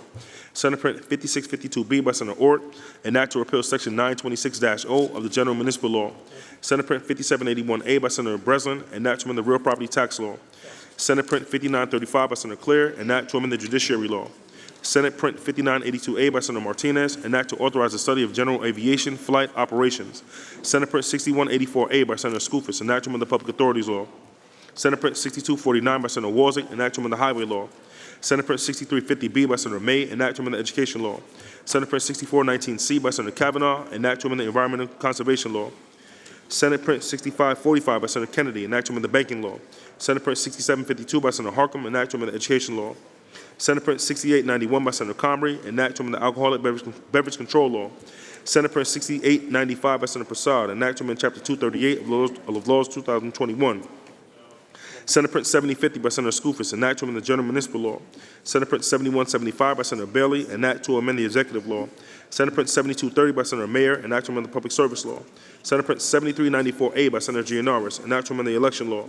Senate Print 7414 by Senator Gonzalez, enact to amend the Executive Law. Senate Print 7424 by Senator Mayer, enact to amend the Public Health Law. Senate Print 7443A by Senator Ryan, enact authorizing the State of New York, the State University of New York to lease a portion of the lands on the campus of SUNY Buffalo State. Senate Print 7521 by Senator Mayer, enact in relation to authorizing the City of White Plains to alienate property as the former Galleria of White Plains Public Parking Garage. All bills report directed third reading.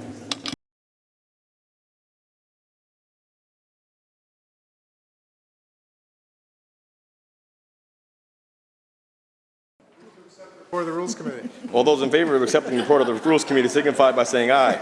Opposed, nay. The report of the Rules Committee is accepted. Senator Gianaris. Can we go back to motions from the Assembly, please? Secretary Reed. Messages, excuse me.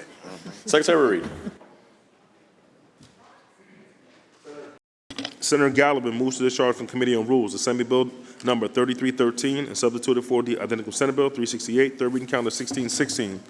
Senator Comrie moves to discharge from the Committee on Consumer Protection, Assembly Bill number 703A is substituted for the identical Senate Bill 683A, third reading calendar 1618.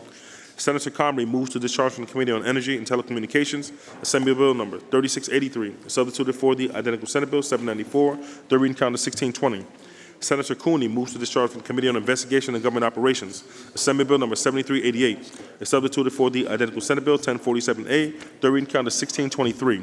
Senator Adabo moves to discharge from the Committee on Corporations, Authorities, and Commissions, Assembly Bill number 6140A is substituted for the identical Senate Bill 1671A, third reading calendar 1625. Senator Skoufis moves to discharge from the Committee on Energy and Telecommunications, Assembly Bill number 4386 substituted for the identical Senate Bill 3439, third reading calendar 1635. Senator Thomas moves to discharge from the Committee on Codes, Assembly Bill number 3983 substituted for the identical Senate Bill 4671, third reading calendar 1637. Senator Prasad moves to discharge from the Committee on Transportation, Assembly Bill number 4504A is substituted for the identical Senate Bill 5069A, third reading calendar 1639. Senator Harkam moves to discharge from the Committee on Energy and Telecommunications, Assembly Bill number 5687 is substituted for the identical Senate Bill 5253A, third reading calendar 1641. Senator Breslin moves to discharge from the Committee on Finance. Assembly Bill number 5477A is substituted for the identical Senate Bill 5781A, third reading count of 1644. Senator Skoufis moves to discharge from the Committee on Ethics and Internal Governance. Assembly Bill number 5308A is substituted for the identical Senate Bill 6184A, third reading count of 1647. Senator Walczak moves to discharge from the Committee on Transportation. Assembly Bill number 6412 is substituted for the identical Senate Bill 6249, third reading count of 1648. Senator Comrie moves to discharge from the Committee on Commerce, Economic Development, and Small Business. Assembly Bill number 7275 is substituted for the identical Senate Bill 6891, third reading count of 1653. Senator Mayer moves to discharge from the Committee on Energy and Telecommunications. Assembly Bill number 237 is substituted for the identical Senate Bill 7230, third reading count of 1657. Senator Gonzalez moves to discharge from the Committee on Internet and Technology. Assembly Bill number 7364 is substituted for the identical Senate Bill 7414, third reading count of 1659. Senator Bailey moves to discharge from the Committee on Rules. Assembly Bill number 6833 is substituted for the identical Senate Bill 7175, third reading count of 1656. So ordered. Senator Gianaris. Can we now take up the supplemental calendar, please? Secretary will read. Calendar number 1583, Senate Print 139B by Senator Ryan, enactment of the Uniform Justice Court Act. Read the last section. Section 4, this act taking effect on the 1st of January. Call the roll. Adabo, Giannaris Kruger, Ort, Sewell Cousins.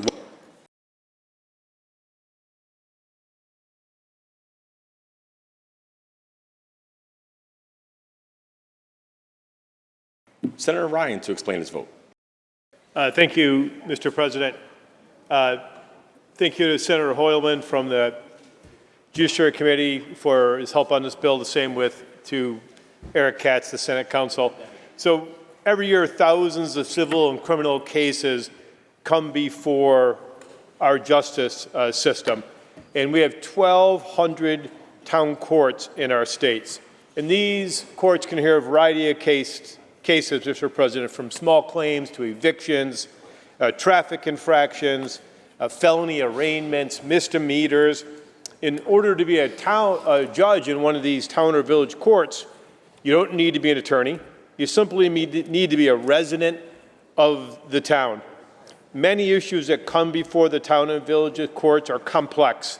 Evictions, contract disputes, property disputes, in many criminal cases. So having an attorney in a criminal case is a constitutional right recognized by the Supreme Court in Gideon v. Wainwright. The potential deprivation of liberty is so serious that you can't go in front of a judge in a criminal matter without an attorney. So how come the judge doesn't need to be an attorney? New York is one of only 8 states in the union that allow judges who aren't lawyers to sentence people to jail times. So we have a 2-tiered, unparalleled but not equal justice system in New York State. We have the Office of Court Administration Judges, 1,300 judges. You may know them: Family Court, City Court, County Court, Supreme Court, Court of Appeals.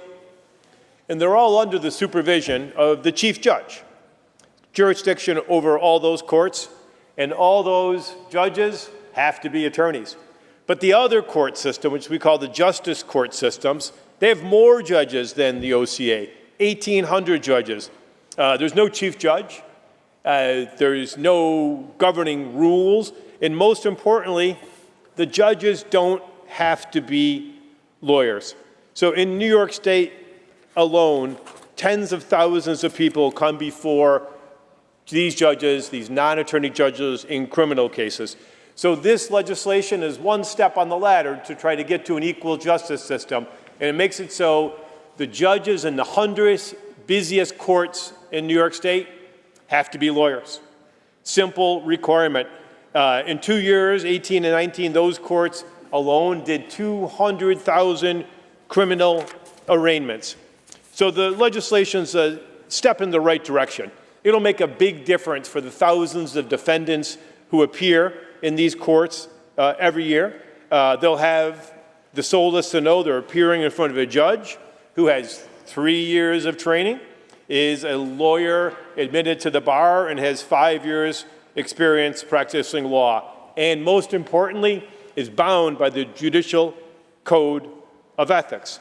But even after this bill passes, the vast majority of town courts in New York State will not have lawyers.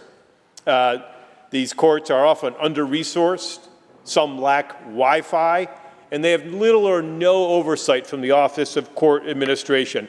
So this is a step towards ensuring that New Yorkers have equal access to equal court systems and have a full opportunity to be heard in the court of law and to have your case heard by a lawyer. Thank you, Mr. President.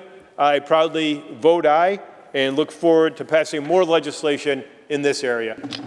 Senator Ryan to be recorded in the affirmative. Announce the results. In relation to calendar 1583, those senators voted in the negative are Senators Canzone Fitzpatrick, Gallivan, Griffo, Hellman, Martins, Matera, Murray, Oberecker, O'Mara, Ort, Palumbo, Rose, Rollinson, Tedisco, Walzig, Weber, and White. Ayes 45, nays 17. The bill is passed. Calendar number 1598, Senate Print 225B by Senator Myrie, concurrent resolution of the Senate and Assembly proposing an amendment to Article 1 of the Constitution. Call the roll on the resolution. Adabo, Giannaris Kruger, Ort, Sewell Cousins, White. Senator Myrie to explain this vote. Thank you, Mr. President. During the height of the COVID-19 pandemic, many of us stayed inside, quarantined, stayed safe, and required hand sanitizer that was produced by incarcerated individuals. The very incarcerated individuals who cannot use that hand sanitizer that they made. The same incarcerated individuals who got paid on average 13 cents an hour to produce that hand sanitizer. And the same incarcerated individuals who cannot refuse that work, who had to work if they were told, because our state constitution still allows for forced labor. In other words, human enslavement. We know that our 13th Amendment abolished slavery except as a punishment for crime. And this state has been no exception for that. And we have on the books today in our own Constitution sanctioned human enslavement. So what this bill does is start an incredibly important process, a necessary process, to amend our Constitution and remove this vestige of slavery from New York. Every single New Yorker should know that we still have slavery on the books. And every single New Yorker should have the opportunity to vote to remove that stain from our Constitution. So I am incredibly proud to stand here not only as a representative of many formerly incarcerated individuals, but as someone who taught in our correctional facilities, someone who had students that made driver's license plates for cents an hour. The best humans I've ever known. Today, we start the process to stand up for true justice in this state, to remove this original sin from our Constitution, and to allow New Yorkers to say we will end slavery in this state once and for all. I vote in the affirmative. Thank you, Mr. President. Senator Myrie to be recorded in the affirmative. Senator Jackson to explain his vote. Thank you, Mr. President. I rise in order to support this bill that Senator Myrie put forward, which we call the 13th Forward Act, in order to address the 13th Amendment of the Constitution. And it has been 158 years since the true emancipation of enslaved people in the U.S. Yet, here we find ourselves in the 21st century embarking on a mission to close the loopholes that have led to the proliferation of a different form of slavery. The exploitation of forced labor by individuals convicted of certain crimes. It is time for New York to take a progressive stance and eradicate the lingering remnants of slavery legacy within our state. Now, this effort is part of the national push to amend the 13th Amendment of the United States Constitution that ban enslavement or involuntary servitude except as a form of criminal punishment. That exception has been permitted the exploitation of labor by convicted felons, and that's not right. Like many, when I found out about this exception existed, I thought we have to go to fix this, and we got to fix this now.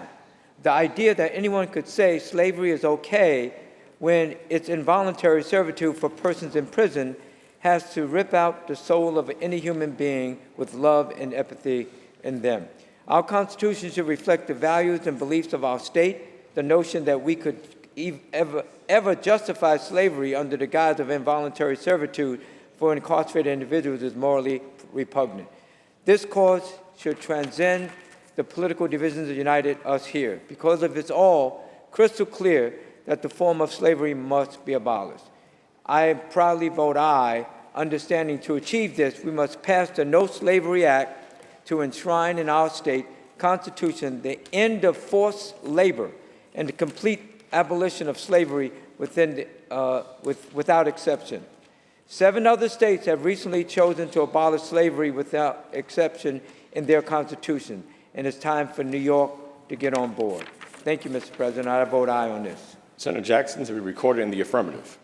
Announce the results. In relation to calendar 1598, those senators voted in the negative are Senators Borrello, Cancelaria Fitzpatrick, Gallivan, Griffo, Hellman, Martins, Matera,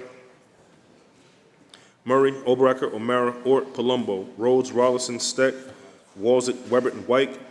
Ayes. Also, Senator Tedisco. Ayes 43, nays 19. The bill is passed. Calendar number 1615. Senate Print 239C by Senator May, an act in relation to enacting the New York Open Water Data Act. Read the last section. Section 5, this act shall take effect on the 180th day. It shall become a law. Call the roll. Adabo, Giannaris Kruger, Ort, Stewart Cousins, White. Senator May to explain her vote. Thank you, Mr. President. Fresh water is probably our most precious resource on this planet, and it is in decline. But here in New York State, we have abundant fresh water. In my district alone, there are 4 Finger Lakes and part of Lake Ontario. But we do not really have a handle on all of the information. We don't have enough information about our fresh water to really do the work of protecting this water. And part of that is because so many different entities are collecting information, whether it's DEC or soil and water conservation districts or academic institutions or citizen scientists or volunteer watershed organizations. We need to bring all that information together and make it publicly accessible and standardize it so that we really can protect our public water and our open water here in New York State. So I am very proud that this bill will do exactly that, and I'm grateful for the support for this. I vote aye. Thank you. Senator May to be recorded in the affirmative. Announce the results. In relation to calendar 1615, those senators voted in the negative are Senators Griffo, Oberacker, and O'Mara. Ayes 59, nays 3. Bills passed. Calendar number 1616, Assembly number 3313 by Assembly Member D. Pietro, an act to repeal Section 925-T of the General Municipal Law. There is a home rule message at the desk. Read the last section. Section 2, this act shall take effect immediately. Call the roll. Adabo, Giannaris Kruger, Ort, Stewart Cousins, White. Announce the results. Ayes 62. The bill's passed. Calendar number 1617, Senate Print 546 by Senator Giannaris, an act to amend the public housing law. Read the last section. Section 3, this act shall take effect immediately. Call the roll. Adabo, Giannaris Kruger, Ort, Stewart Cousins, White.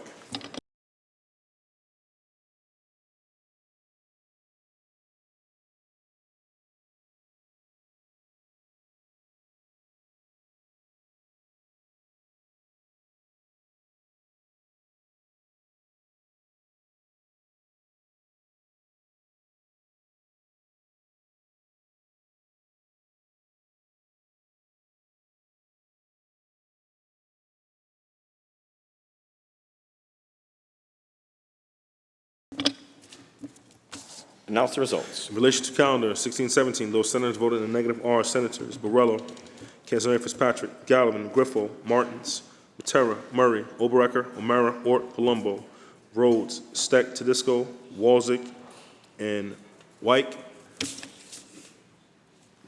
Ayes 46, nays 16. The bill is passed. Calendar number 1618, Assembly number 703A by Assembly Member Dinowitz, an act to amend the General Business Law. Read the last section. Section 2, this act shall take effect on the 180th day, shall become a law. Call the roll. Adabo, Giannaris Kruger, Ort, Stewart Cousins, White.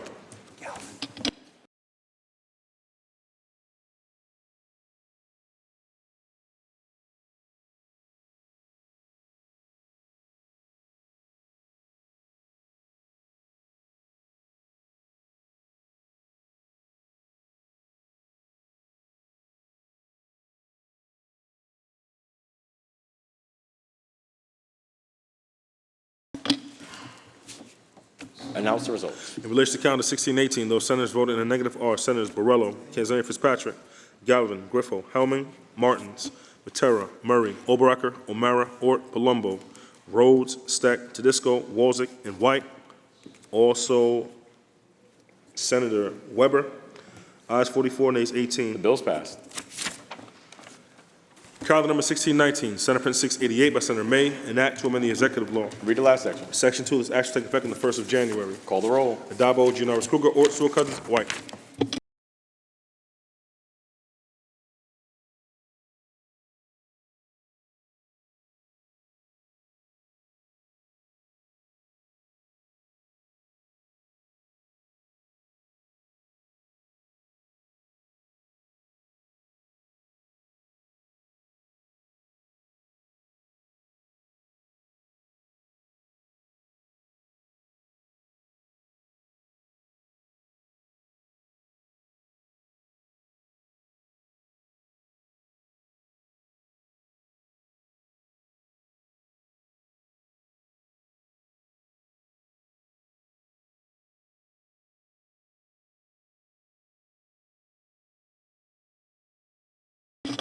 Announce the results. In relation to calendar 1619, those senators voted in the negative are Senators Borrello, Kanzani Fitzpatrick, Galvin, Griffo, Helming, Martins, Matera, Murray, Oberacker, O'Mara, Ort, Palumbo, Rhodes, Rollison, Steck, Tedisco, Walzick, and White. Ayes 44, nays 18. The bill's passed. Also, excuse me. Oh, let me see that.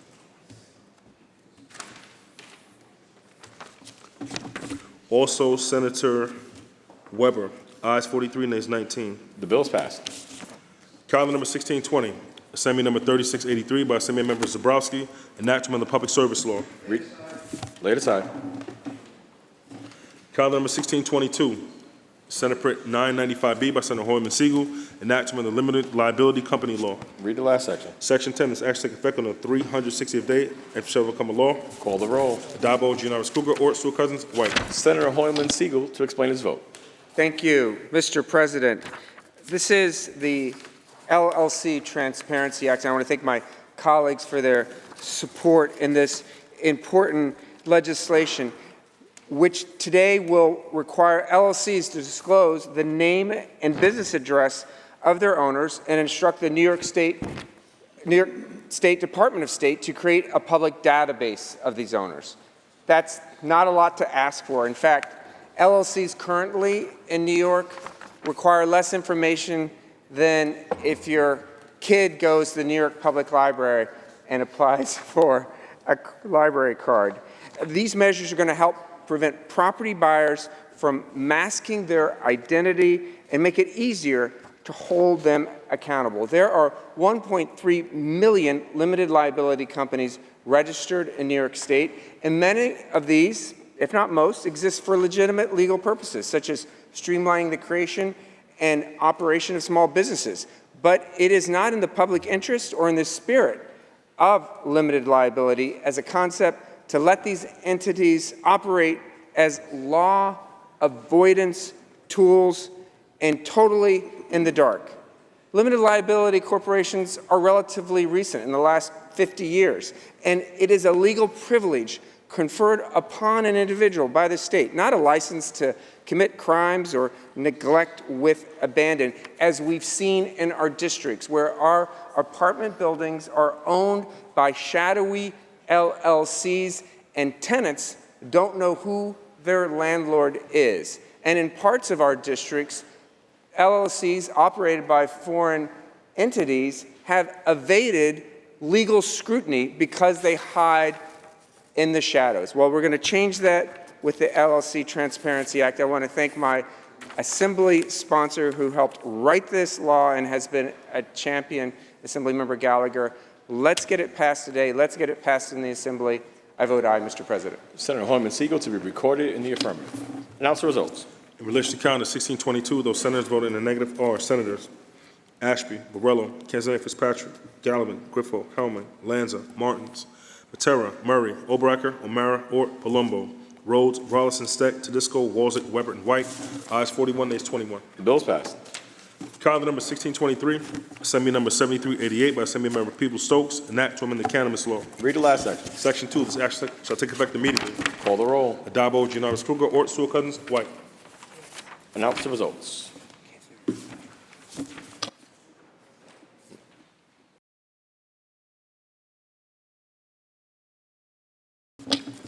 Announce the results. In relation to calendar 1623, those senators voted in the negative are Senators Kanzani Fitzpatrick, Martinez, and Rhodes. Also Senator White. Also Senator Martins. Ayes 57, nays 5. The bill is passed. Calendar number 1624, Senate Print 1208 by Senator Prasad, enactment of the Civil Rights Law. Read the last section. Section 2, this act shall take effect on the 90th day and shall become a law. Call the roll. Adabo, Giannaris Kruger, Ort, Sewell Cousins, White.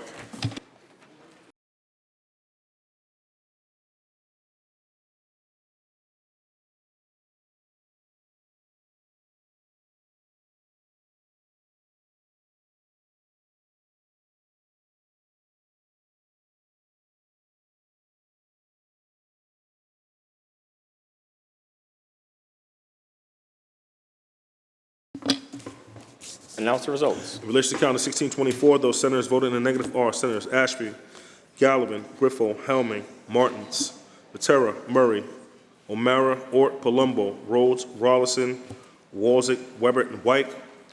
Ayes 47, nays 15. The bill is passed. Calendar number 1625, Assembly number 6148 by Assemblymember Cook, enactment of the New York State Urban Development Corporation Act. Read the last section. Section 2, this act shall take effect immediately. Call the roll. Adabo, Giannaris Kruger, Ort, Sewell Cousins, White. Announce the results. Ayes 62. The bill is passed. Calendar number 1626, Senate Print 1970 by Senator Sepulveda, enactment of the correction law. Read the last section. Section 9, this act shall take effect immediately. Call the roll. Adabo, Giannaris Kruger, Ort, Sewell Cousins, White.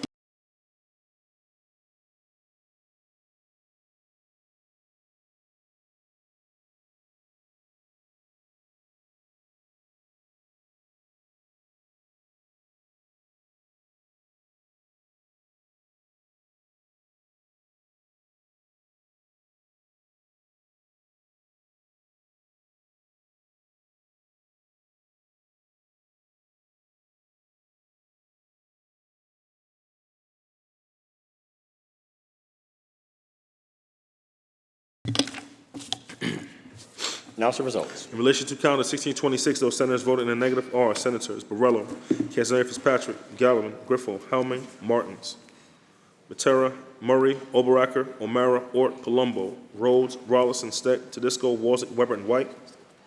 Also Senator Skoufis. Ayes 42, nays 20. The bill is passed.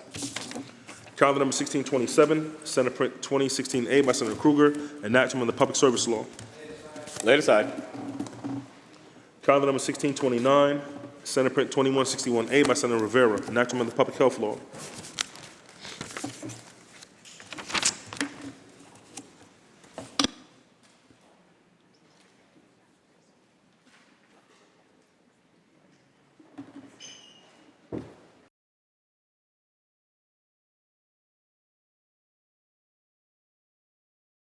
Oh, read the last section, I'm sorry. Section 2, this act shall take effect immediately. Call the roll. Adabo, Giannaris Kruger, Ort, Sewell Cousins, White. Announce the results. Ayes 62. The bill is passed. Calendar number 1630, Senate Print 2413B by Senator Bailey, enactment of the General Municipal Law. Read the last section. Section 2, this act shall take effect April 1st, 2024. Call the roll. Adabo, Giannaris Kruger, Ort, Sewell Cousins, White. Announce the results. Ayes 62. The bill is passed. Calendar number 1631, Senate Print 2440A by Senator Hoyman Siegel, enact to amend the executive law. Read the last section. Section 11, this act shall take effect on the 180th day, shall become a law. Call the roll. Adabo, Giannaris Kruger, Ort, Sewell Cousins, White.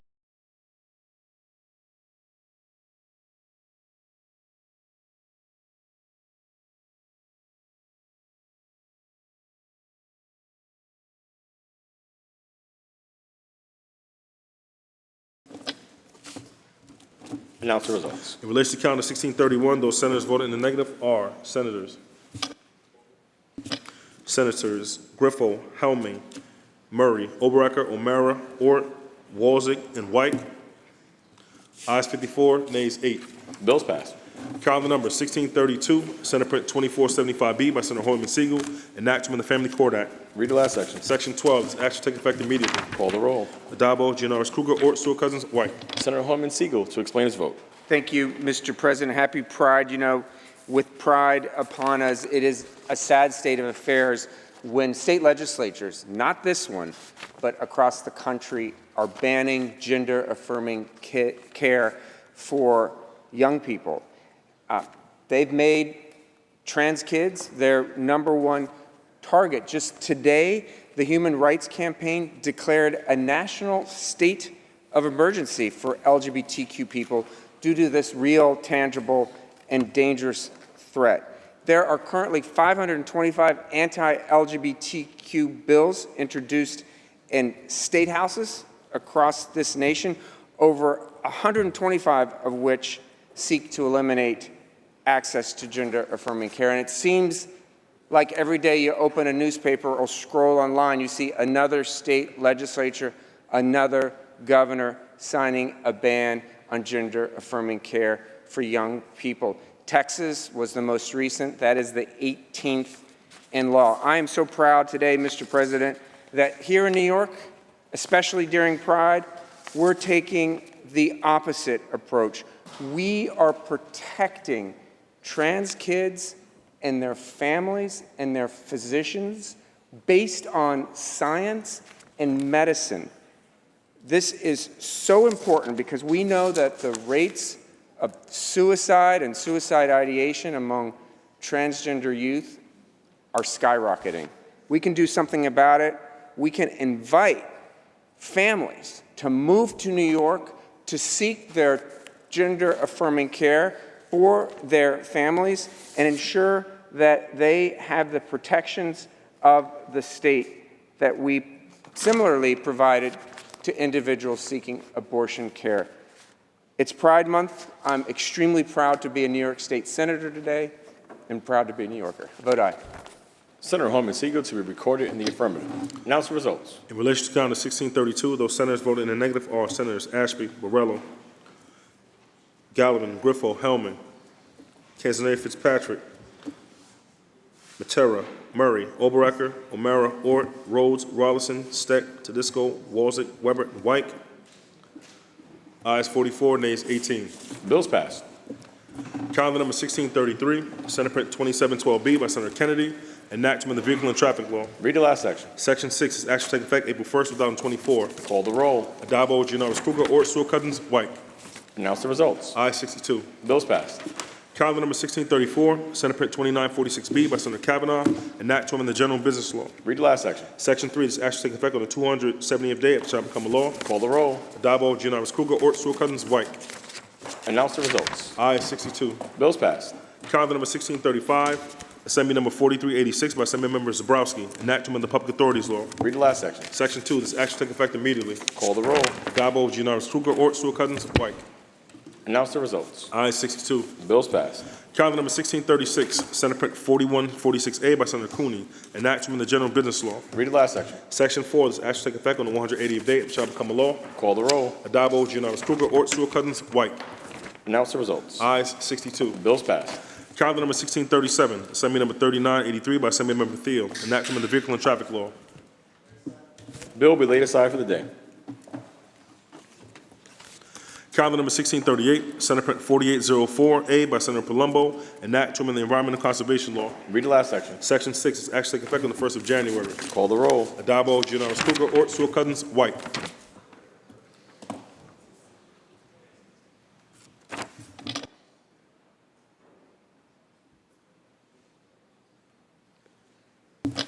Announce the results. In relation to calendar 1638, voted in the negative, Senator Martinez. Ayes 61, nays 1. Bills passed.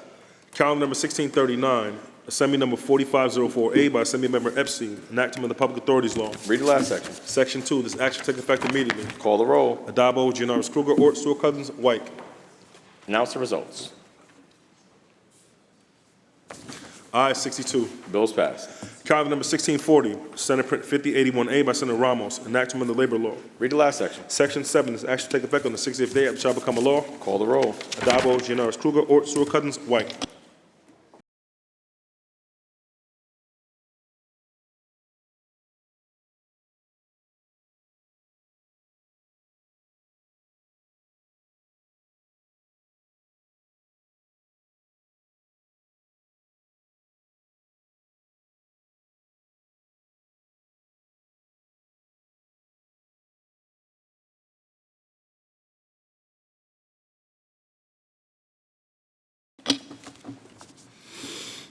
Announce the results. In relation to calendar 1640, those senators voted in the negative are Senators Ashby, Borrello, Galvin, Griffo, Hellman, Oberacker, Palumbo, Rhodes, Steck, Tedisco, Walzek, Weber, and White. Ayes 49, ayes 13. Bills passed. Calendar number 1641, Assembly number 5687 by Assemblymember Barrett, enactment of the Public Authorities Law.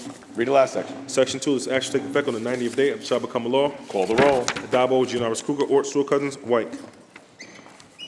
Announce the results. In relation to calendar 1641, voted in the negative, Senator Walzek. Ayes 61, nays 1. Bills passed. Calendar number 1642, Senate Print 5615 by Senator Thomas, enactment of the State Finance Law.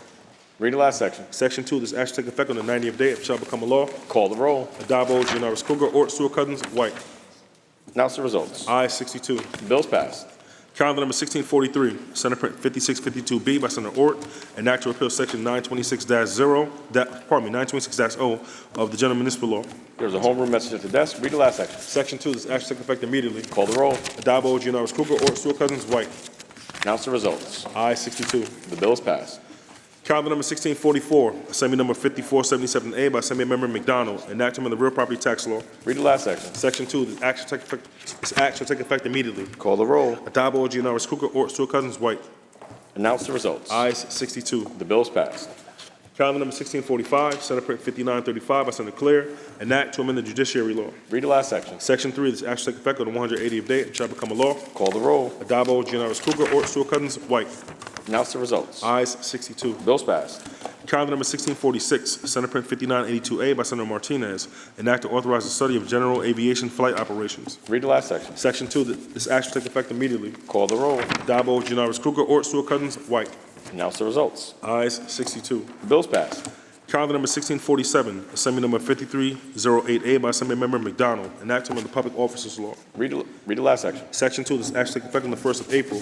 Call the roll. Adabo, Giannaris Kruger, Ort, Stewart Cousins, White. Announce the results. Ayes 62. The bills passed. Calendar number 1648, Assembly number 6412 by Assemblymember Barclay, enactment of the Highway Law. Read the last section. Section 4, this action take effect on the 120th day and shall become a law. Call the roll. Adabo, Giannaris Kruger, Ort, Stewart Cousins, White. Announce the results. Ayes 62. The bills passed. Calendar number 1649, Senate Print 6350B by Senator May, enact to amend the Education Law.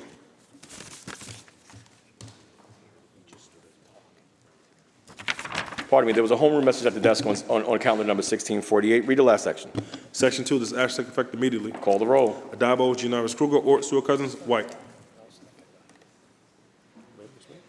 Announce the results. Ayes 62. The bills passed. Calendar number 1650, Senate Print 6419C by Senator Kavanaugh, enact to amend the Environmental Conservation Law. Read the last section. Lay aside. Calendar number 1651, Senate Print 6445 by Senator Kennedy, enact to amend the Banking Law. Read the last section. Section 2, this action take effect on the 30th day and shall become a law. Call the roll. Adabo, Giannaris Kruger, Ort, Stewart Cousins, White. Announce the results. Ayes 62. The bills passed. Calendar number 1652, Senate Print 6752 by Senator Harkam, enact to amend the Education Law. Read the last section. Section 3, this action take effect immediately. Call the roll. Adabo, Giannaris Kruger, Ort, Stewart Cousins, White. Announce the results. Ayes 62. The bills passed.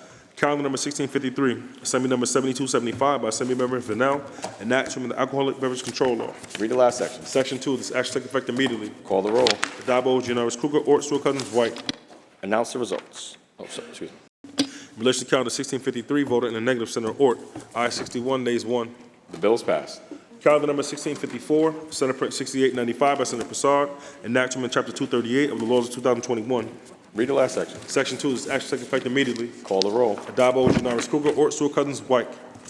Announce the results. Ayes 62. The bills passed. Calendar number 1655, Senate Print 7050 by Senator Skoufis, an act to amend the general municipal law.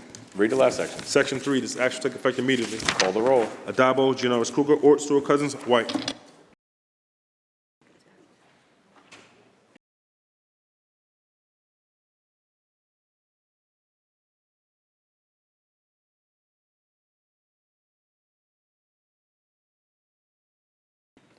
Announce the results.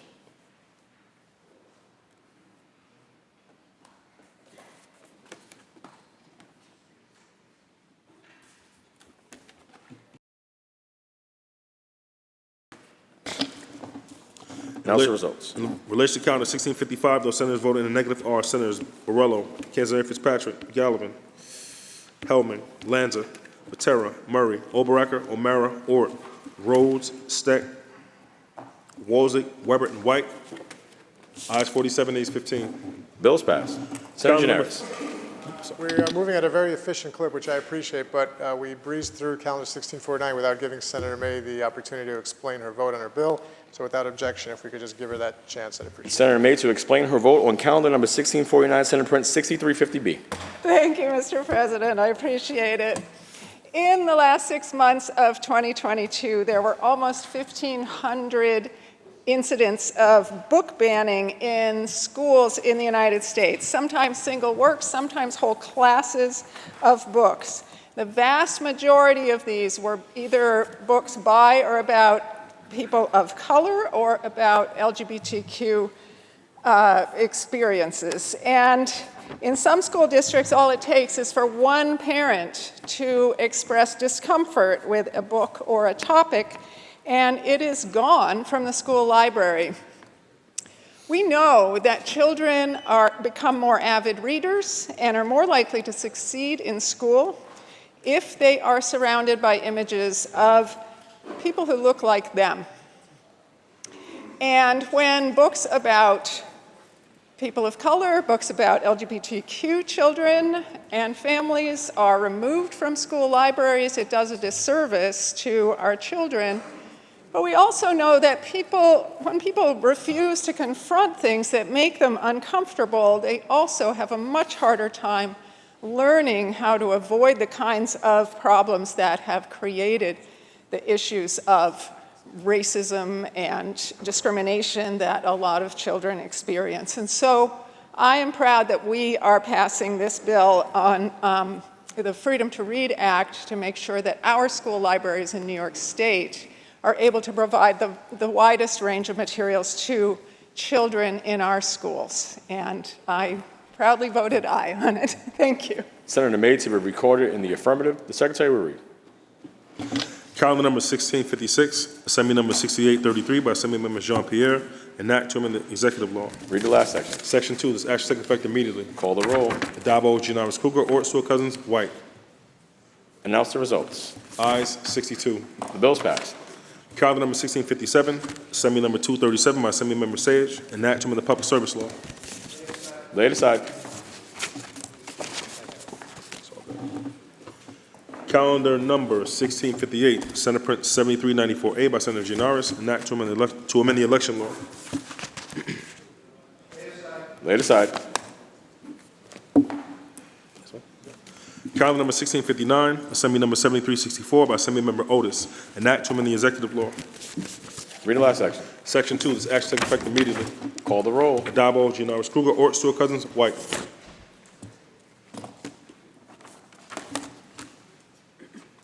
Announce the results. Ayes 62. The bill's passed. Calendar number 1660, Senate Print 7424 by Senator Mayer, an act to amend the public health law. Read the last section. Section 2, this act shall take effect immediately. Call the roll. Adabo, Giannaris Kruger, Ort, Stewart Cousins, White. Announce the results. Ayes 62. The bill's passed. Calendar number 1661, Senate Print 7443A by Senator Ryan, an act authorizing the State University of New York to lease a portion of lands on the campus of SUNY Buffalo State. Read the last section. Section 10, this act shall take effect immediately. Call the roll. Adabo, Giannaris Kruger, Ort, Stewart Cousins, White. Announce the results. Ayes 62. The bill's passed. Calendar number 1662, Senate Print 7521 by Senator Mayer, an act in relation to authorizing the City of White Plains to alienate property owned by the City of White Plains and operated as the former Galleria of White Plains public parking garage. There is a homeroom message at the desk. Read the last section. Section 3, this action will take effect immediately. Call the roll. Adabo, Giannaris Kruger, Ort, Stewart-Cousins, White. Announce the results. Ayes 62. Bills passed. Senator Giannaris, that completes the reading of today's supplemental calendar. Can we now move to the controversial calendar, beginning with calendar 1627 by Senator Kruger? The Secretary will ring the bell. The Secretary will read.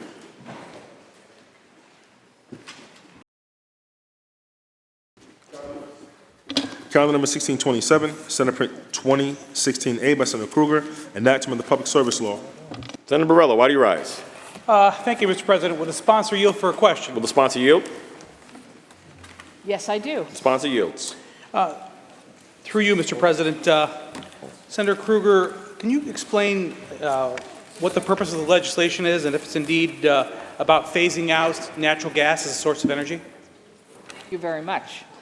The reason we need to phase out natural gas is actually because we have several laws we have passed that require it. The CLCPA, the all-electric buildings, a number of other pieces of legislation. So we know we have a timetable in law to phase out of gas, specifically gas to be used in residences and commercial buildings. So this bill changes Public Service Commission law to basically say you no longer are mandated to arrange for natural gas because we're phasing out natural gas. So why are we spending the money with new facilities being built to require natural gas connections in that last 100 feet?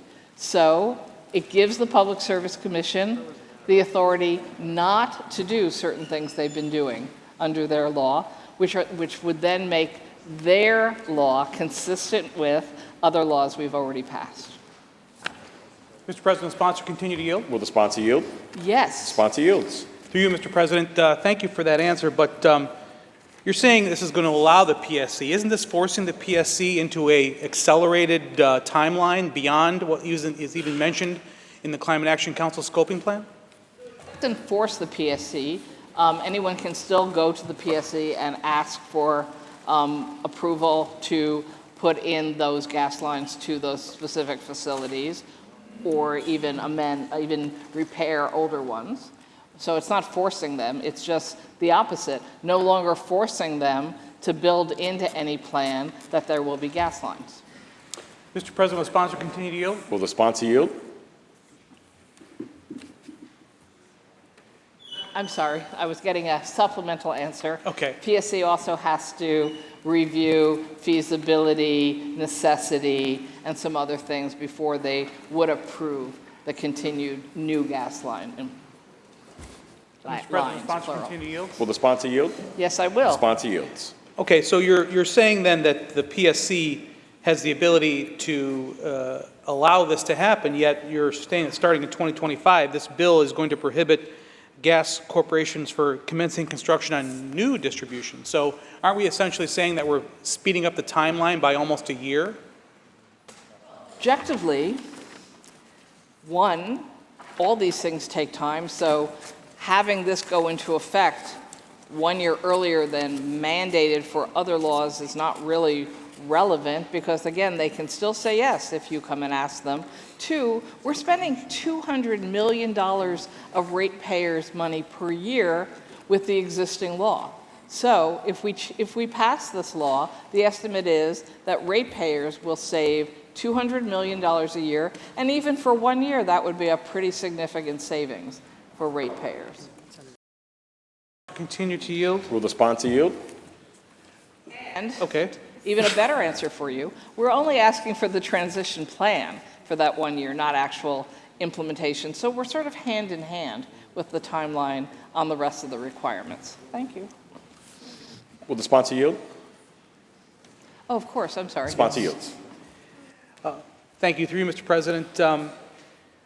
Isn't this going to essentially start preemptively dismantling the natural gas infrastructure in New York State? We have no idea if we're going to have the ability to provide reliable and cost-efficient energy before this timeline starts ticking.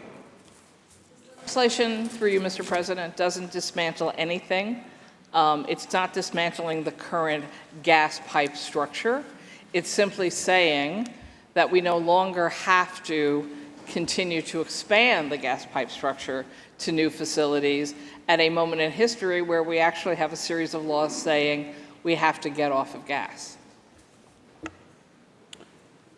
Mr. President, will the sponsor continue to yield? Will the sponsor continue to yield? Yes. Sponsor yields.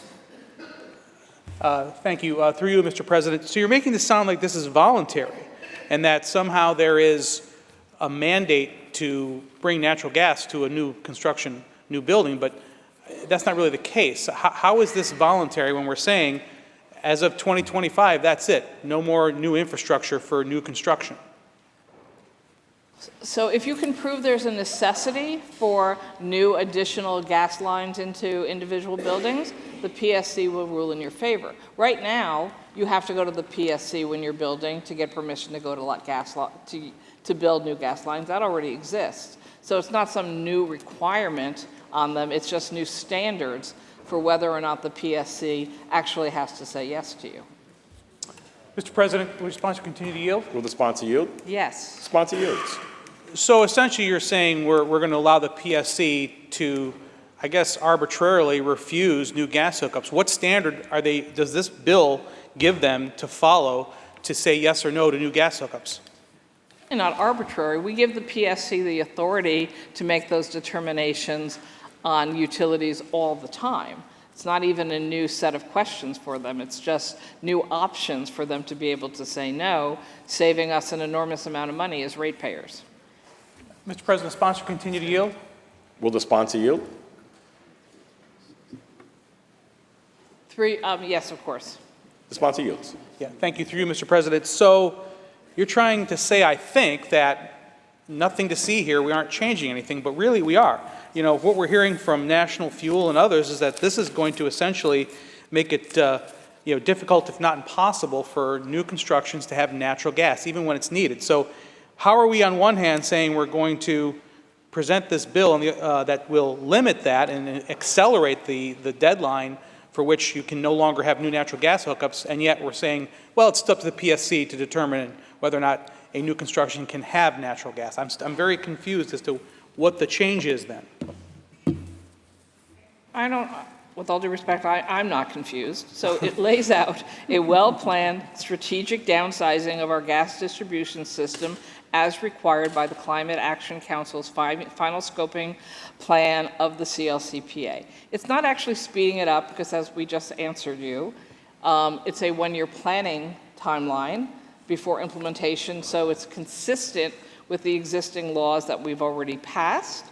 It does give the PSC the ability to evaluate individual cases that may be brought to them by individual customers, either for private homes or for businesses.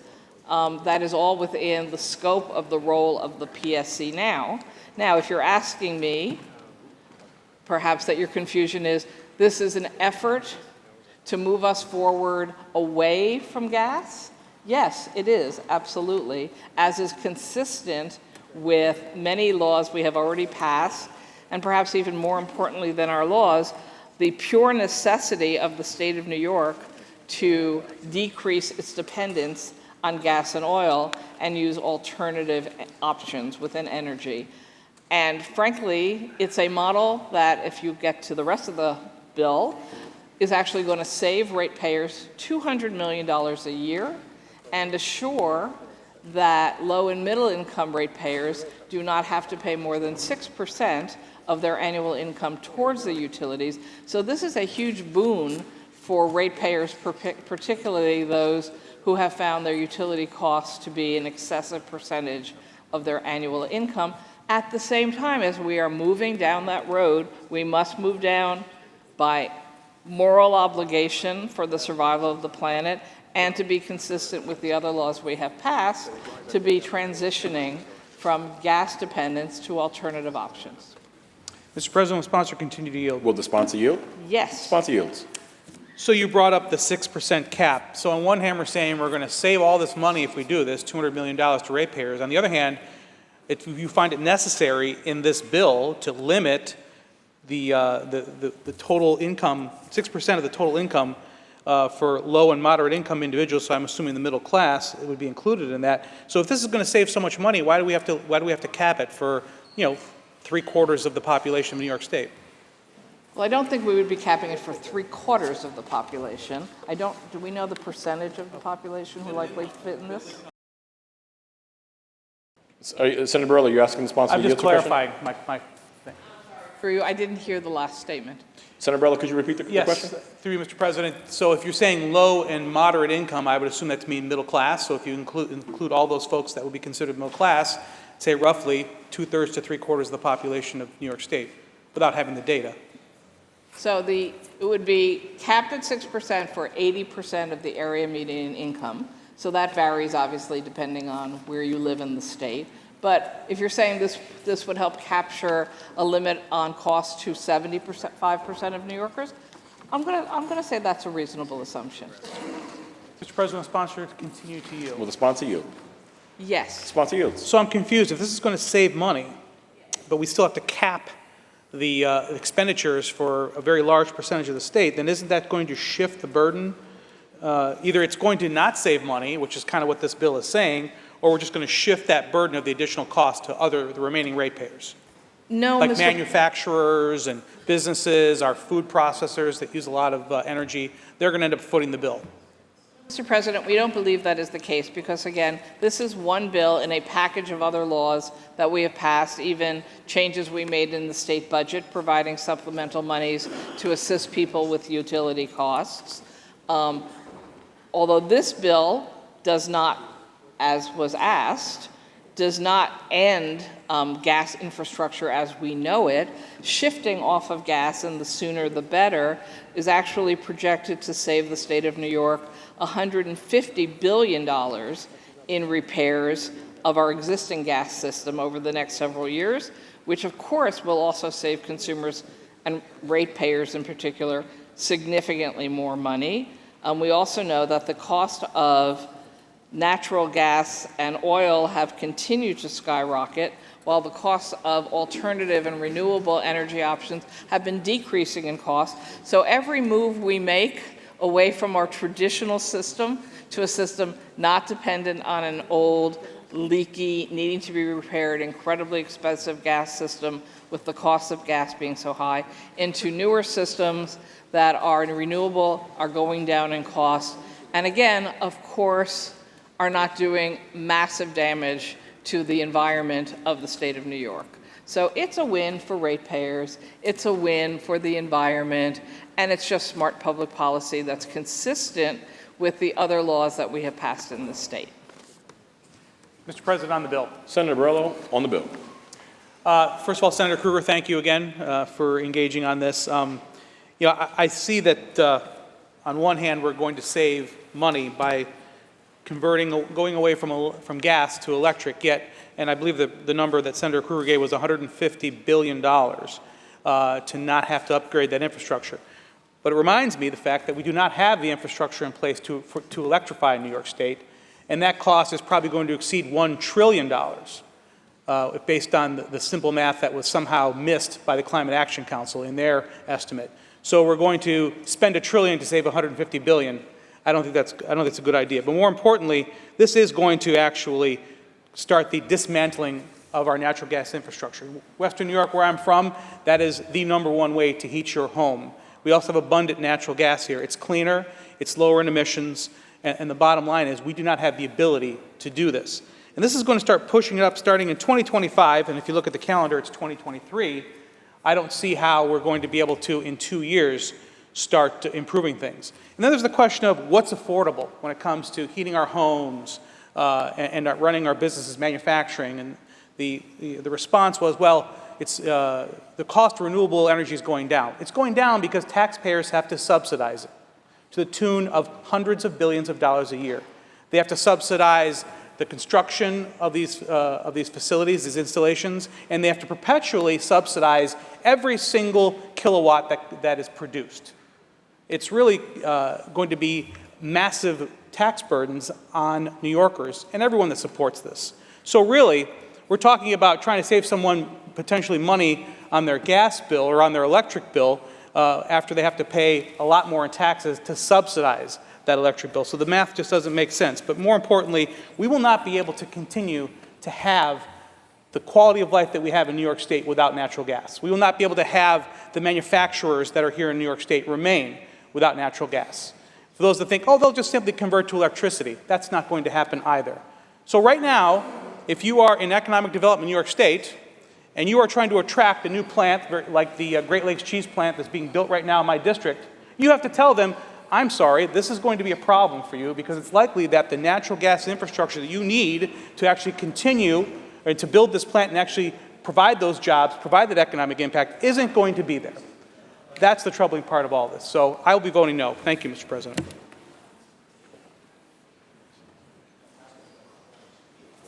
Are there any other senators wishing to be heard? Senator Matera. Senator Matera on the bill, or are you asking the sponsor to yield? So I'd like to yield.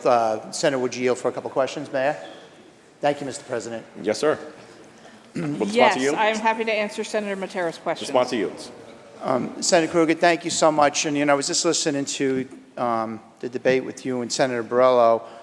My question is, where did you get your facts and figures from? You got some big numbers, and where did you get your research from?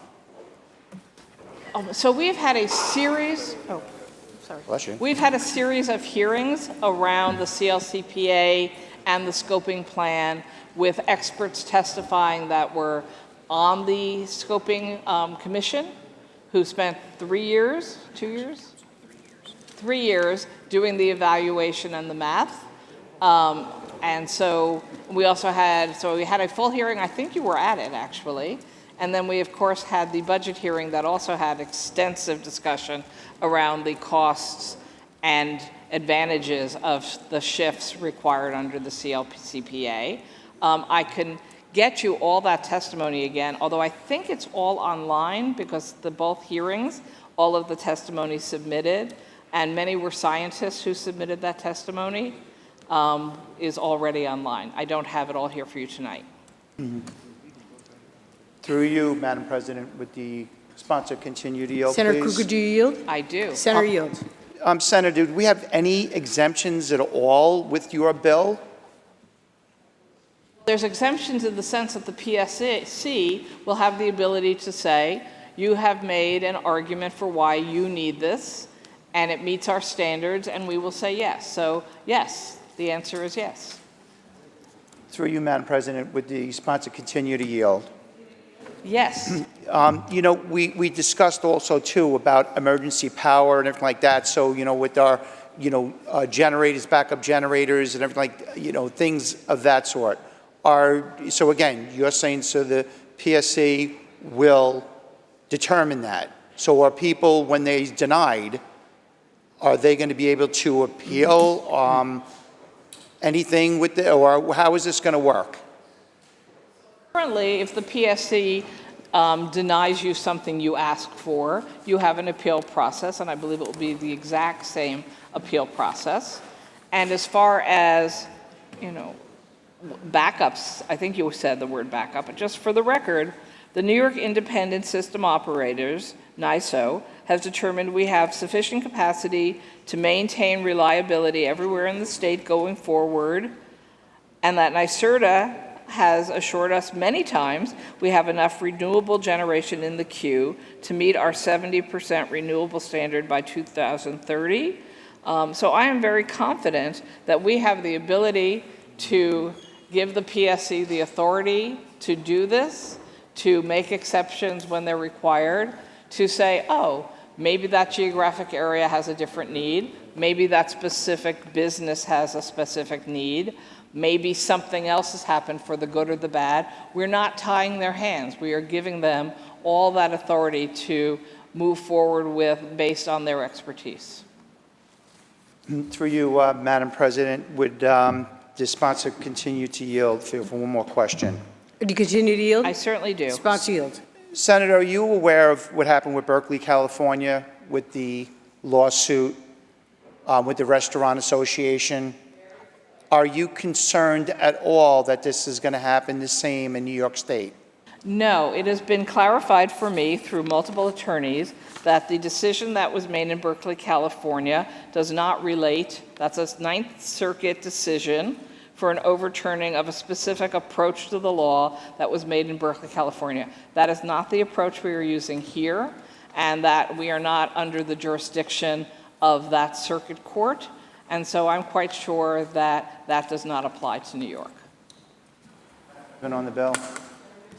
Bill. And I thank you, Senator Krueger. We've been to hearings, and, you know, I've been vocal about this, being the ranker on energy, and this is very concerning to all New Yorkers. All this is doing is leading to New Yorkers to pay triple to quadruple their electric bills.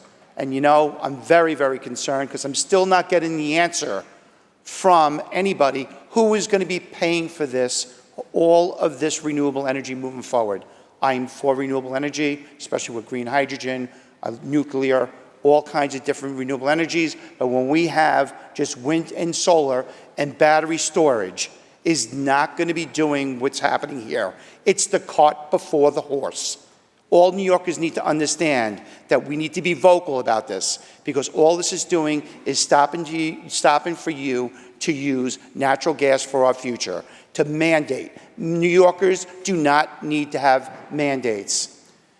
So I will be voting 100% no on this bill. I would wish all my colleagues to make sure they vote no on this bill, because we are hurting all New Yorkers' pocketbooks. We need a plan, not a ban. Thank you very much. Thank you, Senator Matera. Are there any other senators wishing to be heard? Seeing and hearing none, debate is closed. The secretary will ring the bell. Read the last section. Section 15, this action will take effect immediately. Call the roll. Adabo, Gianaris Krueger, Ort, Stewart Cousins, White. Senator Krueger to explain her vote. Thank you, Madam President. I want to thank all my colleagues or those of you who are supporting this bill tonight. Again, you know, we're living in New York State on a day where the air quality was rated so bad that people were advised to stay inside. The fires that are burning in Quebec, we can see the smoke and smell the smoke here in Albany. We are already spending hundreds of billions of dollars in this country every year just to try to mitigate the damage that is being done. The scientists are so clear of what we have to do, which is replace our dependence on oil and gas with other safer and cleaner products. We've been saying this now for multiple years and moving really important legislation through both houses and signed by the governor into law. We're in a very good position compared to most states in the country to be successfully moving forward. But despite all of that, when you read this bill in the detail sections, if you like, you will see there is nothing in here that doesn't allow the PSC to make exceptions or to change policies midstream in any specific circumstance if there aren't alternatives. We have been consistent on this side of the aisle, and in hearings and working with the PSC and the commissioners on the scoping document, that reliability is our top priority along with the need to transition. And this bill isn't even a tough one when it comes to continuing transition, protecting reliability. We have hard decisions we will continue to have to make on our energy path, no question about it, but this isn't even one of the big lifts. So thank you all who are voting yes, and I hope that my colleagues who are voting no will reconsider as we move down this road, because guess what? We have no choice. There is no Planet B. We are fighting for our children, our grandchildren, and the future of our planet. I vote yes. Thank you, Madam President. Senator Krueger to be recorded in the affirmative. Senator May to explain her vote. Thank you, Madam President. And I want to express my deep gratitude to Senator Krueger and to all the staff who worked so hard on this really important piece of legislation. Just imagine if your cell phone bill included a surcharge for running new landlines to everybody's house and apartment, even if they didn't need it. Or imagine you're in the 1930s and you pay a monthly charge for your car that it goes to installing horse stables in everyone's house. This is about recognizing when something becomes obsolete and moving on. And as Senator Krueger said so eloquently, we do not have a choice but to move on from fossil fuels right now. This creates an orderly way to do it, a plan for doing it, and it is just pure common sense. I am proud to vote aye on this bill. Thank you. Senator May to be recorded in the affirmative. Senator Rhodes to explain his vote. My colleagues on the other side of the aisle, there is no plan B because you're killing it. There is no alternative. And we're setting up a circumstance where there will be no alternative to being fully electric. Make no mistake, this bill is just one small step towards a process of eliminating our choice as consumers from being able to have access to clean, safe, dependable, and plentiful natural gas, which we have relied upon for generations. When we're told that no one's coming after your gas stove, they are. When we're told that you, even under the CLCPA, will be able to have access in the event of an emergency to a backup generator that is powered by natural gas, you won't. And how do we guarantee that that's going to happen? By a bill just like this, by dismantling the infrastructure that would be able to provide you with that natural gas for your stove or in the event of an emergency, by making sure that it's no longer profitable or possible for gas providers to maintain those lines. And so while you're being told that you're being offered a choice, you have no choice. And this bill is yet another step in that direction. So on this side of the aisle, I think we all understand what's happening here. And we need the public to understand what's happening here. I will be voting no against this bill because it's a path that we're taking towards a darker future, not a brighter one. Senator Rhodes to be recorded in the negative. Senator Martins to explain his vote. Thank you, Madam President. I rise to explain my vote. I'll be voting no on this bill, not because I'm not concerned about the environment, not because I don't understand the responsibility we have in our daily lives to protect the environment and to ensure that we leave this world a better place for our children than we found it, but because I'm concerned about the safety of my constituents, certainly representing a district that is located on an island that juts out into the middle of the Atlantic, that is susceptible to hurricanes and nor'easters, having an electric distribution system that actually is above ground, surrounded by trees. I know all too well that when we hit and get a storm, that those tree limbs come down, those lines come down, and there is no alternative. Now, it's bad enough in the summer, and we do have problems in peak times in the summer when we have extraordinarily hot summers for the electric system to actually keep up with demand. Now, if you add heat to that, that is the ability to heat our homes in the winter when we do have those cold days in January and February that we all know, and a system that isn't reliable, and we don't have access to natural gas, people are going to get hurt. Our residents are going to be hurt, or worse. And so we're not there yet. I think we all understand there's a process in place. I think we all understand that we have a responsibility to make sure that that process works, but we have to make sure that it's a responsible process and not one that kowtows to a false schedule that we're not able to meet.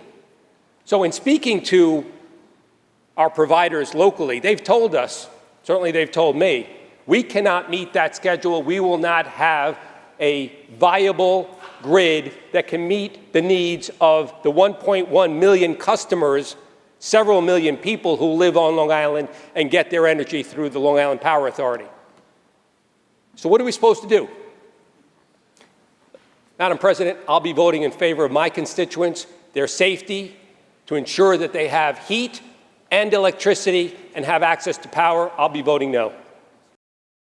Senator Martins to be recorded in the negative. Announce the results. In relation to calendar 1627, those senators voted in the negative are Senators Ashby, Borrello, Canzone Fitzpatrick, Gallivan, Griffo, Hellman, Lanza, Mannion, Martins, Terra, Murray, Obracker, O'Mara, Ort, Palumbo, Rhodes, Rollison, Steck, Tedisco, Walzick, Weber, and White. Ayes 40, nays 22. The bill is passed. Senator Gianaris, that completes the reading of This bill. that completes some. Completes calendar 1627. Madam President, we're going to now call an immediate joint meeting of the Committees on Finance and Energy in room 124. And then we will proceed to take up the remaining bills on the controversial calendar in calendar number order. There'll be a joint meeting of the Finance and Energy Committees in room 124. The Secretary will read. The Secretary will ring the bell. The Secretary will read. Calendar number 470, Assembly number 3340 by Assembly Member Cruz, enactment of the penal law. Senator Palumbo, why do you rise? Thank you, Madam President. I was wondering if the sponsor would yield for a few questions, please. 1 minute. Senator Gianaris. Just 1 a moment, minute, please. please.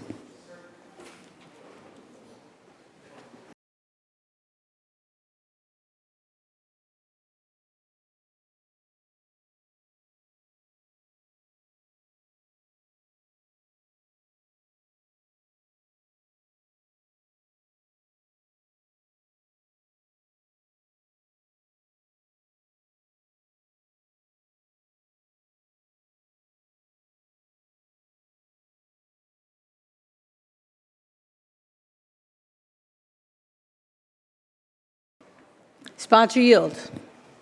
Thank you, Chairman. With respect to this bill, I'll kind of generalize the main provisions, if I may, that it does basically two things, is my understanding. It removes the penetration requirement for rape, which I know advocates and district attorneys have been calling for years. And it also consolidates the criminal sexual act statutes with the rape statute. Is that generally accurate? Through you, Madam President? Through you, Madam President, yes. You know, I just wanted to say that there's someone at the center of this issue, which my colleagues may or may not know about, because this bill has never made it to the Senate floor. It's been passed by the other House for 10 years consecutively, and I want to give credit to former Assembly Member Arevalo Samotis and our current sponsor, Catalina Cruz, for all of their efforts at the start of this. But the brave survivor at the center of this legislative change is a woman named Lydia Cuomo. In the early morning of August 19th, 2011, when she was 25 years old, Ms. Cuomo was about to start her day as a school teacher and was waiting outside for her principal to give her a ride. She was approached by an off-duty police officer named Michael Pena, who had been out drinking the night before and asked her to accompany him to a nearby subway. When she refused, he brandished his police-issued 9mm Glock handgun and forced her down an alleyway where, holding a gun to her head, violated her in every way imaginable, threatening to shoot her in the face if she screamed or if she opened her eyes. A day after Mr. Pena was convicted of sexually assaulting Ms. Cuomo, a New York State Supreme Court justice declared a mistrial on the remaining 2 counts of rape and related charges that had left the jury deadlocked. The jury was divided on 2 rape counts, which required a finding that Pena had vaginally penetrated the victim. Despite overwhelming evidence of forcible, non-consensual sexual conduct against the victim, Pena was not convicted of rape, but instead of the lesser charges of criminal sexual assault and predatory sexual assault. We're changing that today. I know that's a long-winded answer to your question to my colleague on the other side of the aisle, but I think it's very important to frame this issue in the context of its shorthand definition, which is criminal sexual acts, which is what, in the end, Mr. Pena was charged with, don't describe accurately the reality of rape. And that's why we call it rape is rape. Thank you, Chairman. Will the sponsor continue to yield, Madam President? You continue to yield? Yes. Sponsor yield. And I certainly appreciate that, Chairman. You and I, now we've known each other for a few years. You know that I, at one time, was a prosecutor, and that was always an issue, the penetration issue. And I'm just really glad to see, because as I said, I know advocates and district attorneys have been calling for that clarification, because it was there was always a penetration aspect to it that was not always an easy thing to prove, particularly when you're dealing with child victims.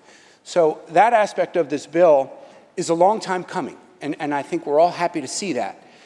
The second aspect of it is where I've seen some concerns from both sides, victims advocates, even some defense attorneys as well as prosecutors. So regarding renaming the statutes and combining them all, can you tell me why that was necessary, or why we're doing that all in one bill?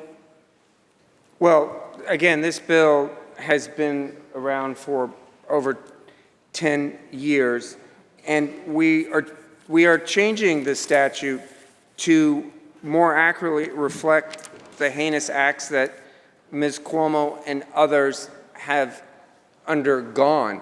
I mean, it makes no sense that, for example, as a member of the LGBTQ community, if I am anally raped, it's not considered rape by the statute. And we want to change that definition because these words have a lot of weight in our society. And frankly, the term criminal sexual act just doesn't cut it. We need to define that for what it is. Do you continue to yield? Yes. Sponsor yield. And thank you, Senator, and I do appreciate that. And through you, Madam President, that is something that I know at one point back in the day when I was handling these types of cases, it was called sodomy, and then that was changed to criminal sex act, and that led to a significant amount of confusion amongst manners in which individuals were charged. So the concern I have is that it might just be easier, it would certainly be easier, I think, instead of overhauling all the statutes, to just change possibly the title even, to rape by means of oral or anal conduct. Has that been considered at all by the sponsor?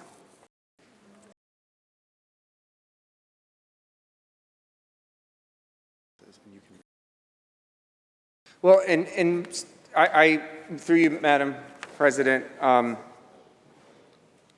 we are in effect doing that, I would argue, and I know that's been a suggestion of the District Attorneys Association. I'll say that in the criminal procedure law, it does provide a statutory provision which defines the offense named in the title thereof by providing in different subdivisions or paragraphs different ways in which such named offense may be committed, defining a separate offense in each such subdivision or paragraph. But that's exactly what this bill does. There's vaginal, oral, and anal sexual contact are each separate subdivisions and therefore separate offenses under the rape statutes. So I think there's a misconception that consecutive charges cannot be levied on a defendant. In fact, they can. And you can get consecutive rape charges if different counts, if the district attorney would make that charge very specifically. And I think that is possible under this bill. Clarifying that, Chairman, on the bill, please, Madam President. Senator Palumbo on the bill. Thank you. And Senator Hoylman, I know this is something that I remember all my years in the Assembly with Assemblywoman Simotas, and she was a strong advocate for this. And this is important. And those victims that you described deserve their justice. Criminal sexual act, even though it's the same level crime, it almost doesn't really cut it, as you said, that it really is not, it doesn't sound like it's fair, it doesn't provide the justice and the severity of a rape. And my concern is this, and I'm going to vote for this bill, because the ideas are a long time coming and they're absolutely necessary, and I think we should absolutely support this. The only wrinkle I have is separating out and not completely revamping the statute, and I'll tell you why. When sodomy went to course of conduct or sexual conduct, the course of sexual conduct cases had a lot of problems, and there were problems charging, and all they really did was change the name, and that was much less significant than what we're doing here. I think a very simple fix would be let's fix the penetration issue, that it's not required, number one. That should be done in and of itself. I like the name just renaming the sexual conduct statute itself, but here's the wrinkle.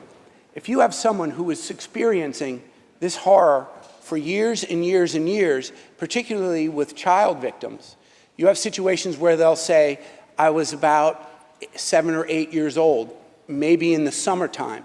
They have general ideas of when, and you can charge in 2014, this took place because there is no statute of limitations, of course, so these can go on years and years after the fact. You can charge someone. So if you're trying to now discern when this act took effect, what is the proper charge, you can have problems with indictments. And in fact, this was expressed by Now New York City, by Sonia Osorio, by Jane Manning at the Women's Equal Justice Project. And obviously those are individuals who are extremely well-versed and extremely bright when it comes to these issues. And so the fact that there's almost unison on both sides saying, great news, I'm so glad that we are fixing the penetration issue to make proof easier, but they're very concerned with the second aspect of this. And I agree with you, and my colleagues, I think we all do agree that in order for justice to be served, it's rape, period, with what happens in those other types of violative acts. So I do definitely appreciate this bill. As I said, I will be voting yes, but I would strongly suggest that we consider some amendments and just cleaning that up a little bit to avoid confusion in the future, because this is, I'm talking 10 years down the road, there may be some real concerns trying to properly charge these crimes. Thank you, Madam President. Are there any other senators wishing to be heard? Seeing and hearing none, debate is closed. The secretary will ring the bell. Read the last section. Section 66 is asked to take effect January 1st, 2024. Call the roll. Adabo, Giannaris Kruger, Ort, Stewart Cousins, White.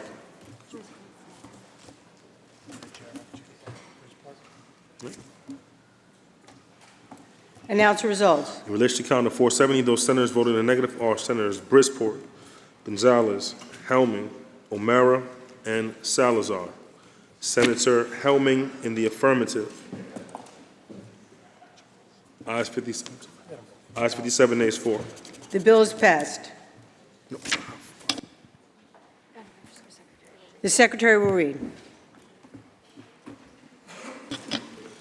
Calendar number 622, Senate Print 4922 by Senator Sepulveda, enactment of the public health law. Senator Galvan. Yes. Because Senator Galvin is at the committee meeting we just called, we're going to skip to calendar 1045 by Senator Myrie. The secretary will read. Calendar number 1045, Senate Print 213B by Senator Myrie, enactment of the agriculture and markets law.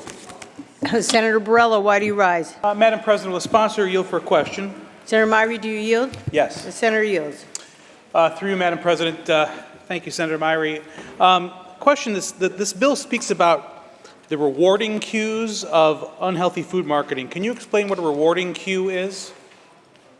Through you, Madam President, I believe you're referencing the justification memo that talks about the vulnerability of children and the development that happens at that age. The United States Surgeon General just produced a report and an advisory on the dangers of social media on the minds of children. And in that report details that our children are indeed different on how they receive outside cues. And that in that special development period, seeing an advertisement sometimes does not come across as an advertisement, but comes across as fact. And that ability to discern between what is fact, what is simply talk or an attempt to influence is what we're referencing when it speaks of reward cues and the behaviors of children. Madam President, sponsor continue to yield. Senator Myrie, do you yield? Yes. Senator yields.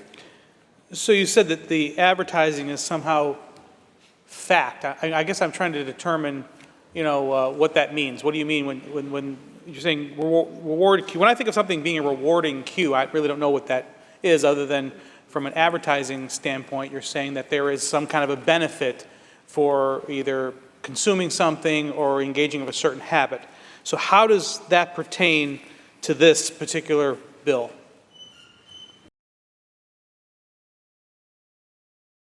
Through you, Madam President, and I just want to make sure I'm understanding the question correctly. Are you asking what a reward cue is more broadly, or are you referencing what that means within the context of this bill? President, can I respond to that clarification? Yes, Senator Burrell. Yes, through you, Madam President. So I guess what I'm saying is someone has to enforce this. And when you're talking about rewarding cues as being a trigger for something that would be potentially actionable by the Department of Health or whoever else would be, Department of Agriculture, would be enforcing this, what is that? How do you define that so that we can make sure that it's properly being enforced? Madam President, thank you for that clarification, Senator Borrello. I want to make clear that that is not the centerpiece of the enforcement action. If you look at the bill, we require several factors to be present to determine whether or not there will be enforcement under the Predatory Marketing Prevention Act. First, we use almost verbatim the standard used by the FTC, which is a three-part test. It is the substantial injury test that requires you to go through several steps before you make a determination. One, the injury has to be substantial. Two, it cannot be outweighed by a countervailing benefit. And three, it has to be, the consumer cannot have reasonably avoided this. And if you then fall into that scope, there is a further test and further factors laid out in the second section of the bill that is also lifted from FTC regulations to determine whether or not you were targeting a vulnerable consumer. And that goes through whether the type of characters that you're using in that advertisement, what sort of role models you are using, if any, the colors, cartoons, et cetera. So we are pretty prescriptive in what would fall under this, and we have done so in a way that matches almost identically with what the federal regulations are. So it's not just about the rewarding cue, but it is about the totality of the impact of that advertisement. Madam President, sponsor continue to yield? Do you continue to yield? Yes. Sponsor yield. Can you give me an example of something that would be considered, an item that's being advertised to children that we would, that would be impacted by this? For you, Madam President, I'm oftentimes when we discuss these bills where we are giving the court the ability to examine a particular thing or an enforcement issue, I am loath to give exact examples because I don't want to preclude this. This is necessarily a case-by-case basis, and given the factors that I just mentioned, if you run through those, I think you will be able to determine if that advertisement falls under this. Let me step back for a second and say that the underlying principle, the guiding principle of this bill is that certain industries spend billions of dollars targeting the most vulnerable consumers amongst us. Literally billions of dollars. And these consumers happen to be incredibly vulnerable. They are our children. And when we talked about the reward cues, other vulnerabilities, it's important that we protect our children from false and misleading advertisement, and that is why we are beefing up our current false advertising laws, both in the ag and markets law and in our general business law, in order to protect them. And so I think it's important for us to be guided by the factors as laid out here, and I would note that it is simply in addition to already existing false advertising regimes in our statutes. President, sponsor, continue to yield? You continue to yield? Yes. The sponsor yields. All right, so if we're not going to target certain items, this bill speaks about, false advertising, and it mentions things like music. Can you explain what kind of music would trigger liability under this law? Through you, Madam President, I would repeat the refrain of being wary of giving exact examples, but I would note that this is the exact standard that is used by the FTC when examining online activity targeted at our children. Madam President, sponsor, continue to yield? You continue to yield? Yes. Sponsor yields. Can you give me any kind of an example? I mean, we have to have some kind of guidance here for this bill to be properly enforced. I mean, what kind of subject matter or visual content would trigger liability? What kind of language being used? Can you give me anything that can define what will trigger liability on the part of a food advertiser? This is very important. I know you're saying FTC guidelines, but New York State is looking to go beyond that with this bill. Through you, Madam President, I would respectfully disagree that we are going beyond. We are matching what the federal regulatory system is, and I could hypothesize as to what might be characterized as an advertisement directed at a child. We all know what is a commercial or an advertisement intuitively directed at children, and those advertisements tend to have the same characteristics. They tend to be brightly colored. They tend to match other areas of children's lives where they see music or other visual content. And this is not just me hypothesizing. The food industry spends billions of dollars figuring out how best to market to children. This is not just me saying that. There have been studies that have demonstrated this. There are studies that point to industry conducting tests on children to determine what would be most palatable to them.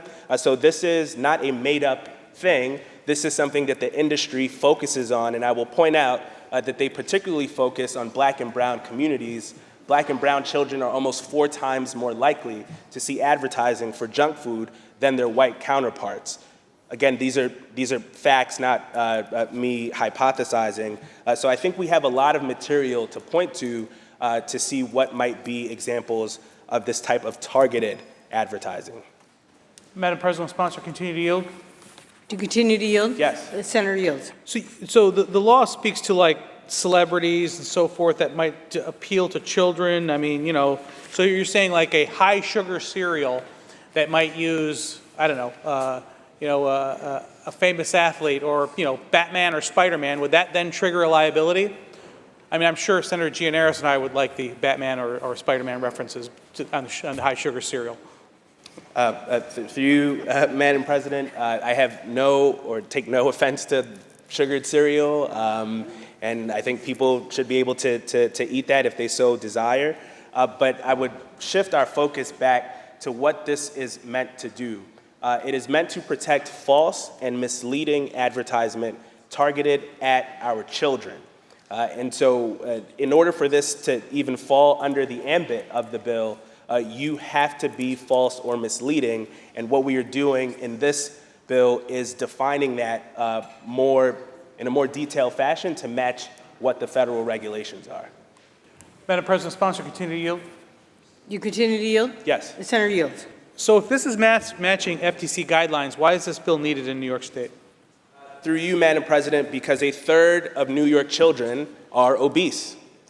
We saw over the COVID-19 pandemic that there were young children suffering disproportionately from hypertension, lung disease, things exacerbated by the overconsumption of unhealthy and or ultra-processed food. We have a children's health crisis in this state, and the government has a very substantial and strong interest in using every tool at its disposal to help mitigate that crisis. Madam President, sponsor, continue to yield? Do you continue to yield? Yes. The senator yields. Okay. Well, again, I'm asking why we have to go beyond what the FTC, or why we need this bill if the FTC is already regulating it. But I guess my last question is does this bill create a private right of action? Madam President, I'm sorry, can you repeat That's the okay. question? Does this bill create a private right of action? Through you, Madam President, it does not, and I want to point out this point of agreement. When this bill came up in the Agriculture Committee last year, Senator Borrello brought up the private right of action and said that he had some concerns about this, and I agree.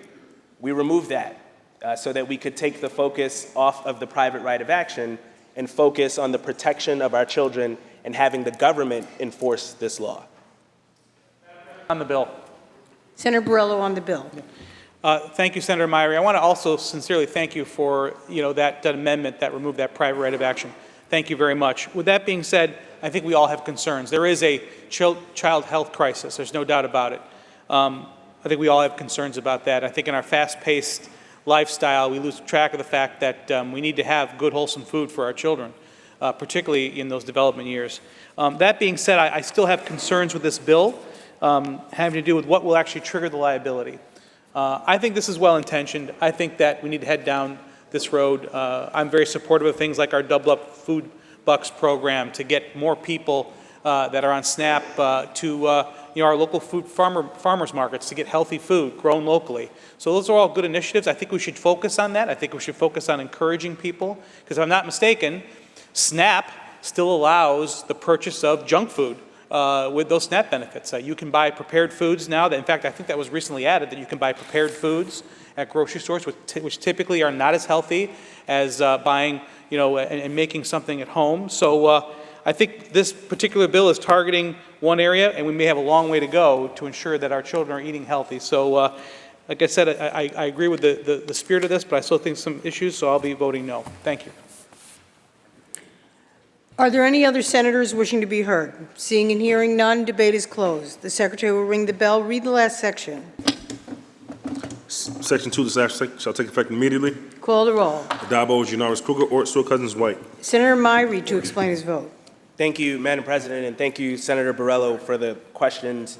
About 2 years ago on Halloween Day, I dressed up as a carrot, announcing the introduction of this bill, and it subsequently became known as the Carrot Bill.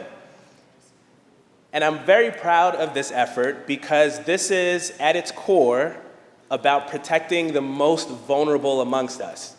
And that, of course, is our children. The place where I announced the introduction of this bill also happened to be the place that I walked past every single day to go to school.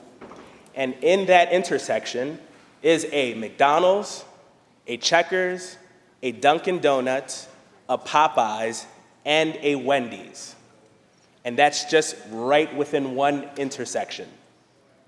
We cannot continue to allow our kids to be barraged by this type of advertising, of this presence of unhealthy food. Our kids are literally dying because of these health maladies. We cannot stand by when an industry spends billions to target our children, subsequently make billions off of those sales, and the consequence of that are our kids dying. We have to rein in the industry. And it's particularly pernicious because it is targeted at Black and brown communities. It is more prevalent in Black and brown communities than it is in more white and affluent communities.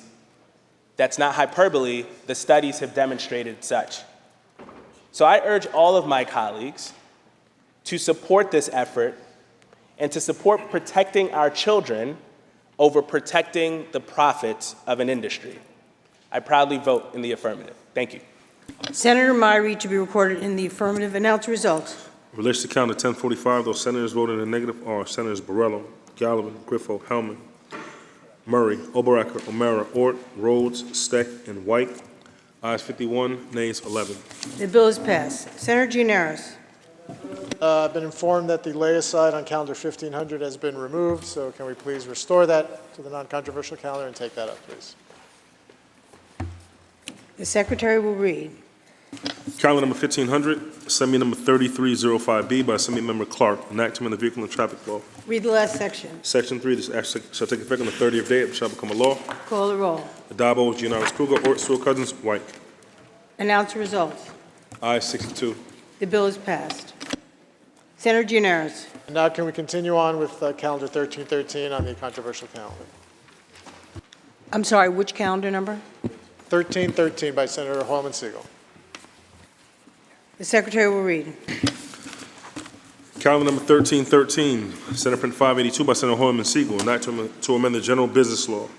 Senator Oberacker, why do you rise? Thank you, Madam President. I was wondering if the bill sponsor would yield for a couple of questions. Senator Hoylman Siegel, do you yield? I do. Thank you. Senator yields. Thank you. Senator, thank you. In as brief as possible, what is the purpose of this bill? The purpose of this bill, through you, Madam President, is, I'll tell you what it does and what its purpose is. And let us be mindful of the power of our words here today, because this is a substance which is readily available to the public, including young people, and has been shown by researchers to be used to attempt and commit suicide. So we, through this bill, would prohibit the sale of sodium nitrate and sodium nitrite to any person under the age of 21 in order to reduce, in our attempts here in this chamber, the suicide rates among young people, which are skyrocketing. For the ages of those 45 to 54, they've had the highest suicide rate in recent years, but the greatest percentage increase in the decade leading up to 2019 was among those aged 15 through 24. Those young people, the same young people that Senator Myrie is discussing, had a 45% higher rate of suicide last year than in 2009. We cannot allow these products to be readily available, to be purchased on your phone app any longer. Madam President, would the sponsor to continue to yield? Senator Hoylman Siegel, do you continue to yield? Yes. Senator yields. Thank you. Senator, do you know what its actual use is in the food industry? I do, and I'm happy to discuss that. The first additive, sodium nitrite, is a common food component and preservative used in deli meats and can be used to treat cyanide poisoning. The other compound that we're discussing today is used in fertilizers and is commonly used as a preservative and color fixative in cured meats and poultry. Both of these items can be purchased cheaply and widely. Thank you. Madam President, would the sponsor to continue to yield? Do you continue to yield? Yes. Senator yields. So where exactly are these products being sold on an app on your phone? Are they coming from a retail operation, wholesale operation? Through you, Madam President, both. The consumer can easily purchase them from an online retailer like Amazon. A recent news report showed that, in fact, 10 people who used these compounds to attempt, and in some cases successfully attempt suicide, purchased them on Amazon. Also, other platforms such as eBay and Etsy have sold these items, but both of those platforms have taken steps to limit and in some cases ban these compounds after learning of their purchases on their website in connection with suicide deaths. And according to the National Poison Data System, the use of these compounds as a method for suicide is on the rise. From 2017 through 2022, researchers identified 47 cases of suicide attempts reported to the National Poison Data System, all of which occurred in that time frame, 2019 through 2022. And it's international too. In Canada, this compound was responsible for the deaths by suicide of 23 people from 2019 and 2020.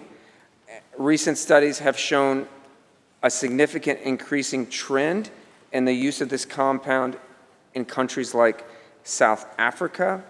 And in the UK, a British vendor stopped selling the compound to the public after their corporate leadership recognized the shocking number of people who were using it to attempt suicide. Madam President, would the sponsor to continue to yield? Do you continue to yield? Yes. Senator Yield. Senator, are you familiar with the designation of GRAS? It's an acronym that is used by the FDA and the USDA, and it stands for Generally Regarded as Safe. Do you know if this has a GRAS designation? I do not know that it does or does not. Madam President, would the sponsor continue to yield? Do you continue to yield? Yes. The Senate yields. So a GRAS designation, for those that are not aware, sets limits as to what is considered a lethal level.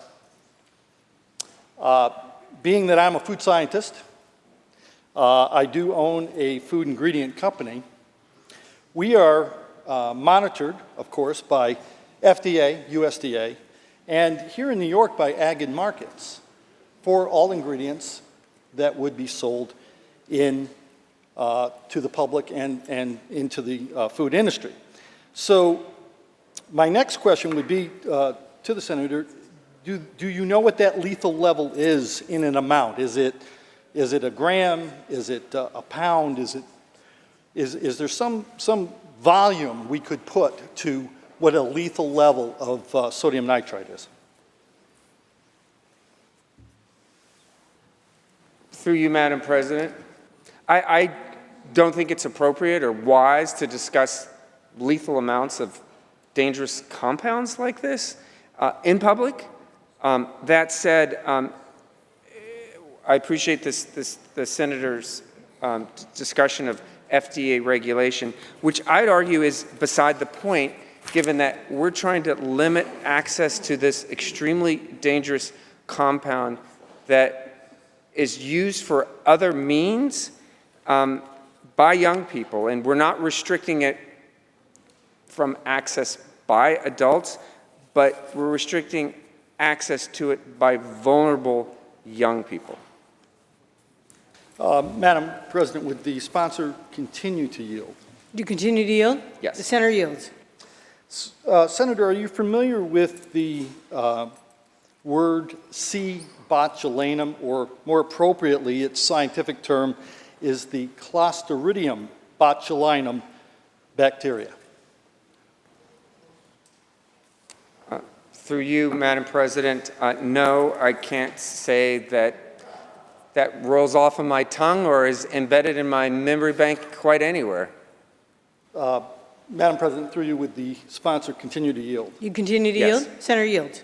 So sodium nitrite, for educational purposes too, is the most effective at the lowest inclusion rate that will deal with and eradicate the botulinum bacterium, one of the most deadly neurotoxins out there, and potentially it is also what they call an anaerobe. It only grows in airless environments.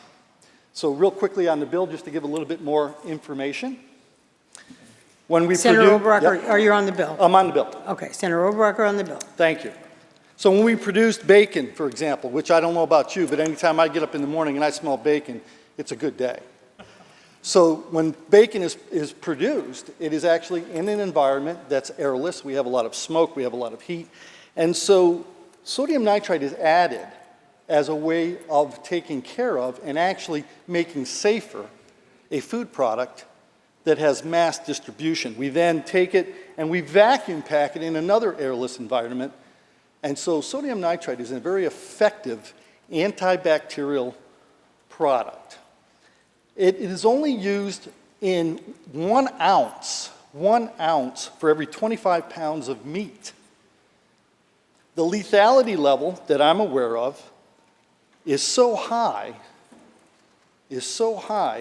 that to consume that, there are other ways, I guess, in my opinion, that if your goal is to end your life, there are other ways of doing it that would be more, that would be quicker, I guess, if that's your goal to do. So I'm very concerned about the fact that we are looking at taking a very effective, very effective bacterial stat.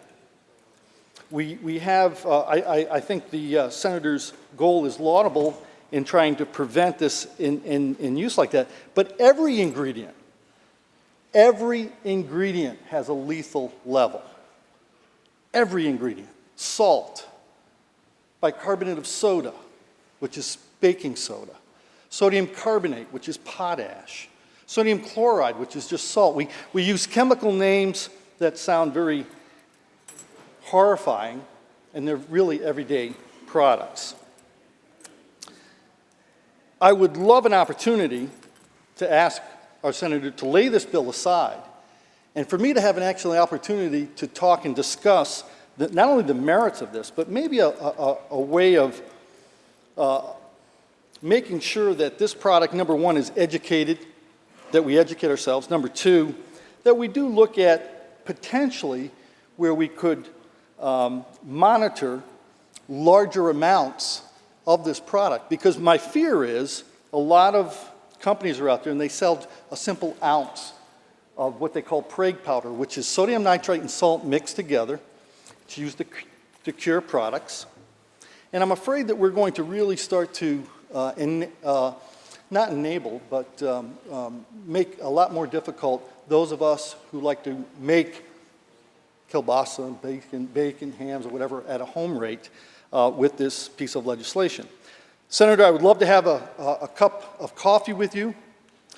And more importantly, I think I would also like to have a cup of dihydrogen oxide. Now, I know a lot of you are saying, and believe me, I have no ill will towards our senator, but dihydrogen oxide is nothing more than water. Words can be very scary. I am voting no on this. I hope we all take a moment to step back and to look at the benefits of this product far outweigh what its potential use is. So I'll be voting no, and Madam President, I hope my colleagues do the same. Thank you. Are there any other senators wishing to be heard? Seeing and hearing none, debate is closed. The secretary will ring the bell. Read the last section. Section 2, this act shall take effect on the 30th day, shall become a law. Call the roll. Addabbo, Gianaris Kruger, Ort, Stewart Cousins, White. Senator Hoylman Siegel to explain his vote. Thank you. I want to thank Senator Oberrocker. It is a testament to the diversity, professional and otherwise, in this chamber that we have a food scientist who can share with us his knowledge at length as he did, and I'm very grateful. I will say that, to be clear, we're not banning anything. We're just trying to prevent kids from getting this dangerous compound for the untoward uses that we have described, and that we should note there is a lot of social media websites dedicated to the use of this compound for these horrific and very sad purposes, and I think it's incumbent on us as legislators to take action with the rates of suicide rising among our young people. We have to take every step. And to anyone who's watching, please reach out if you have thoughts of suicide. The National Suicide Prevention Lifeline, 800-273-8255. It's very important that we remind our young people and everyone that they can take steps to ward off the dark thoughts that might lead one to purchase these products. I vote aye.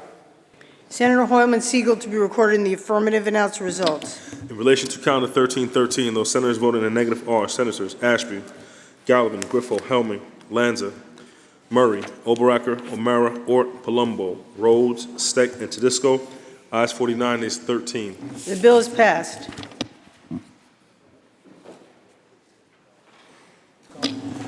Calendar number 622, Senate Print 4922 by Senator Sepulveda, enactment of the public health law. Which one is that? Yes, Senator Gianaris. Next up will be calendar 1495 by Senator Bridgeport. The Secretary will read. Calendar number 1495, Senate Print 5327A by Senator Bridgeport, enactment of the social services law. Senator Murray, why do you rise? Thank you, Madam President. Would the sponsor yield for a few questions? Senator Bridgeport, do you yield? Yes. Senator yield. Thank you. Through you, Madam President. Thank you, Senator. I know we've talked quite a bit lately on the child care issue, and I just want to clarify a few things because there may be some confusion as to what this bill is doing exactly. I believe it was last year that legislation was passed regarding the child care block grant and funding to help parents that need the help with child care. And what we're doing with this bill is we're amending or clarifying that. Is that correct? Can you explain how we're amending or what we're amending or clarifying? Through you, Madam President, this is a technical clarification to a child care decoupling bill we passed last year. What that bill did was relax requirements on working hours for parents such that they would not be required to only get child care for the exact hours they were working. This relaxation was done to help out parents who work part-time jobs or flexible jobs. The bill that we passed last year, as written, was interpreted to only be applied to funding with local funds. This technical clarification says we can pay for it with state and federal funds as well. Thank you, Madam President. Would the sponsor continue to yield? Do you continue to yield? Yes. Senator yield. And thank you for that, because that's part of where the question arose was, are we relaxing it to the point where the parent is not required to be working or something? We're not relaxing it to that extent, correct? Through you, Madam President, there are still work requirements for parents who request child care subsidies. Madam President, will the sponsor continue to yield? Do you continue to yield? Yes. The senator yields. Thank you. Now, also, in addition to work, I believe it would help if they're going for work training, educational purposes, things of that nature as well, and also expanding, as you said, the hours. So it's not strictly to the hours that they're either working or training or at school, but to extend it a little bit further to help out and give some flexibility. Is that correct? Through you, Madam President, yes. Okay, very good. Madam President, on the bill. Senator Murray on the bill. Thank you, Senator. I appreciate that. Again, the purpose was to get clarification because this is an extremely important issue, one that we have been working on, need to continue to work on. But the important part of this is, because there was a little confusion as to whether or not this was being relaxed to the point where we were going to provide what some were quoting as babysitting, state-funded, which is not the case. So to clarify, yes, you are still required to be working. We are simply giving flexibility with this bill, and I think it is very important that we continue to help parents who want to get in the workforce or better themselves through the workforce. So I'll be voting for this bill, and I urge my colleagues to do the same. Thank you. Senator White, why do you rise? Madam President, through you, would the sponsor yield? Senator Bridgeport, do you yield? Yes. The senator yields. So I appreciate that this bill offers a clarification, but it seems to exclude working parents who work the night shift. So, for example, a nurse, a police officer, a factory worker who may work the night shift. It offers flexibility for someone to go to school, but not for those working parents to be able to come home and sleep and put their child in daycare. Is that correct? Through you, Madam President, we do have another bill to provide additional funds for providers that do night and weekend shifts, but that is not this bill. Thank you very much. Are there any other senators wishing to be heard? Seeing and hearing none, debate is closed. The Secretary will ring the bell. Read the last section. Section 3, this act shall take effect on the 30th day, it shall become a law. Call the roll. Addabbo, Giannaris Kruger, Ort, Stewart Cousins, White. Senator Brisboard to explain his vote. Thank you, Madam President. You know, while this bill does not eliminate work requirements for childcare, we should. We should eliminate all work requirements for childcare and means testing and treat childcare as a universal public good. 80% of your brain forms by the time you are 3 years old, and childcare is education. Education is a right. We do not require parents to be working to enroll their kids at public school or to get a library card, and the same should be true of childcare. I proudly vote aye. Senator Brisboard to be recorded in the affirmative. Announce the result. In relation to calendar 1495, those senators voting in the negative are Senators Gallivan, Griffo, Oberacker, and White. Ayes 58. Also Senator Walczak. Ayes 57, nays 5. The bill is passed. Calendar number 1501, Senate Print 5574 by Senator Gurnardez, an act to amend the criminal procedure law. Senator Palumbo, why do you rise? Madam President, will the sponsor yield for just a couple of quick Senator questions? Gurnardez, do you yield? Madam President, even though in my 5 years here, not a single of my bills has ever been debated, I will let Senator Palumbo ruin my undefeated streak and gladly will take his questions. Senator yields. Well, thank you, Senator Gurnardez, and I have great news. This is another bill that I like and just have one slight issue with. And just generally, just to describe it for our colleagues who aren't familiar, obviously you and I are attorneys, but this is essentially, and please correct me if I'm wrong, codifying the Batson versus Kentucky challenge, which is you cannot, when you're picking a jury in a trial, you have something called a peremptory challenge. You have a certain number based upon different criminal charges and obviously based on a civil case. You can strike a juror just because you don't like maybe their views that are squaring with your client's views. However, you cannot strike that person on the basis of many discriminatory factors. Race, gender, now I believe this is codifying orientation, right? And so generally this is trying to take that United States Supreme Court case, which has a number of additional cases, and codifying it in law. Is that accurate to say, just generally? Through you, Madam President, yes, what we are doing with this bill is we are codifying the Batson standard in state law. We are also expanding the types of classes that are protected by what Batson offers, which is prohibitions against certain types of peremptory challenges. Will the sponsor continue to yield? You continue to yield? Yes, Senator yield. Thank you, Senator. And in that regard, and having seen this in practice, of course the iPad just died, so I don't have the statute in front of me now. Let me steal my colleagues here. And while I'm looking for it, there have been, thank you, Chairman, a Batson challenge can exist, and there can be a pattern of this type of striking, and it can actually be a pattern of one. Is that accurate? Are you familiar with that? That it doesn't need to be multiple jurors in a row, that for example, a lawyer struck 3 or 4 women. It can be actually one where it could be deemed a pattern and discriminatory, and that challenge gets removed, and that juror sits on the jury. Is that accurate? For you, Madam President, yes, that's correct. Thank you. And would the sponsor continue to yield? Yes. You continue to yield. The senator yields. Now, Senator, and as I was reading through this, I was looking at it and saying, great, great, agree with it. And this is where I have one wrinkle and one concern, and I'd like you to maybe consider possibly even amending it. So on the second page, line 4, that the court makes its determination, they don't speculate, they listen to what the lawyer has to say, and if they are satisfied that it was a non-discriminatory purpose for the strike, then it will stand. But it also has here in lines, it's actually 8 and 9, the court need not find purposeful discrimination to sustain such objection. Can you explain to me why that was included in the statute, please?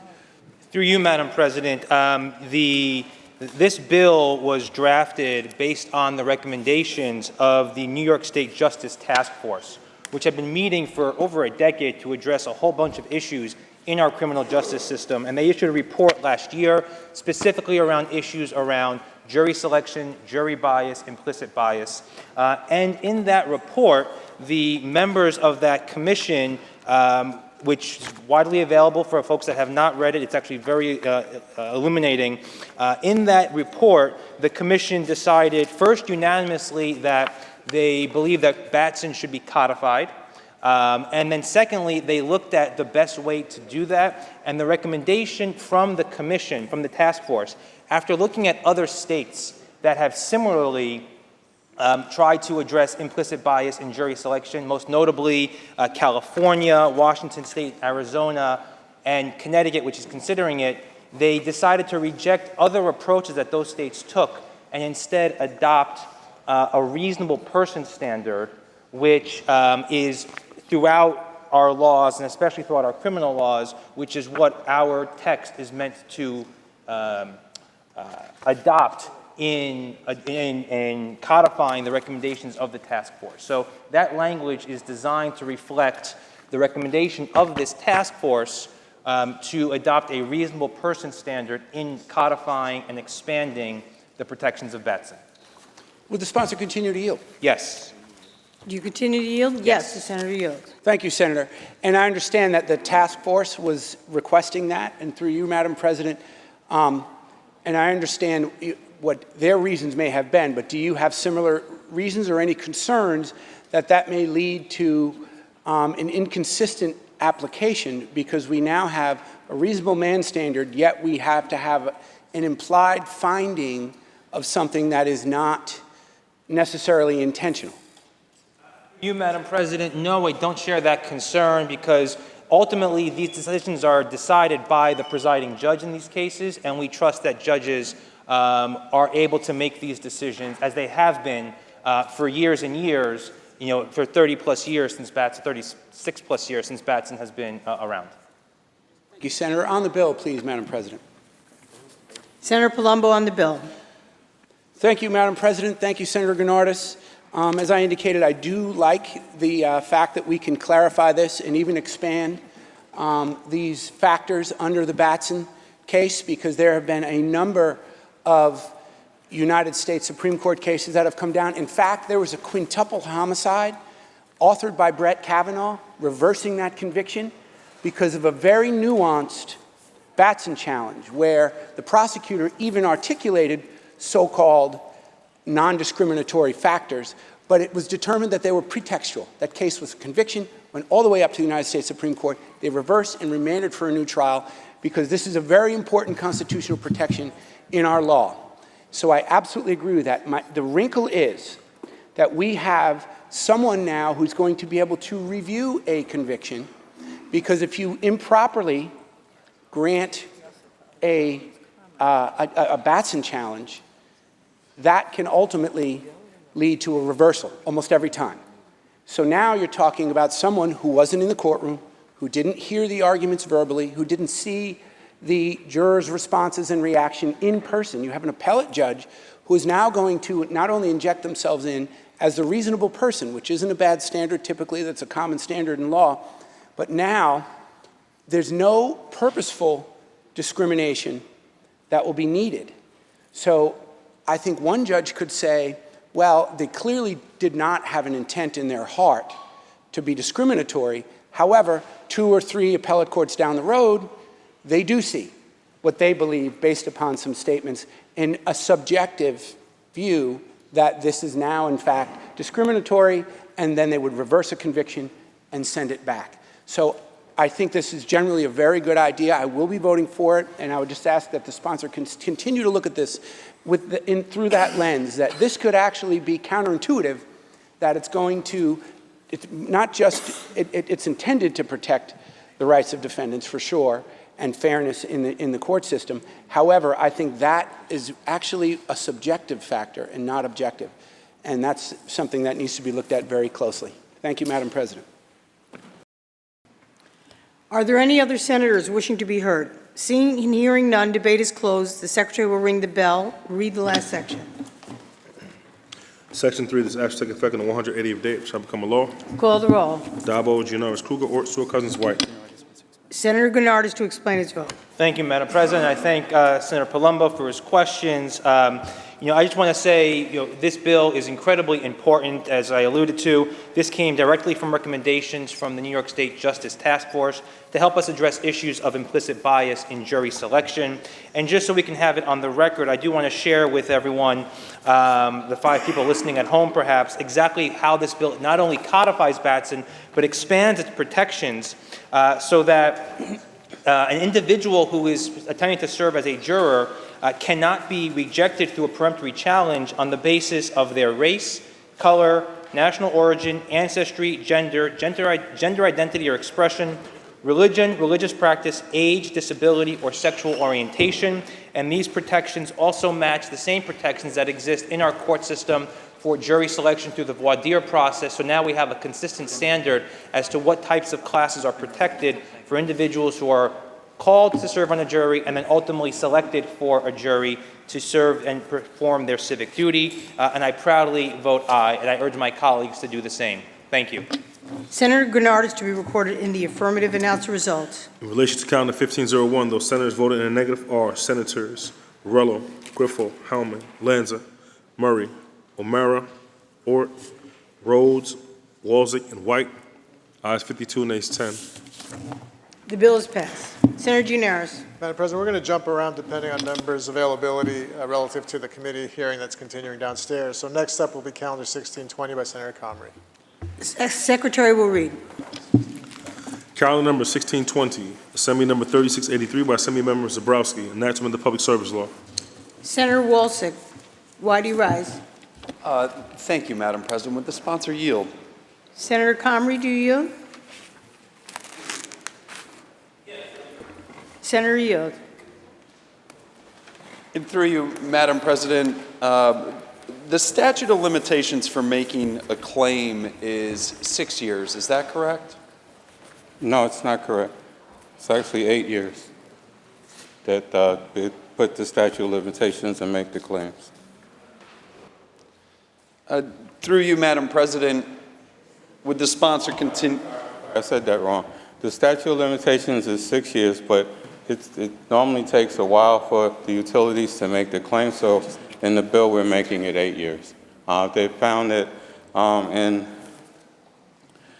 the issued previous sessions, there's been a lot of concerns about the PSC's responsiveness, about the ability to receive a determination. The determinations have been dealing with an issue which is called demand charge by utility companies, many of which take time to contest the bills for the entire 6-year retroactive period. The demand charge is based on previous years, requiring them to need an additional 2 years to contest the bills. Sorry, I just came up from finance, so I was a little discombobulated. Thank you, Madam President. You answered both my first, second, and third questions in that response. I appreciate your thoroughness. Thank you. Thank you. Are there any other senators wishing to be heard? Seeing and hearing none, debate is closed. The secretary will ring the bell. Read the last section. Section 5 is asked to take effect on the 30th day after it shall become a law. Call the roll. Adabo, Gianaris, Kruger, Ort, Stewart Cousins, White.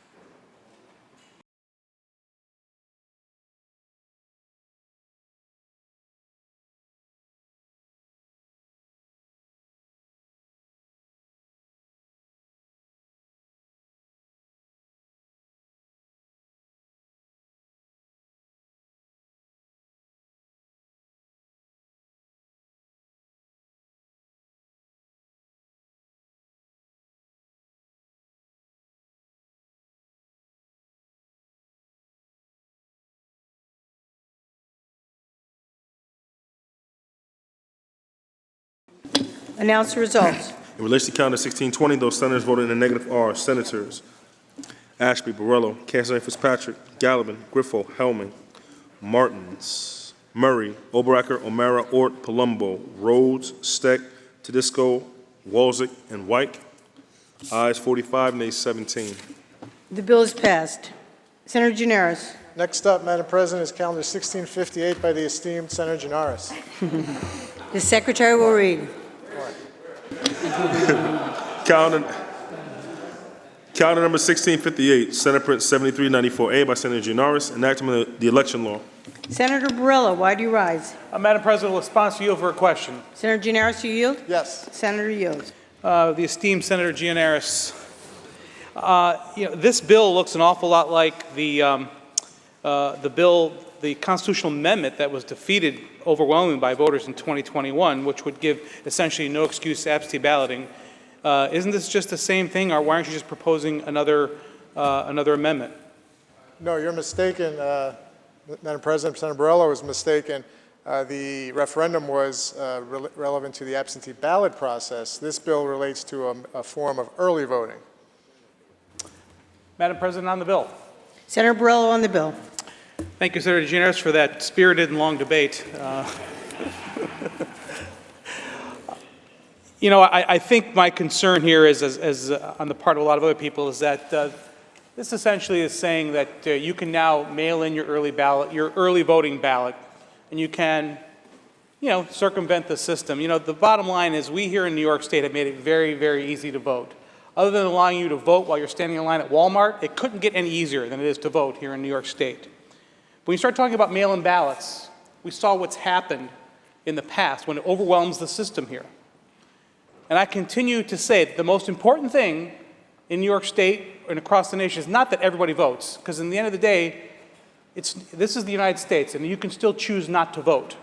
So circumventing the system, overwhelming the system to ensure that we have all of these people that may be able to vote by mail or may not, could prevent those people that have to vote by mail, those people that have to vote by absentee, from actually having their ballot count. And that undermines the integrity of our entire system.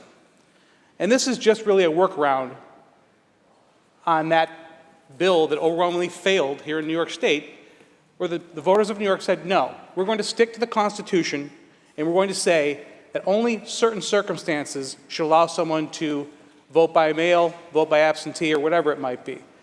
This bill essentially ignores the will of the people of New York State, and I'll be voting no, and I encourage my colleagues to do the same. Thank you. Thank you. Are there any other senators wishing to be heard?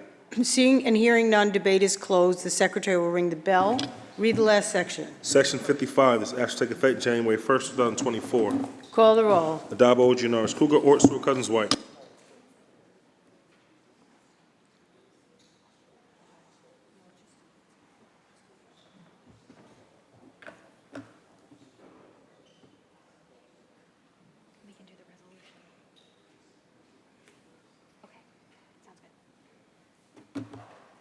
Motions and the resolution.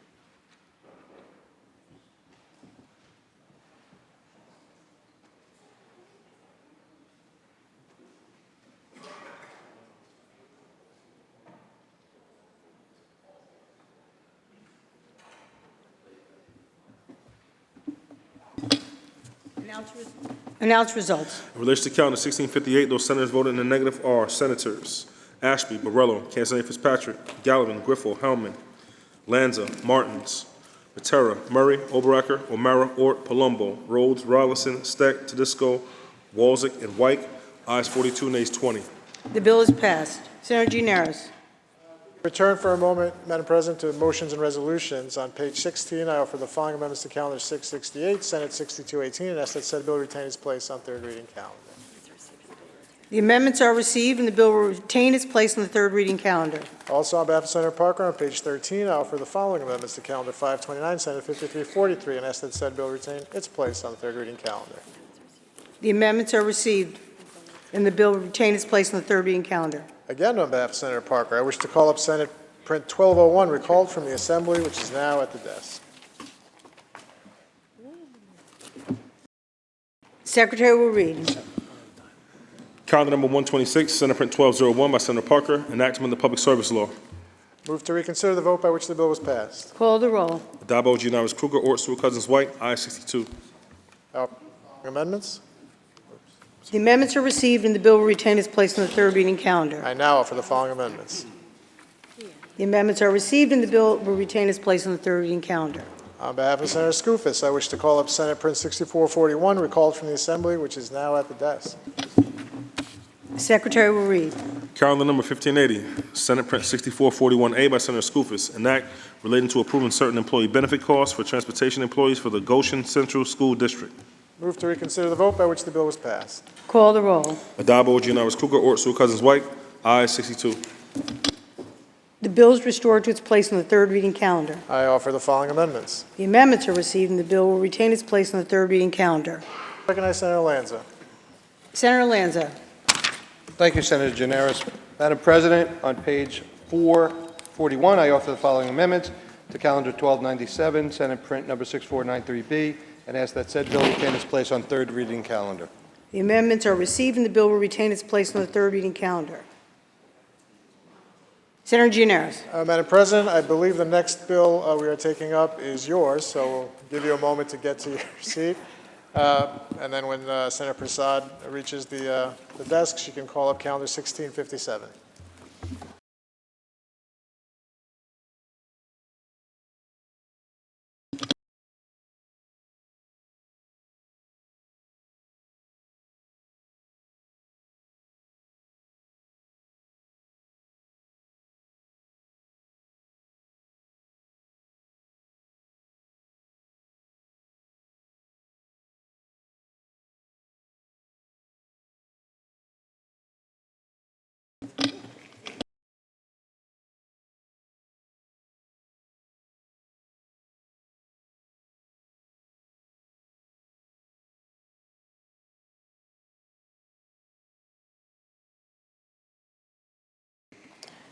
Secretary will ring the bell. Secretary will read.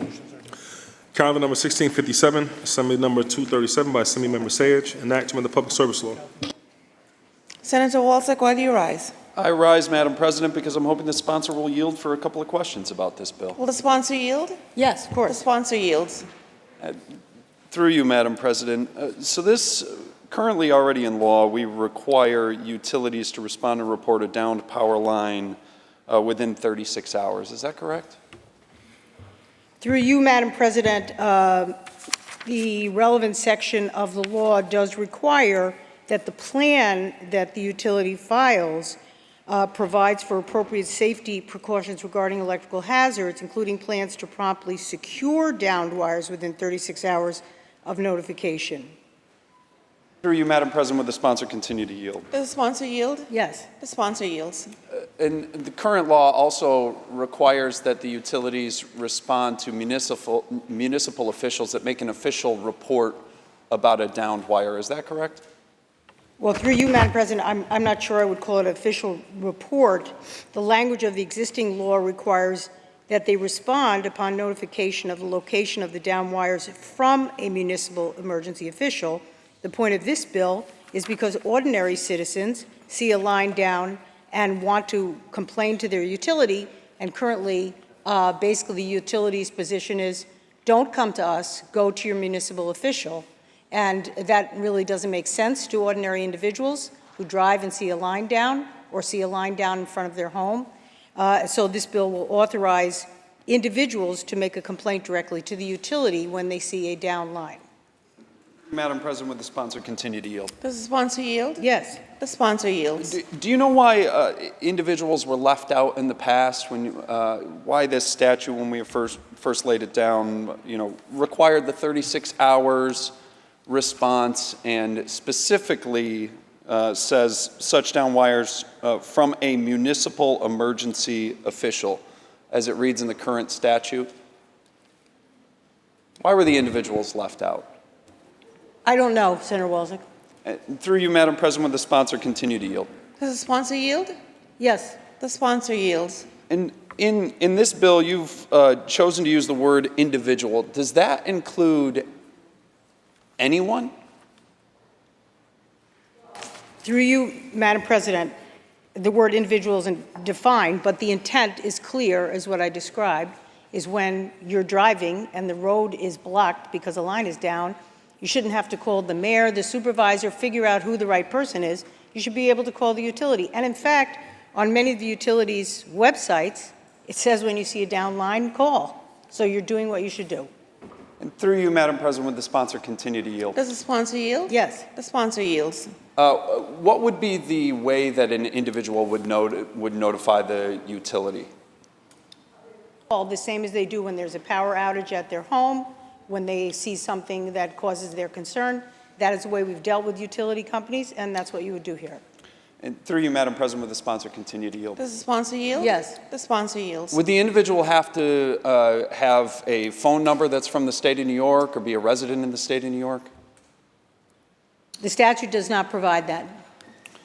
Through you, Madam President, would the sponsor continue to yield?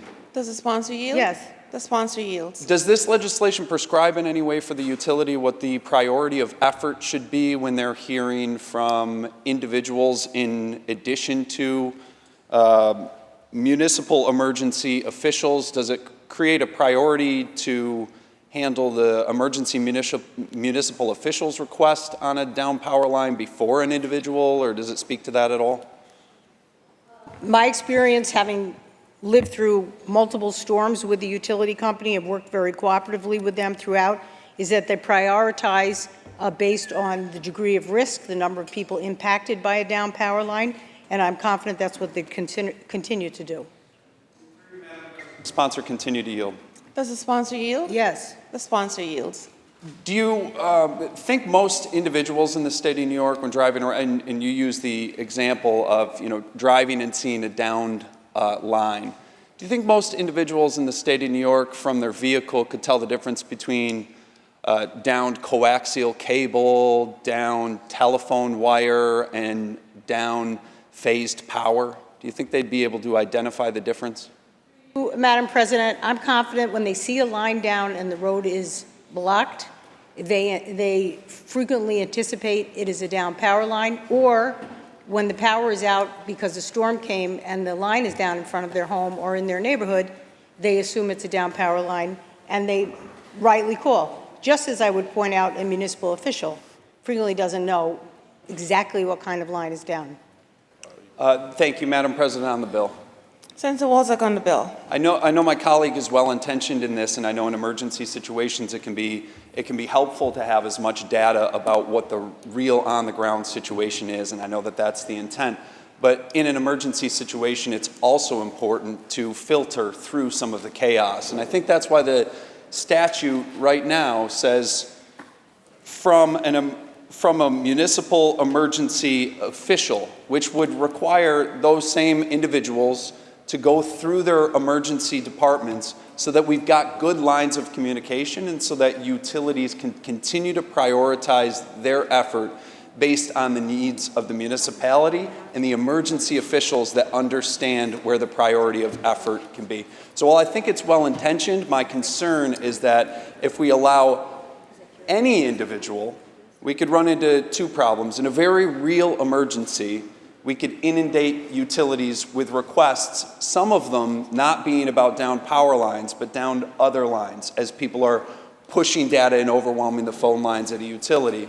And also, I've got a bill that's against squatting, but I think when you say any individual, so you've opened up the utility to say you've got to take these requests from any individual. They could even be in a foreign country, not necessarily a phone number here in the state of New York, not a resident of the state of New York. You're opening up those utilities to be vulnerable to an inundation, not even necessarily in an emergency situation, but some other entity that might want to cause chaos and harm in the state of New York. So while I think it's well-intentioned, I'll be voting no and hope to work with my colleague on some of these issues in the future. Thank you, Madam President. Are there any other senators wishing to be heard? Seeing and hearing none, debate is closed. Secretary will ring the bell. Read the last section. Section 2 of this act shall take effect immediately.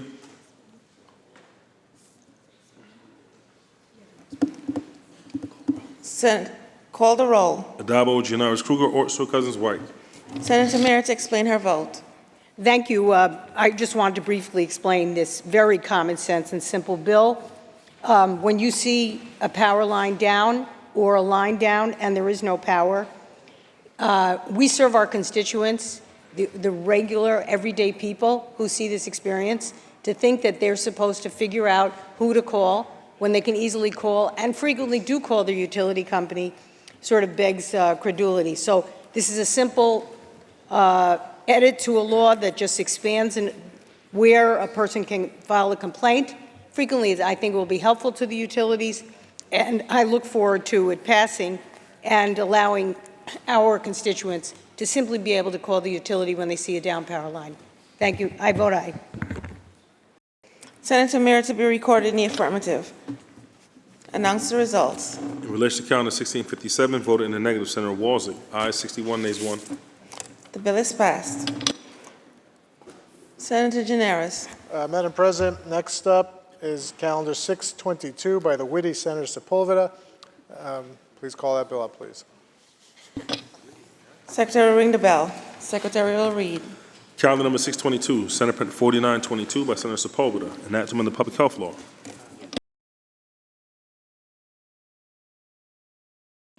Senator Gallivan, why do you rise? Will the sponsor yield for a few questions? Will the sponsor yield? Do you, Madam President? I do. The sponsor yields. So the way I understand it, this bill prohibits health plans that administer the Child Health Plus program from requiring that participating providers also sign up for the commercial health care network operated by that same insurer. Why is this necessary?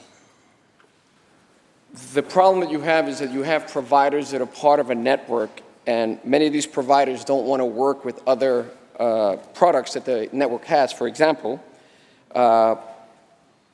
some of the products that the networks have are Medicaid, Essential Plan, and other commercial plans. And what happens is, unless the provider accepts all of these plans, they cannot participate with the network. So for example, we have children whose family uses Child Care Plus as their insurance. If the provider is part of a network and the provider only wants to accept Child Care Plus, as a member of the network, he is compelled or she is compelled to also accept all of the others' insurance, even if it may not be financially feasible or won't make business sense.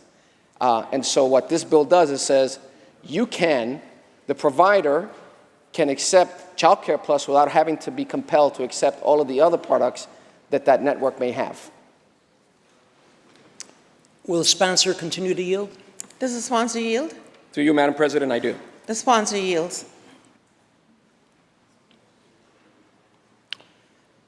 So currently, don't the providers have the ability to negotiate which products they want to participate in? No, they do not. In fact, the network is in such a position that they can compel these providers to have to accept all of these insurances. And because of their status in the market, their strength in the market, the providers are almost compelled to accept these, even though these other plans may not make sense, or may not be profitable, or may not work for them economically. Will the sponsor continue to yield? Does the sponsor yield? To you, Madam President, I do. The sponsor yields. Is that true of all insurers? The insurance companies, the healthcare plans, is that true that none of them will negotiate with a provider? Well, I don't know if it's true, but this bill will impact those that do not negotiate. So it's possible then that some healthcare plans do negotiate? Absolutely, there are some. But again, this is targeted for those that do not. Will the sponsor continue to yield? Does the sponsor yield? To you, Madam President, I do. The sponsor yields.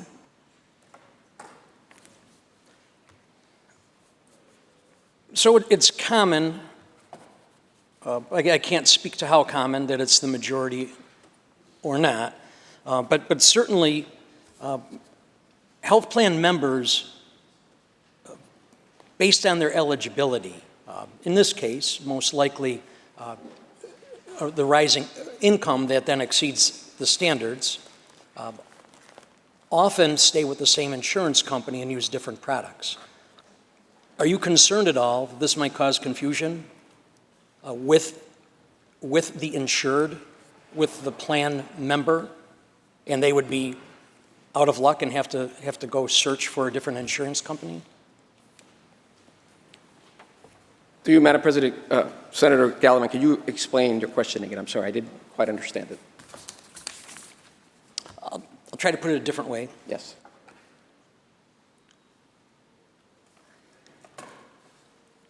If an insured party, the healthcare member, is used to dealing with one insurance company and has that comfort level,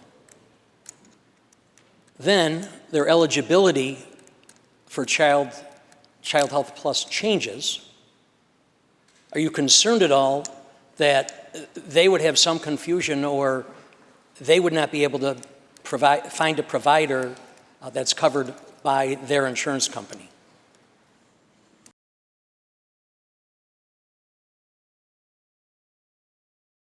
If the concern is about continuity of care, we already provide for that, so that's not going to change anything. Will the sponsor continue to yield? Does the sponsor yield? Through you, Madam President, yes. The sponsor yields. How do you provide for the continuity of care?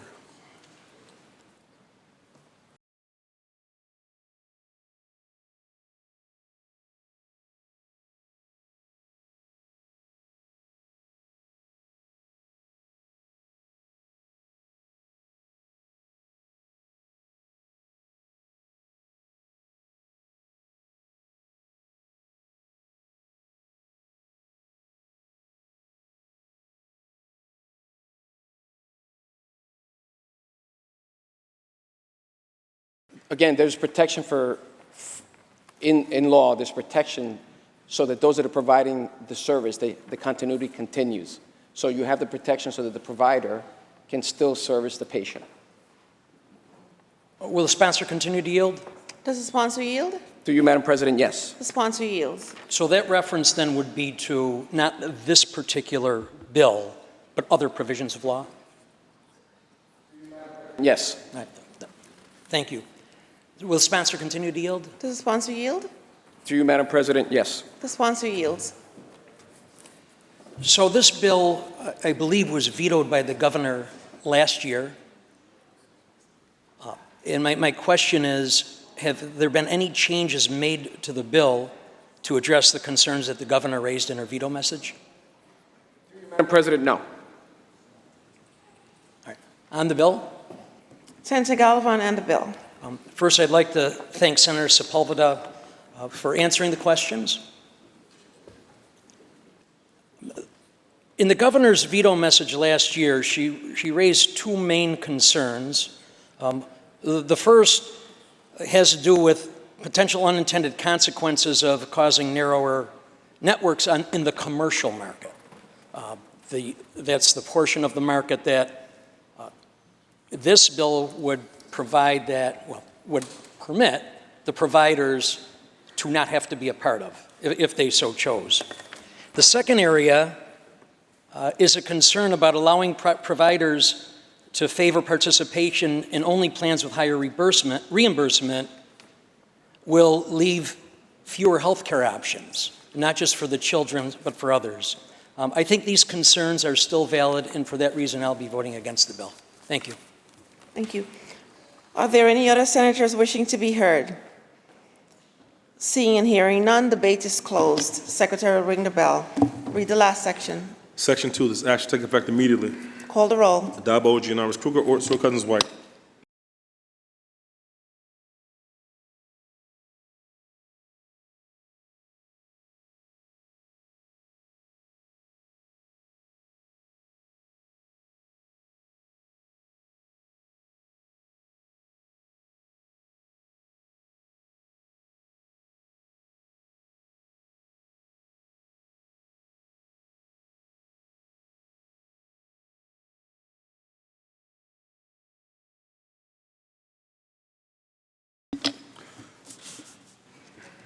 Announce the results. In relation to County 622, those senators voting in the negative are Senators Ashby, Borrello, Castanet Fitzpatrick, Gallivan, Griffo, Helming, Lanza, Martins, Patera, Murray, Oberacker in the affirmative, O'Mara, Ort, Palumbo, Rhodes, Rollison, Steck, Tedisco, Walzik, and White.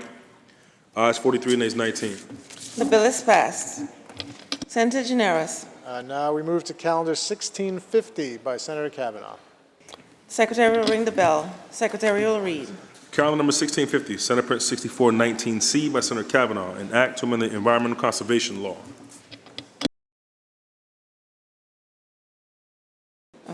Senator Walczak, why do you rise? Madam President, I rise in hopes that the sponsor will be willing to yield for some questions. Will the sponsor yield? Yes, Madam President. The sponsor yields. Through you, Madam President, have you ever purchased a used mattress? It's a personal question. Not that I recall.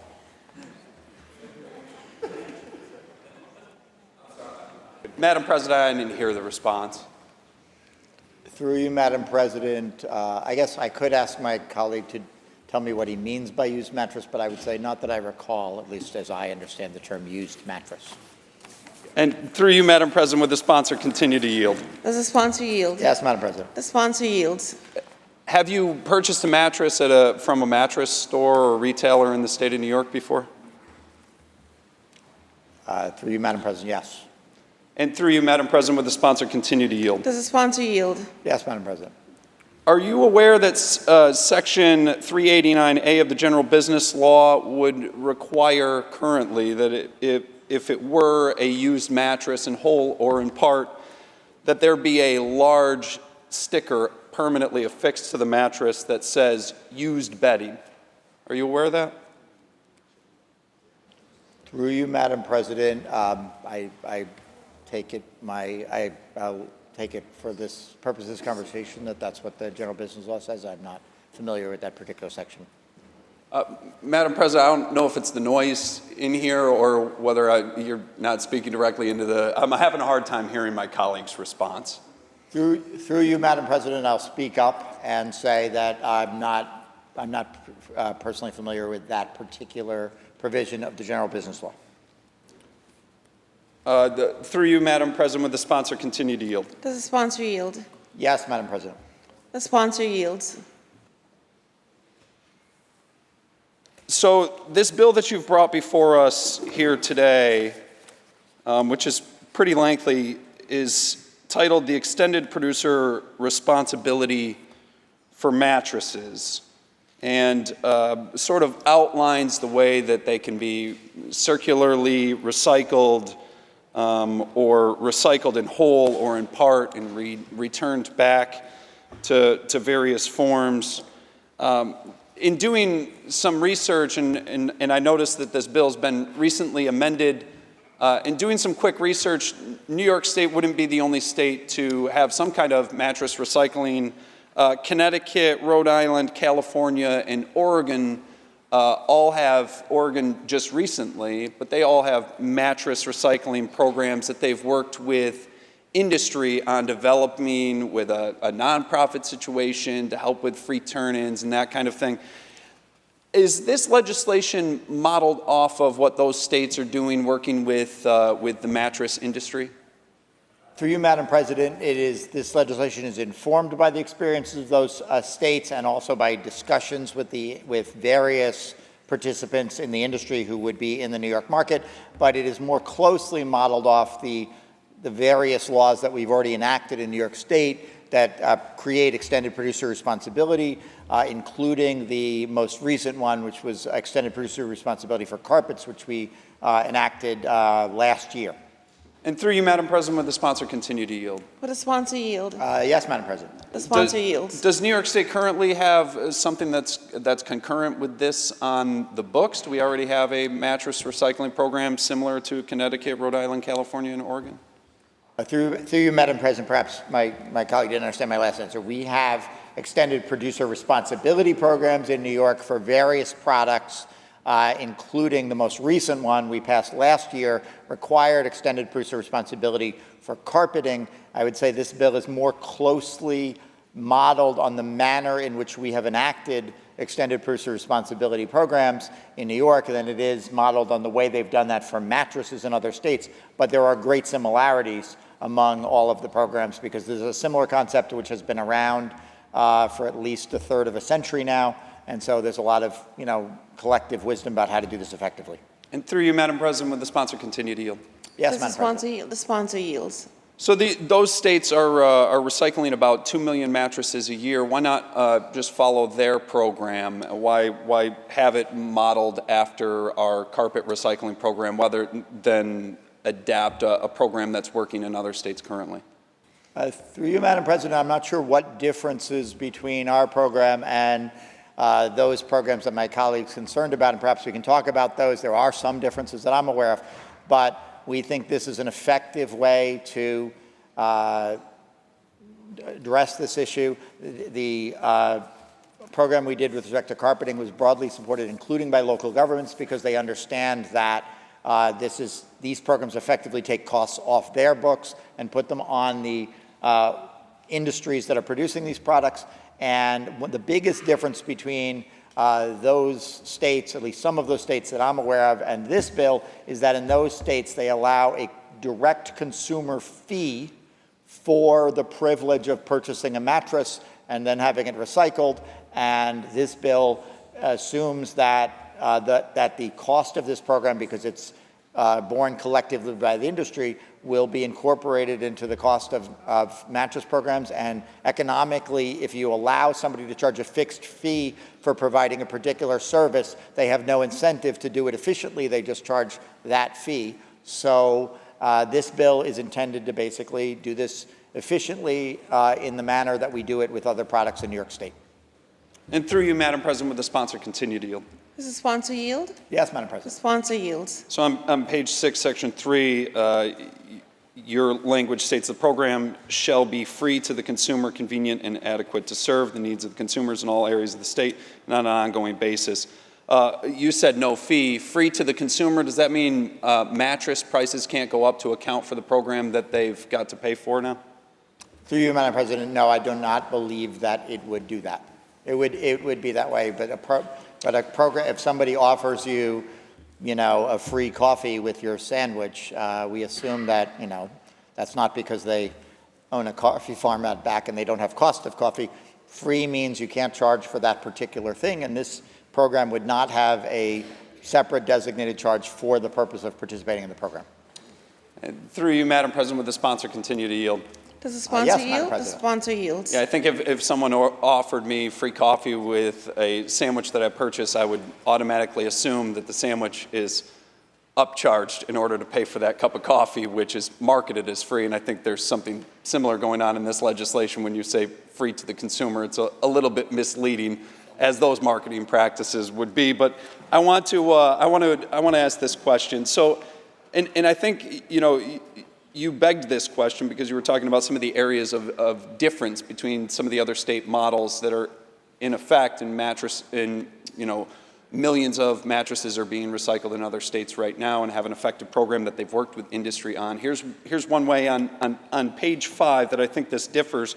So you've given annual goals increasing over time to the mattress industry, and this is fully circular. So you're giving a 30% recycling rate overall for the amount of mattress products, but then in 5 years out, 10% would have to be within the circular recycling, which means 10% of if I understand this right, and please correct me if I'm wrong, 10% of the products that are coming through mattress recycling are returned back to create a retail used mattress.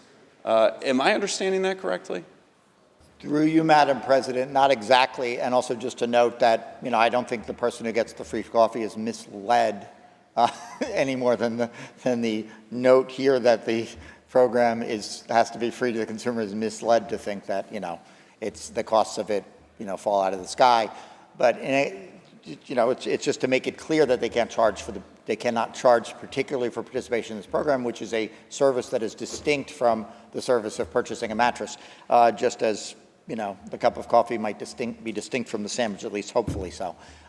In terms of what this bill does, it sets minimum targets, as my colleague noted, both for overall collection and recycling rate, and then a separate target for circular recycling, basically for what's called closed loop. That means returning some portion of what you collect back to the production of new products that are similar to the ones that are being produced. It does not necessarily mean one for one a mattress has to be refurbished and become a mattress.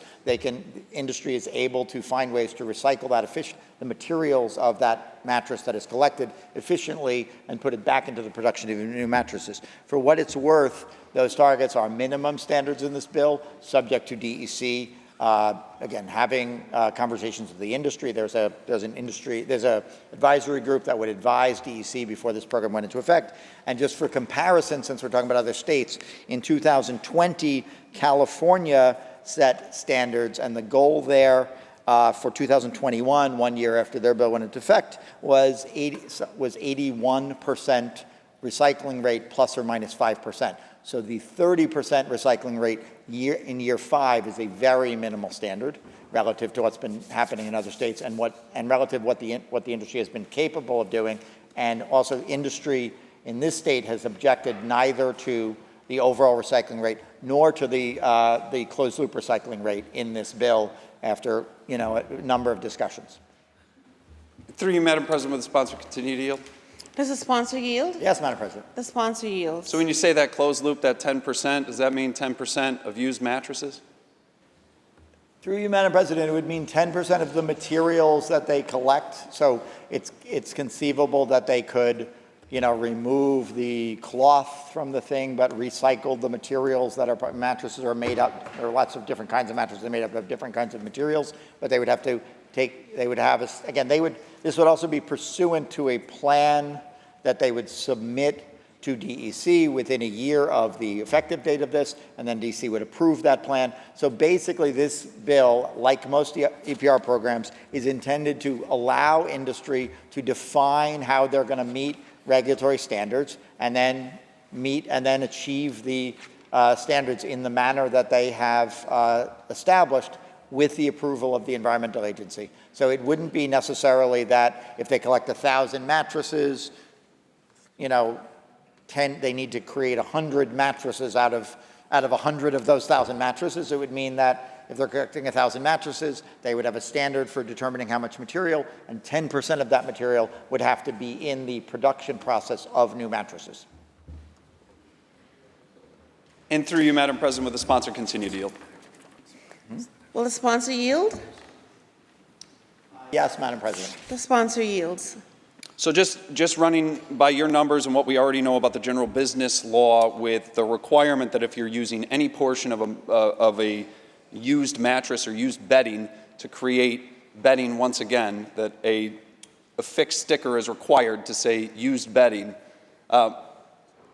Taking all of that into account with your 1,000 mattress example, wouldn't that mean you're requiring the industry to have 100 mattresses out of that 1,000 mattress? When you have a 10% used mattress goal here, 100 mattresses will be in a retail store that say used bedding on them. Am I reading this wrong, or is that how the closed loop targets work? Through you, Madam President, I suspect, as I noted before, I do have some language of the general business law here that's been handed to me, but I'm not familiar with the provision of the general business law. I suspect that my colleague is misreading it because, I guess the question would be, does a mattress that has been created from materials that have been collected through closed-loop recycling as defined in this bill meet the standard of the general business law for used mattress? And if it does, then I suppose that law would currently require that sticker be on there. However, I would suggest that if that law does have that outcome for this program, it would be wise for us to change that, because I think that a law like that is likely to deal with a situation where a mattress is purchased, used, and then kind of resold as a mattress. In this case, we would have manufacturers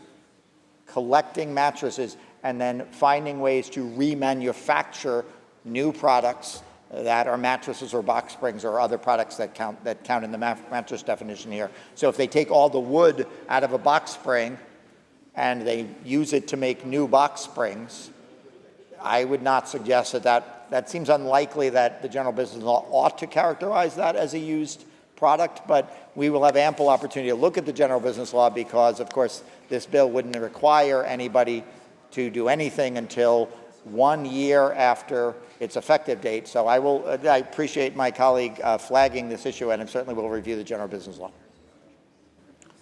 Through you, Madam President, with the sponsor continue to yield. Does the sponsor yield? Yes, Madam President. The sponsor yields. It's a section 389A of the general business law, label requirements for used bedding. This is in our statute currently. The label indicating that an article of bedding contains used material in whole or in part shall be at least 15 square inches in area containing the phrase used bedding, as the case may be, which is the case in this bill that you're proposing now, in prominent paint, be yellow in color, and be stitched or otherwise securely attached to the bedding in such a manner that it may be seen by consumers prior to purchase. And I'm not suggesting that there's anything wrong with that statute. I think people probably would like to know if they're buying a used mattress. I think the general business law was pretty wise to require this, but my question is still the same. Don't worry about the sticker. I just want to know, does that mean retailers are going to have 10% of the store is going to be used mattresses? President, that provision of the general business law is not before us today, and my colleague just read a lot of material about what kind of sticker might be there and how big it should be and what color and all that, but I didn't hear a definition of used mattress as the general business law understands that, and I'm suggesting if that definition is broad enough, I would look at the legislative history and see if they wrote that 40 years ago before anybody was repurposing the materials from used mattresses. But more fundamentally, if a mattress manufacturer is taking mattresses back pursuant to an EPR program, presumably they would prefer not to have to resell mattresses with that big sticker if the thing is in fact brand new and made from materials that just happened to have been previously used in mattresses. But I think we could have a conversation about what the law ought to deal with that in that circumstance at the appropriate time, which again would be at least a year and 3 months from today if the bill were passed and signed into law today, which seems unlikely. And Through you, Madam President, would the sponsor continue to yield? Does the sponsor yield? Yes, Madam President, but just to say, I'm happy to, if my colleague actually has a definition of used mattresses as it is in the general business law, I'm sure everyone in this room is, hoping to hear that before we close this debate. So if, I'd be happy to respond if the question is. Is the sponsor asking me to yield? The sponsor's asked you a question. I'd be happy to yield. And provide, again, the definition of the general business law, section 389A, which details label requirements for used bedding. The label indicating that an article of bedding contains used material. Your counsel could also read you the same section. In whole or in part shall be at least 50, and it goes on to, I know you heard me on the rest of the bit that describes what needs to be on there, but it's very specific about used bedding in whole or in part, and that's exactly what your bill is addressing today in a closed loop or a recycling program for mattresses. That's why I believe that it's very applicable to the conversation that we're having. Through you, Madam President, it does indeed sound like that language would apply to these two mattresses and to mattresses that are remanufactured by a manufacturer. And I appreciate my colleague raising this issue because it seems like something we ought to address before this program goes into effect in 2024, 2025. Through you, Madam President, with the sponsor continue to yield. Does the sponsor yield? Yes, Madam President. Actually, the sponsor yields. I don't think it's something that we need to address because I think people deserve to know if they're buying a used mattress. I think there's very good reason for the general business law to detail exactly that. So if your program went into effect and that didn't exist, you're requiring manufacturers to take 10% just in the first 5 years, and then in 10 years, 20%, and then in 15 years, 40% of the mattresses will be within the closed loop targets required in this legislation. I would never suggest that somebody should walk into a retail mattress store, think that they're getting a new mattress, and not have a label that tells them that it's used when in fact parts or the whole mattress has been used by somebody before. I wouldn't suggest that, but I do want clarifications on exactly that timeline. 5 years, 10%, 10 years, 20%, and 15 years, 40% within the closed loop. Am I reading that right within what you're proposing here tonight? Through you, Madam President, yes, and again, I'm sure my colleague is comforted that the current general business law would indeed have that sticker. I think that whether that stitched sticker is necessary or appropriate in a process where materials have gone back to the original manufacturing process as this bill would require them to, and they produce a mattress, presumably to their standards. Whether it is worth continuing having that label on those mattresses is presumably a conversation we can have at a later date. I would suggest that that is probably something that consumers will be okay with, but this bill certainly does not change the general business law. Through you, Madam President, will the sponsor continue to yield? Does the sponsor yield? Yes, Madam President. The sponsor yields. On page 8, you talk about penalties, and I had a difficult time understanding exactly how these penalties apply. There's a $500 penalty a day. Would that be per mattress that was in violation somehow of this statute, or how would that penalty of $500 a day apply? Looking for the specific provision, just make sure we're talking about the same provision. This is here, yeah.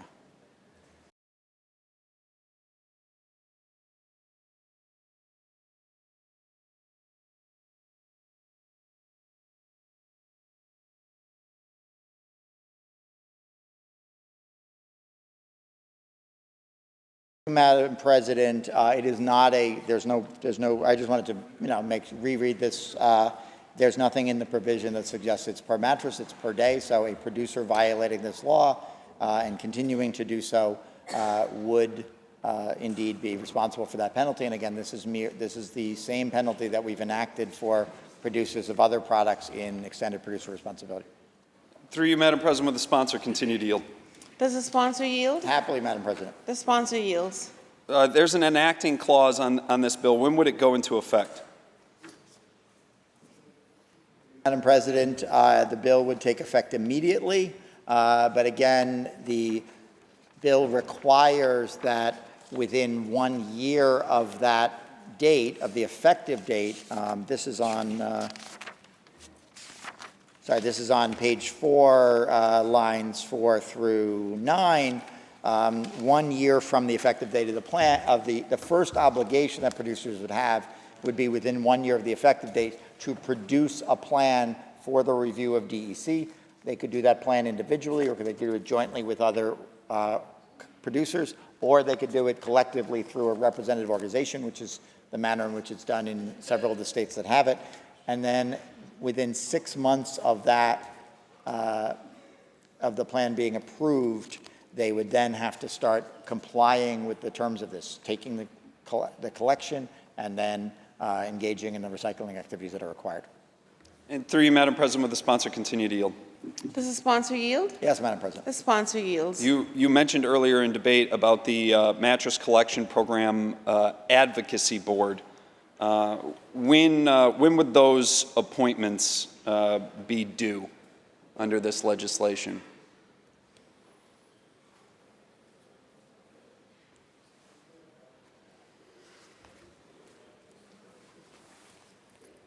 Madam President, the bill requires that they be appointed by the 1st of January of 2024. So presumably that is, again, if this bill were signed today, that would be 6 months from now, obviously, and the first plans from producers would be due a year from today. If this bill is signed toward the end of the year, as is more common, presumably the bill would go into effect in December. The board would be appointed promptly, and then about 1 year from about December 2024, producers would be submitting plans to the DEC. Madam President, on the bill. Senator Walczak on the bill. So this, there's a slew of issues that I have with this legislation. Some of them have already been detailed in debate, and I won't rehash them all.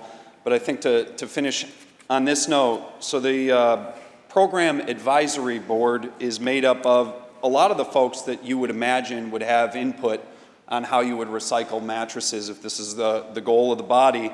Representative from mattress producers, retailers, recyclers, collectors, statewide environmental organization, Waste Disposal Association, Product Stewardship Council, consumer organization, statewide recycling organization, some political appointees from the Senate and the Assembly, all of which makes sense for an advisory board. What doesn't make sense is to have the advisory board be appointed in January of next year with a bill that goes into effect immediately, when really this advisory board should be the ones that are consulted before you ever even write this bill, let alone put it on the governor's desk to have her sign it into law. That's the cart before the horse. And that's why there's so much confusion from myself, from the industry, about the goals and the implementation here. I have a lot of concerns about the closed-loop targets. I don't imagine that New York State consumers really want to walk into their mattress store and see stickers on a required 40% of the mattresses in the store that say this is a used mattress. Because currently that's what would be required by statute if this bill goes into effect, to both have that sticker but also the requirement that that many mattresses be made in whole or in part of used mattresses. So for these reasons and many others that we talked about in debate, I'll be voting no and encourage my colleagues to do the same. Thank you, Madam President. Thank you. Are there any other senators wishing to be heard? Seeing and hearing none, debate is closed. The secretary will ring the bell. Read the last section. Section 4, this action shall take effect immediately. Call the roll. Dabo, Gianaris Kruger, or Stewart-Cousins, White.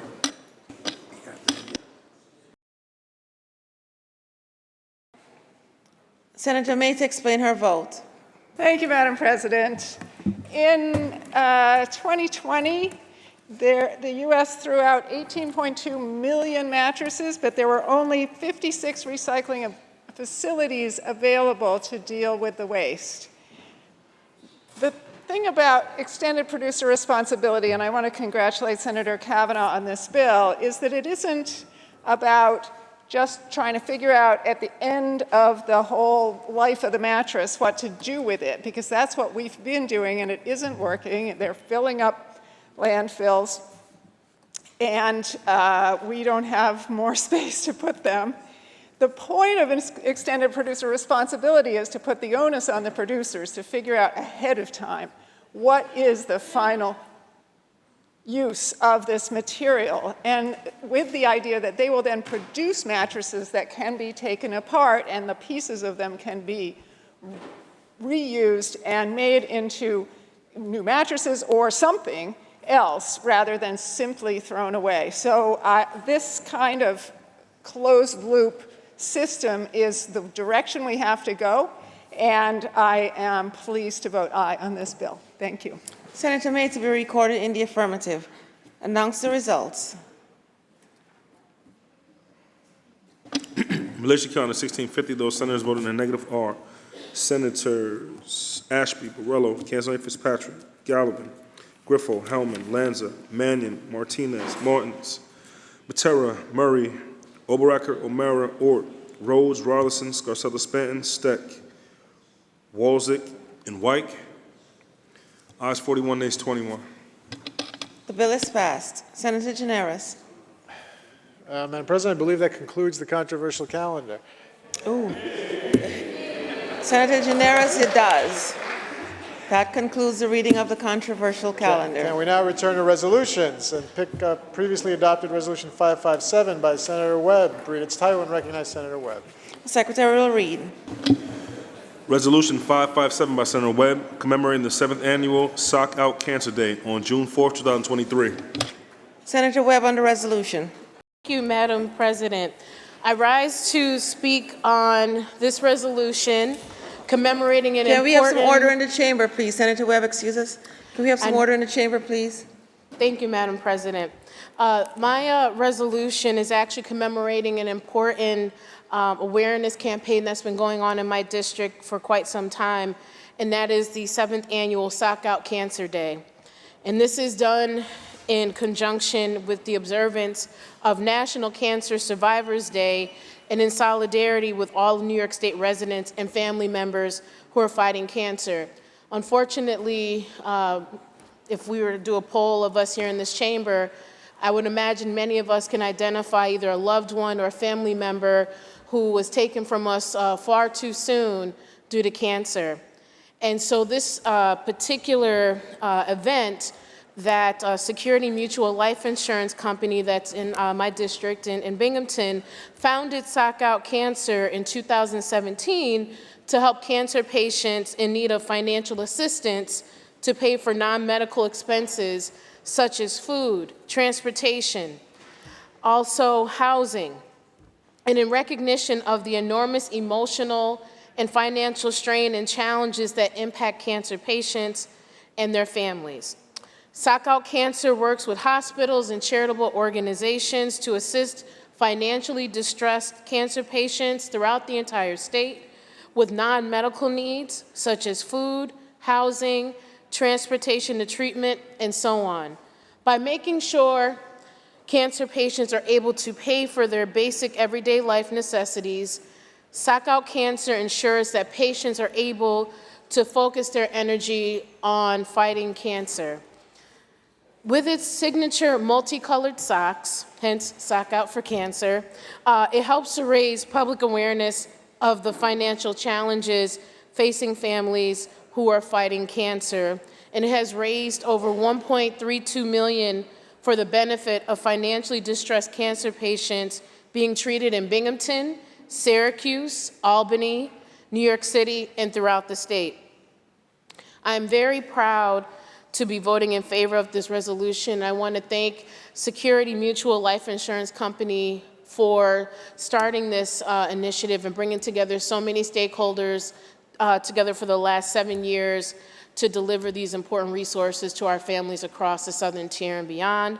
I proudly vote aye, and I encourage my colleagues to join me in socking out cancer by voting aye. Thank you. Thank you, Senator Webb. The resolution was previously adopted on March 21st. Senator Gianaris. And now Resolution 1121 by Senator Fernandez. Read its title. Recognize Senator Fernandez. The Secretary will read. Resolution 1121 by Senator Fernandez, memorializing Governor Kathy Hochul to proclaim July 20th, 2023 as Colombian Independence Day in the state of New York on the 213th anniversary of Colombian independence. Senator Fernandez on the resolution. Thank you, Madam President. It gives me great joy and honor to stand here and introduce this resolution because while I am half Caribbean, we celebrated together honoring my Cuban side, I am half Colombian. And I'm proud to say that in my first days of the legislature in 2018, for a brief moment, I was the only person of Colombian descent ever to serve in the state legislature. And that is a testament to the growth, to the contributions that Colombian Americans have given to this state. And with this resolution, we make it official that we recognize Colombia and its independence from Spain regime to allow our Colombian Americans, neighbors, residents, citizens, to celebrate and be proud of the history. I am incredibly proud of my heritage, my history, and the history of the Colombians that fought for me to get to this point right now. In 1819 is when Colombia was able to liberate themselves from the Spanish regime. And if you look at their flag, it's a beautiful flag with the basic colors of the color wheel, red, blue, and yellow. Yellow, which is a bigger portion of the flag, depicts the gold from the mountains of Colombia. Blue is the oceans that hug our coastlines, the Pacific and the Caribbean. And the red is the blood. The red is the blood of those that have shed for the freedoms that we fight for every single day. And I'm so happy to see that now in this day and age, I am not alone in the legislature. I am so grateful that we are seeing every part of New York State come out and have real representation for their communities. And I must highlight my colleagues, Senator Salazar, Senator Ramos, and Senator Gonzalez, that we share that Colombian pride. But I love to see also how just in society, Colombians are now a part of our prominent culture. When you look at music and history, Joe Arroyo is a very known and popular Colombian singer that has written and produced some of our most favorite salsa and Spanish tunes. To now Karol G, who is one of our rising pop stars. And looking at animation, Disney's Encanto is one of the most popular movies that Disney has ever produced, and it takes place in Colombia. So this year, I'm so proud that again we get to make sure that New York State recognizes the contributions of Colombian and Colombian Americans, and that we use this moment to praise the diversity and thank those to allow us to be, not even allow us, but thank you for giving us and sharing the space to be a part of New York State, as we know we are so well deserved to be. So thank you, Madam President, for bringing this resolution to the floor. I thank my colleagues for voting on this, and que viva Colombia. Thank you. The question is on the resolution. All in favor? Senator Ramos on the resolution. Muchas gracias, señora Presidente. I am so happy that we're ending on such a happy note after a long work day. Look, you know, a pesar de no haber nacido en Colombia, yo soy nacida y criada en mi distrito. Mis papás llegaron a Jackson Heights al final de los 70s. My parents arrived in Jackson Heights at the end of the 70s. And even though I'm not, you know, I've never lived in Colombia, I'm born and raised in my district, I feel a tremendous amount of pride in my people, in my heritage, in my indigenous ancestry. And, you know, Colombians have very often been voted to be the happiest people in the world. And that's largely because we've seen so much tragedy.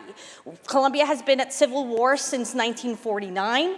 We've dealt with guerrillas. We've dealt with the paramilitary. We've dealt with two cartels. Narco-terrorism has been a very real part of our lives, whether it's in Colombia or on the streets of Jackson Heights at the end of the 80s and the early 90s. And quite frankly, it is in thinking about all of that strife and all of that struggle and all of that pain that so many of our families have been through that we have learned to find the beauty in life and in nature. We have the greatest variety of orchids and birds in the entire world. And actually, if I may recount one of my favorite advertisements that I've ever seen about Colombia. It says that if you want to see the Amazon, you can go to Brazil. If you want to see the Pacific, you go to Ecuador. If you want to see the Andes, you go to Peru. If you want to see the desert, you go to Bolivia. If you want to see the Caribbean, you might even go to Guyana, not too far away from us. But if you want to see it all in one place, you go to Colombia. So thank you to Senator Fernandez, to my fellow Colombian colleagues. We are actually now 10 Colombian elected officials in the entire state of New York, not only in the state legislature, but also in the Suffolk County legislature and in the Orange County legislature. We have some representation. I just want to use this opportunity to say that we're a very hardworking people, that we're on the up, and that I'm very thankful for all of the excellence that we've put forth, not only here in the legislature, in changing the quality of life, improving the quality of life of us, of our community, and those around us, and hopefully the sky's the limit. Thank you, Madam President. Thank you. Senator Gonzalez on the resolution. Thank you, Madam President. As someone of Colombian descent, this resolution holds a deeply personal significance for me. It is an opportunity to honor roots, pay tribute to the courageous folks who fought colonialism, and to celebrate the thriving Colombian culture in New York. I also represent Queens, which has over 150,000 people of Colombian descent, the highest concentration of Colombians anywhere in the United States. Colombian independence came as a result of a movement that rejected Spanish colonialism. On July 20th, 1810, a popular uprising occurred, throwing out Spanish officials and birthing a longer struggle for justice and independence. And this struggle for justice continues both in Colombia and New York. Immigration is no easy feat. I say that as the daughter of immigrants. But as you've heard from our colleagues, despite these challenges, we've left our mark on New York. We have Colombians who become leaders in business, medicine, education, opened up small businesses in our neighborhoods. And I think of the artists and musicians such as New York-based Colombian Alex Sensation, and writers and comedians such as New Yorker John Leguizamo, and so many other Colombians who have left their mark on New York's cultural landscape. By proclaiming July 20th as Colombian Heritage Day, we not only recognize this historical significance of Colombian independence, but also celebrate the culture, traditions, and values that Colombians bring to this state. And so I want to thank Senator Fernandez for bringing this to the floor. I want to thank my colleagues and encourage them to vote aye. And again, say that I'm so proud to be part of a body with, as you heard, 10 Colombian electeds, but such strong Latinas who are really doing the work and setting that example for our community. So thank you so much, and I vote aye. Thanks. Senator Salazar on the resolution. Thank you, Madam President. I will be brief. I realize that the hour is late, but I just want to say that I could not be more proud to be Colombiana, that my father immigrated to this country from Bogota, and that I have spent some of the most joyful days of my young life in Colombia, and really I'm just grateful that the Colombian culture courses through my veins and lives on through me and my family, both here in the United States and overseas in Colombia, and through our vibrant Colombian communities in New York. Thank you to my fellow Colombianas in the Senate, and especially to Senator Fernandez for introducing this resolution. And I'm so grateful to have this opportunity to celebrate our heritage together. Thank you, Madam President.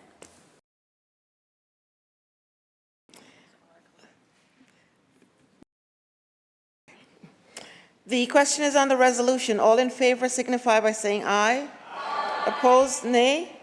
The resolution is adopted. Senator Gineris. Madam President, the sponsors of all the resolutions we took up throughout the day would like to open them all up for co-sponsorship. The resolutions are open for co-sponsorship. Should you choose not to be a co-sponsor, please notify the desk. Can we now return to the calendar? Go back to calendar 668, which was laid aside temporarily earlier today and laid aside for the day. Calendar 668 will be laid aside for the day. Calendar 668 is high and will be laid aside for the day. Is there any further business at the desk? There is no further business at the desk. Move to adjourn until tomorrow, Wednesday, June 7th at 2 p.m. On motion, the Senate stands adjourned until June 7th at 2 p.m. The Senate stands adjourned.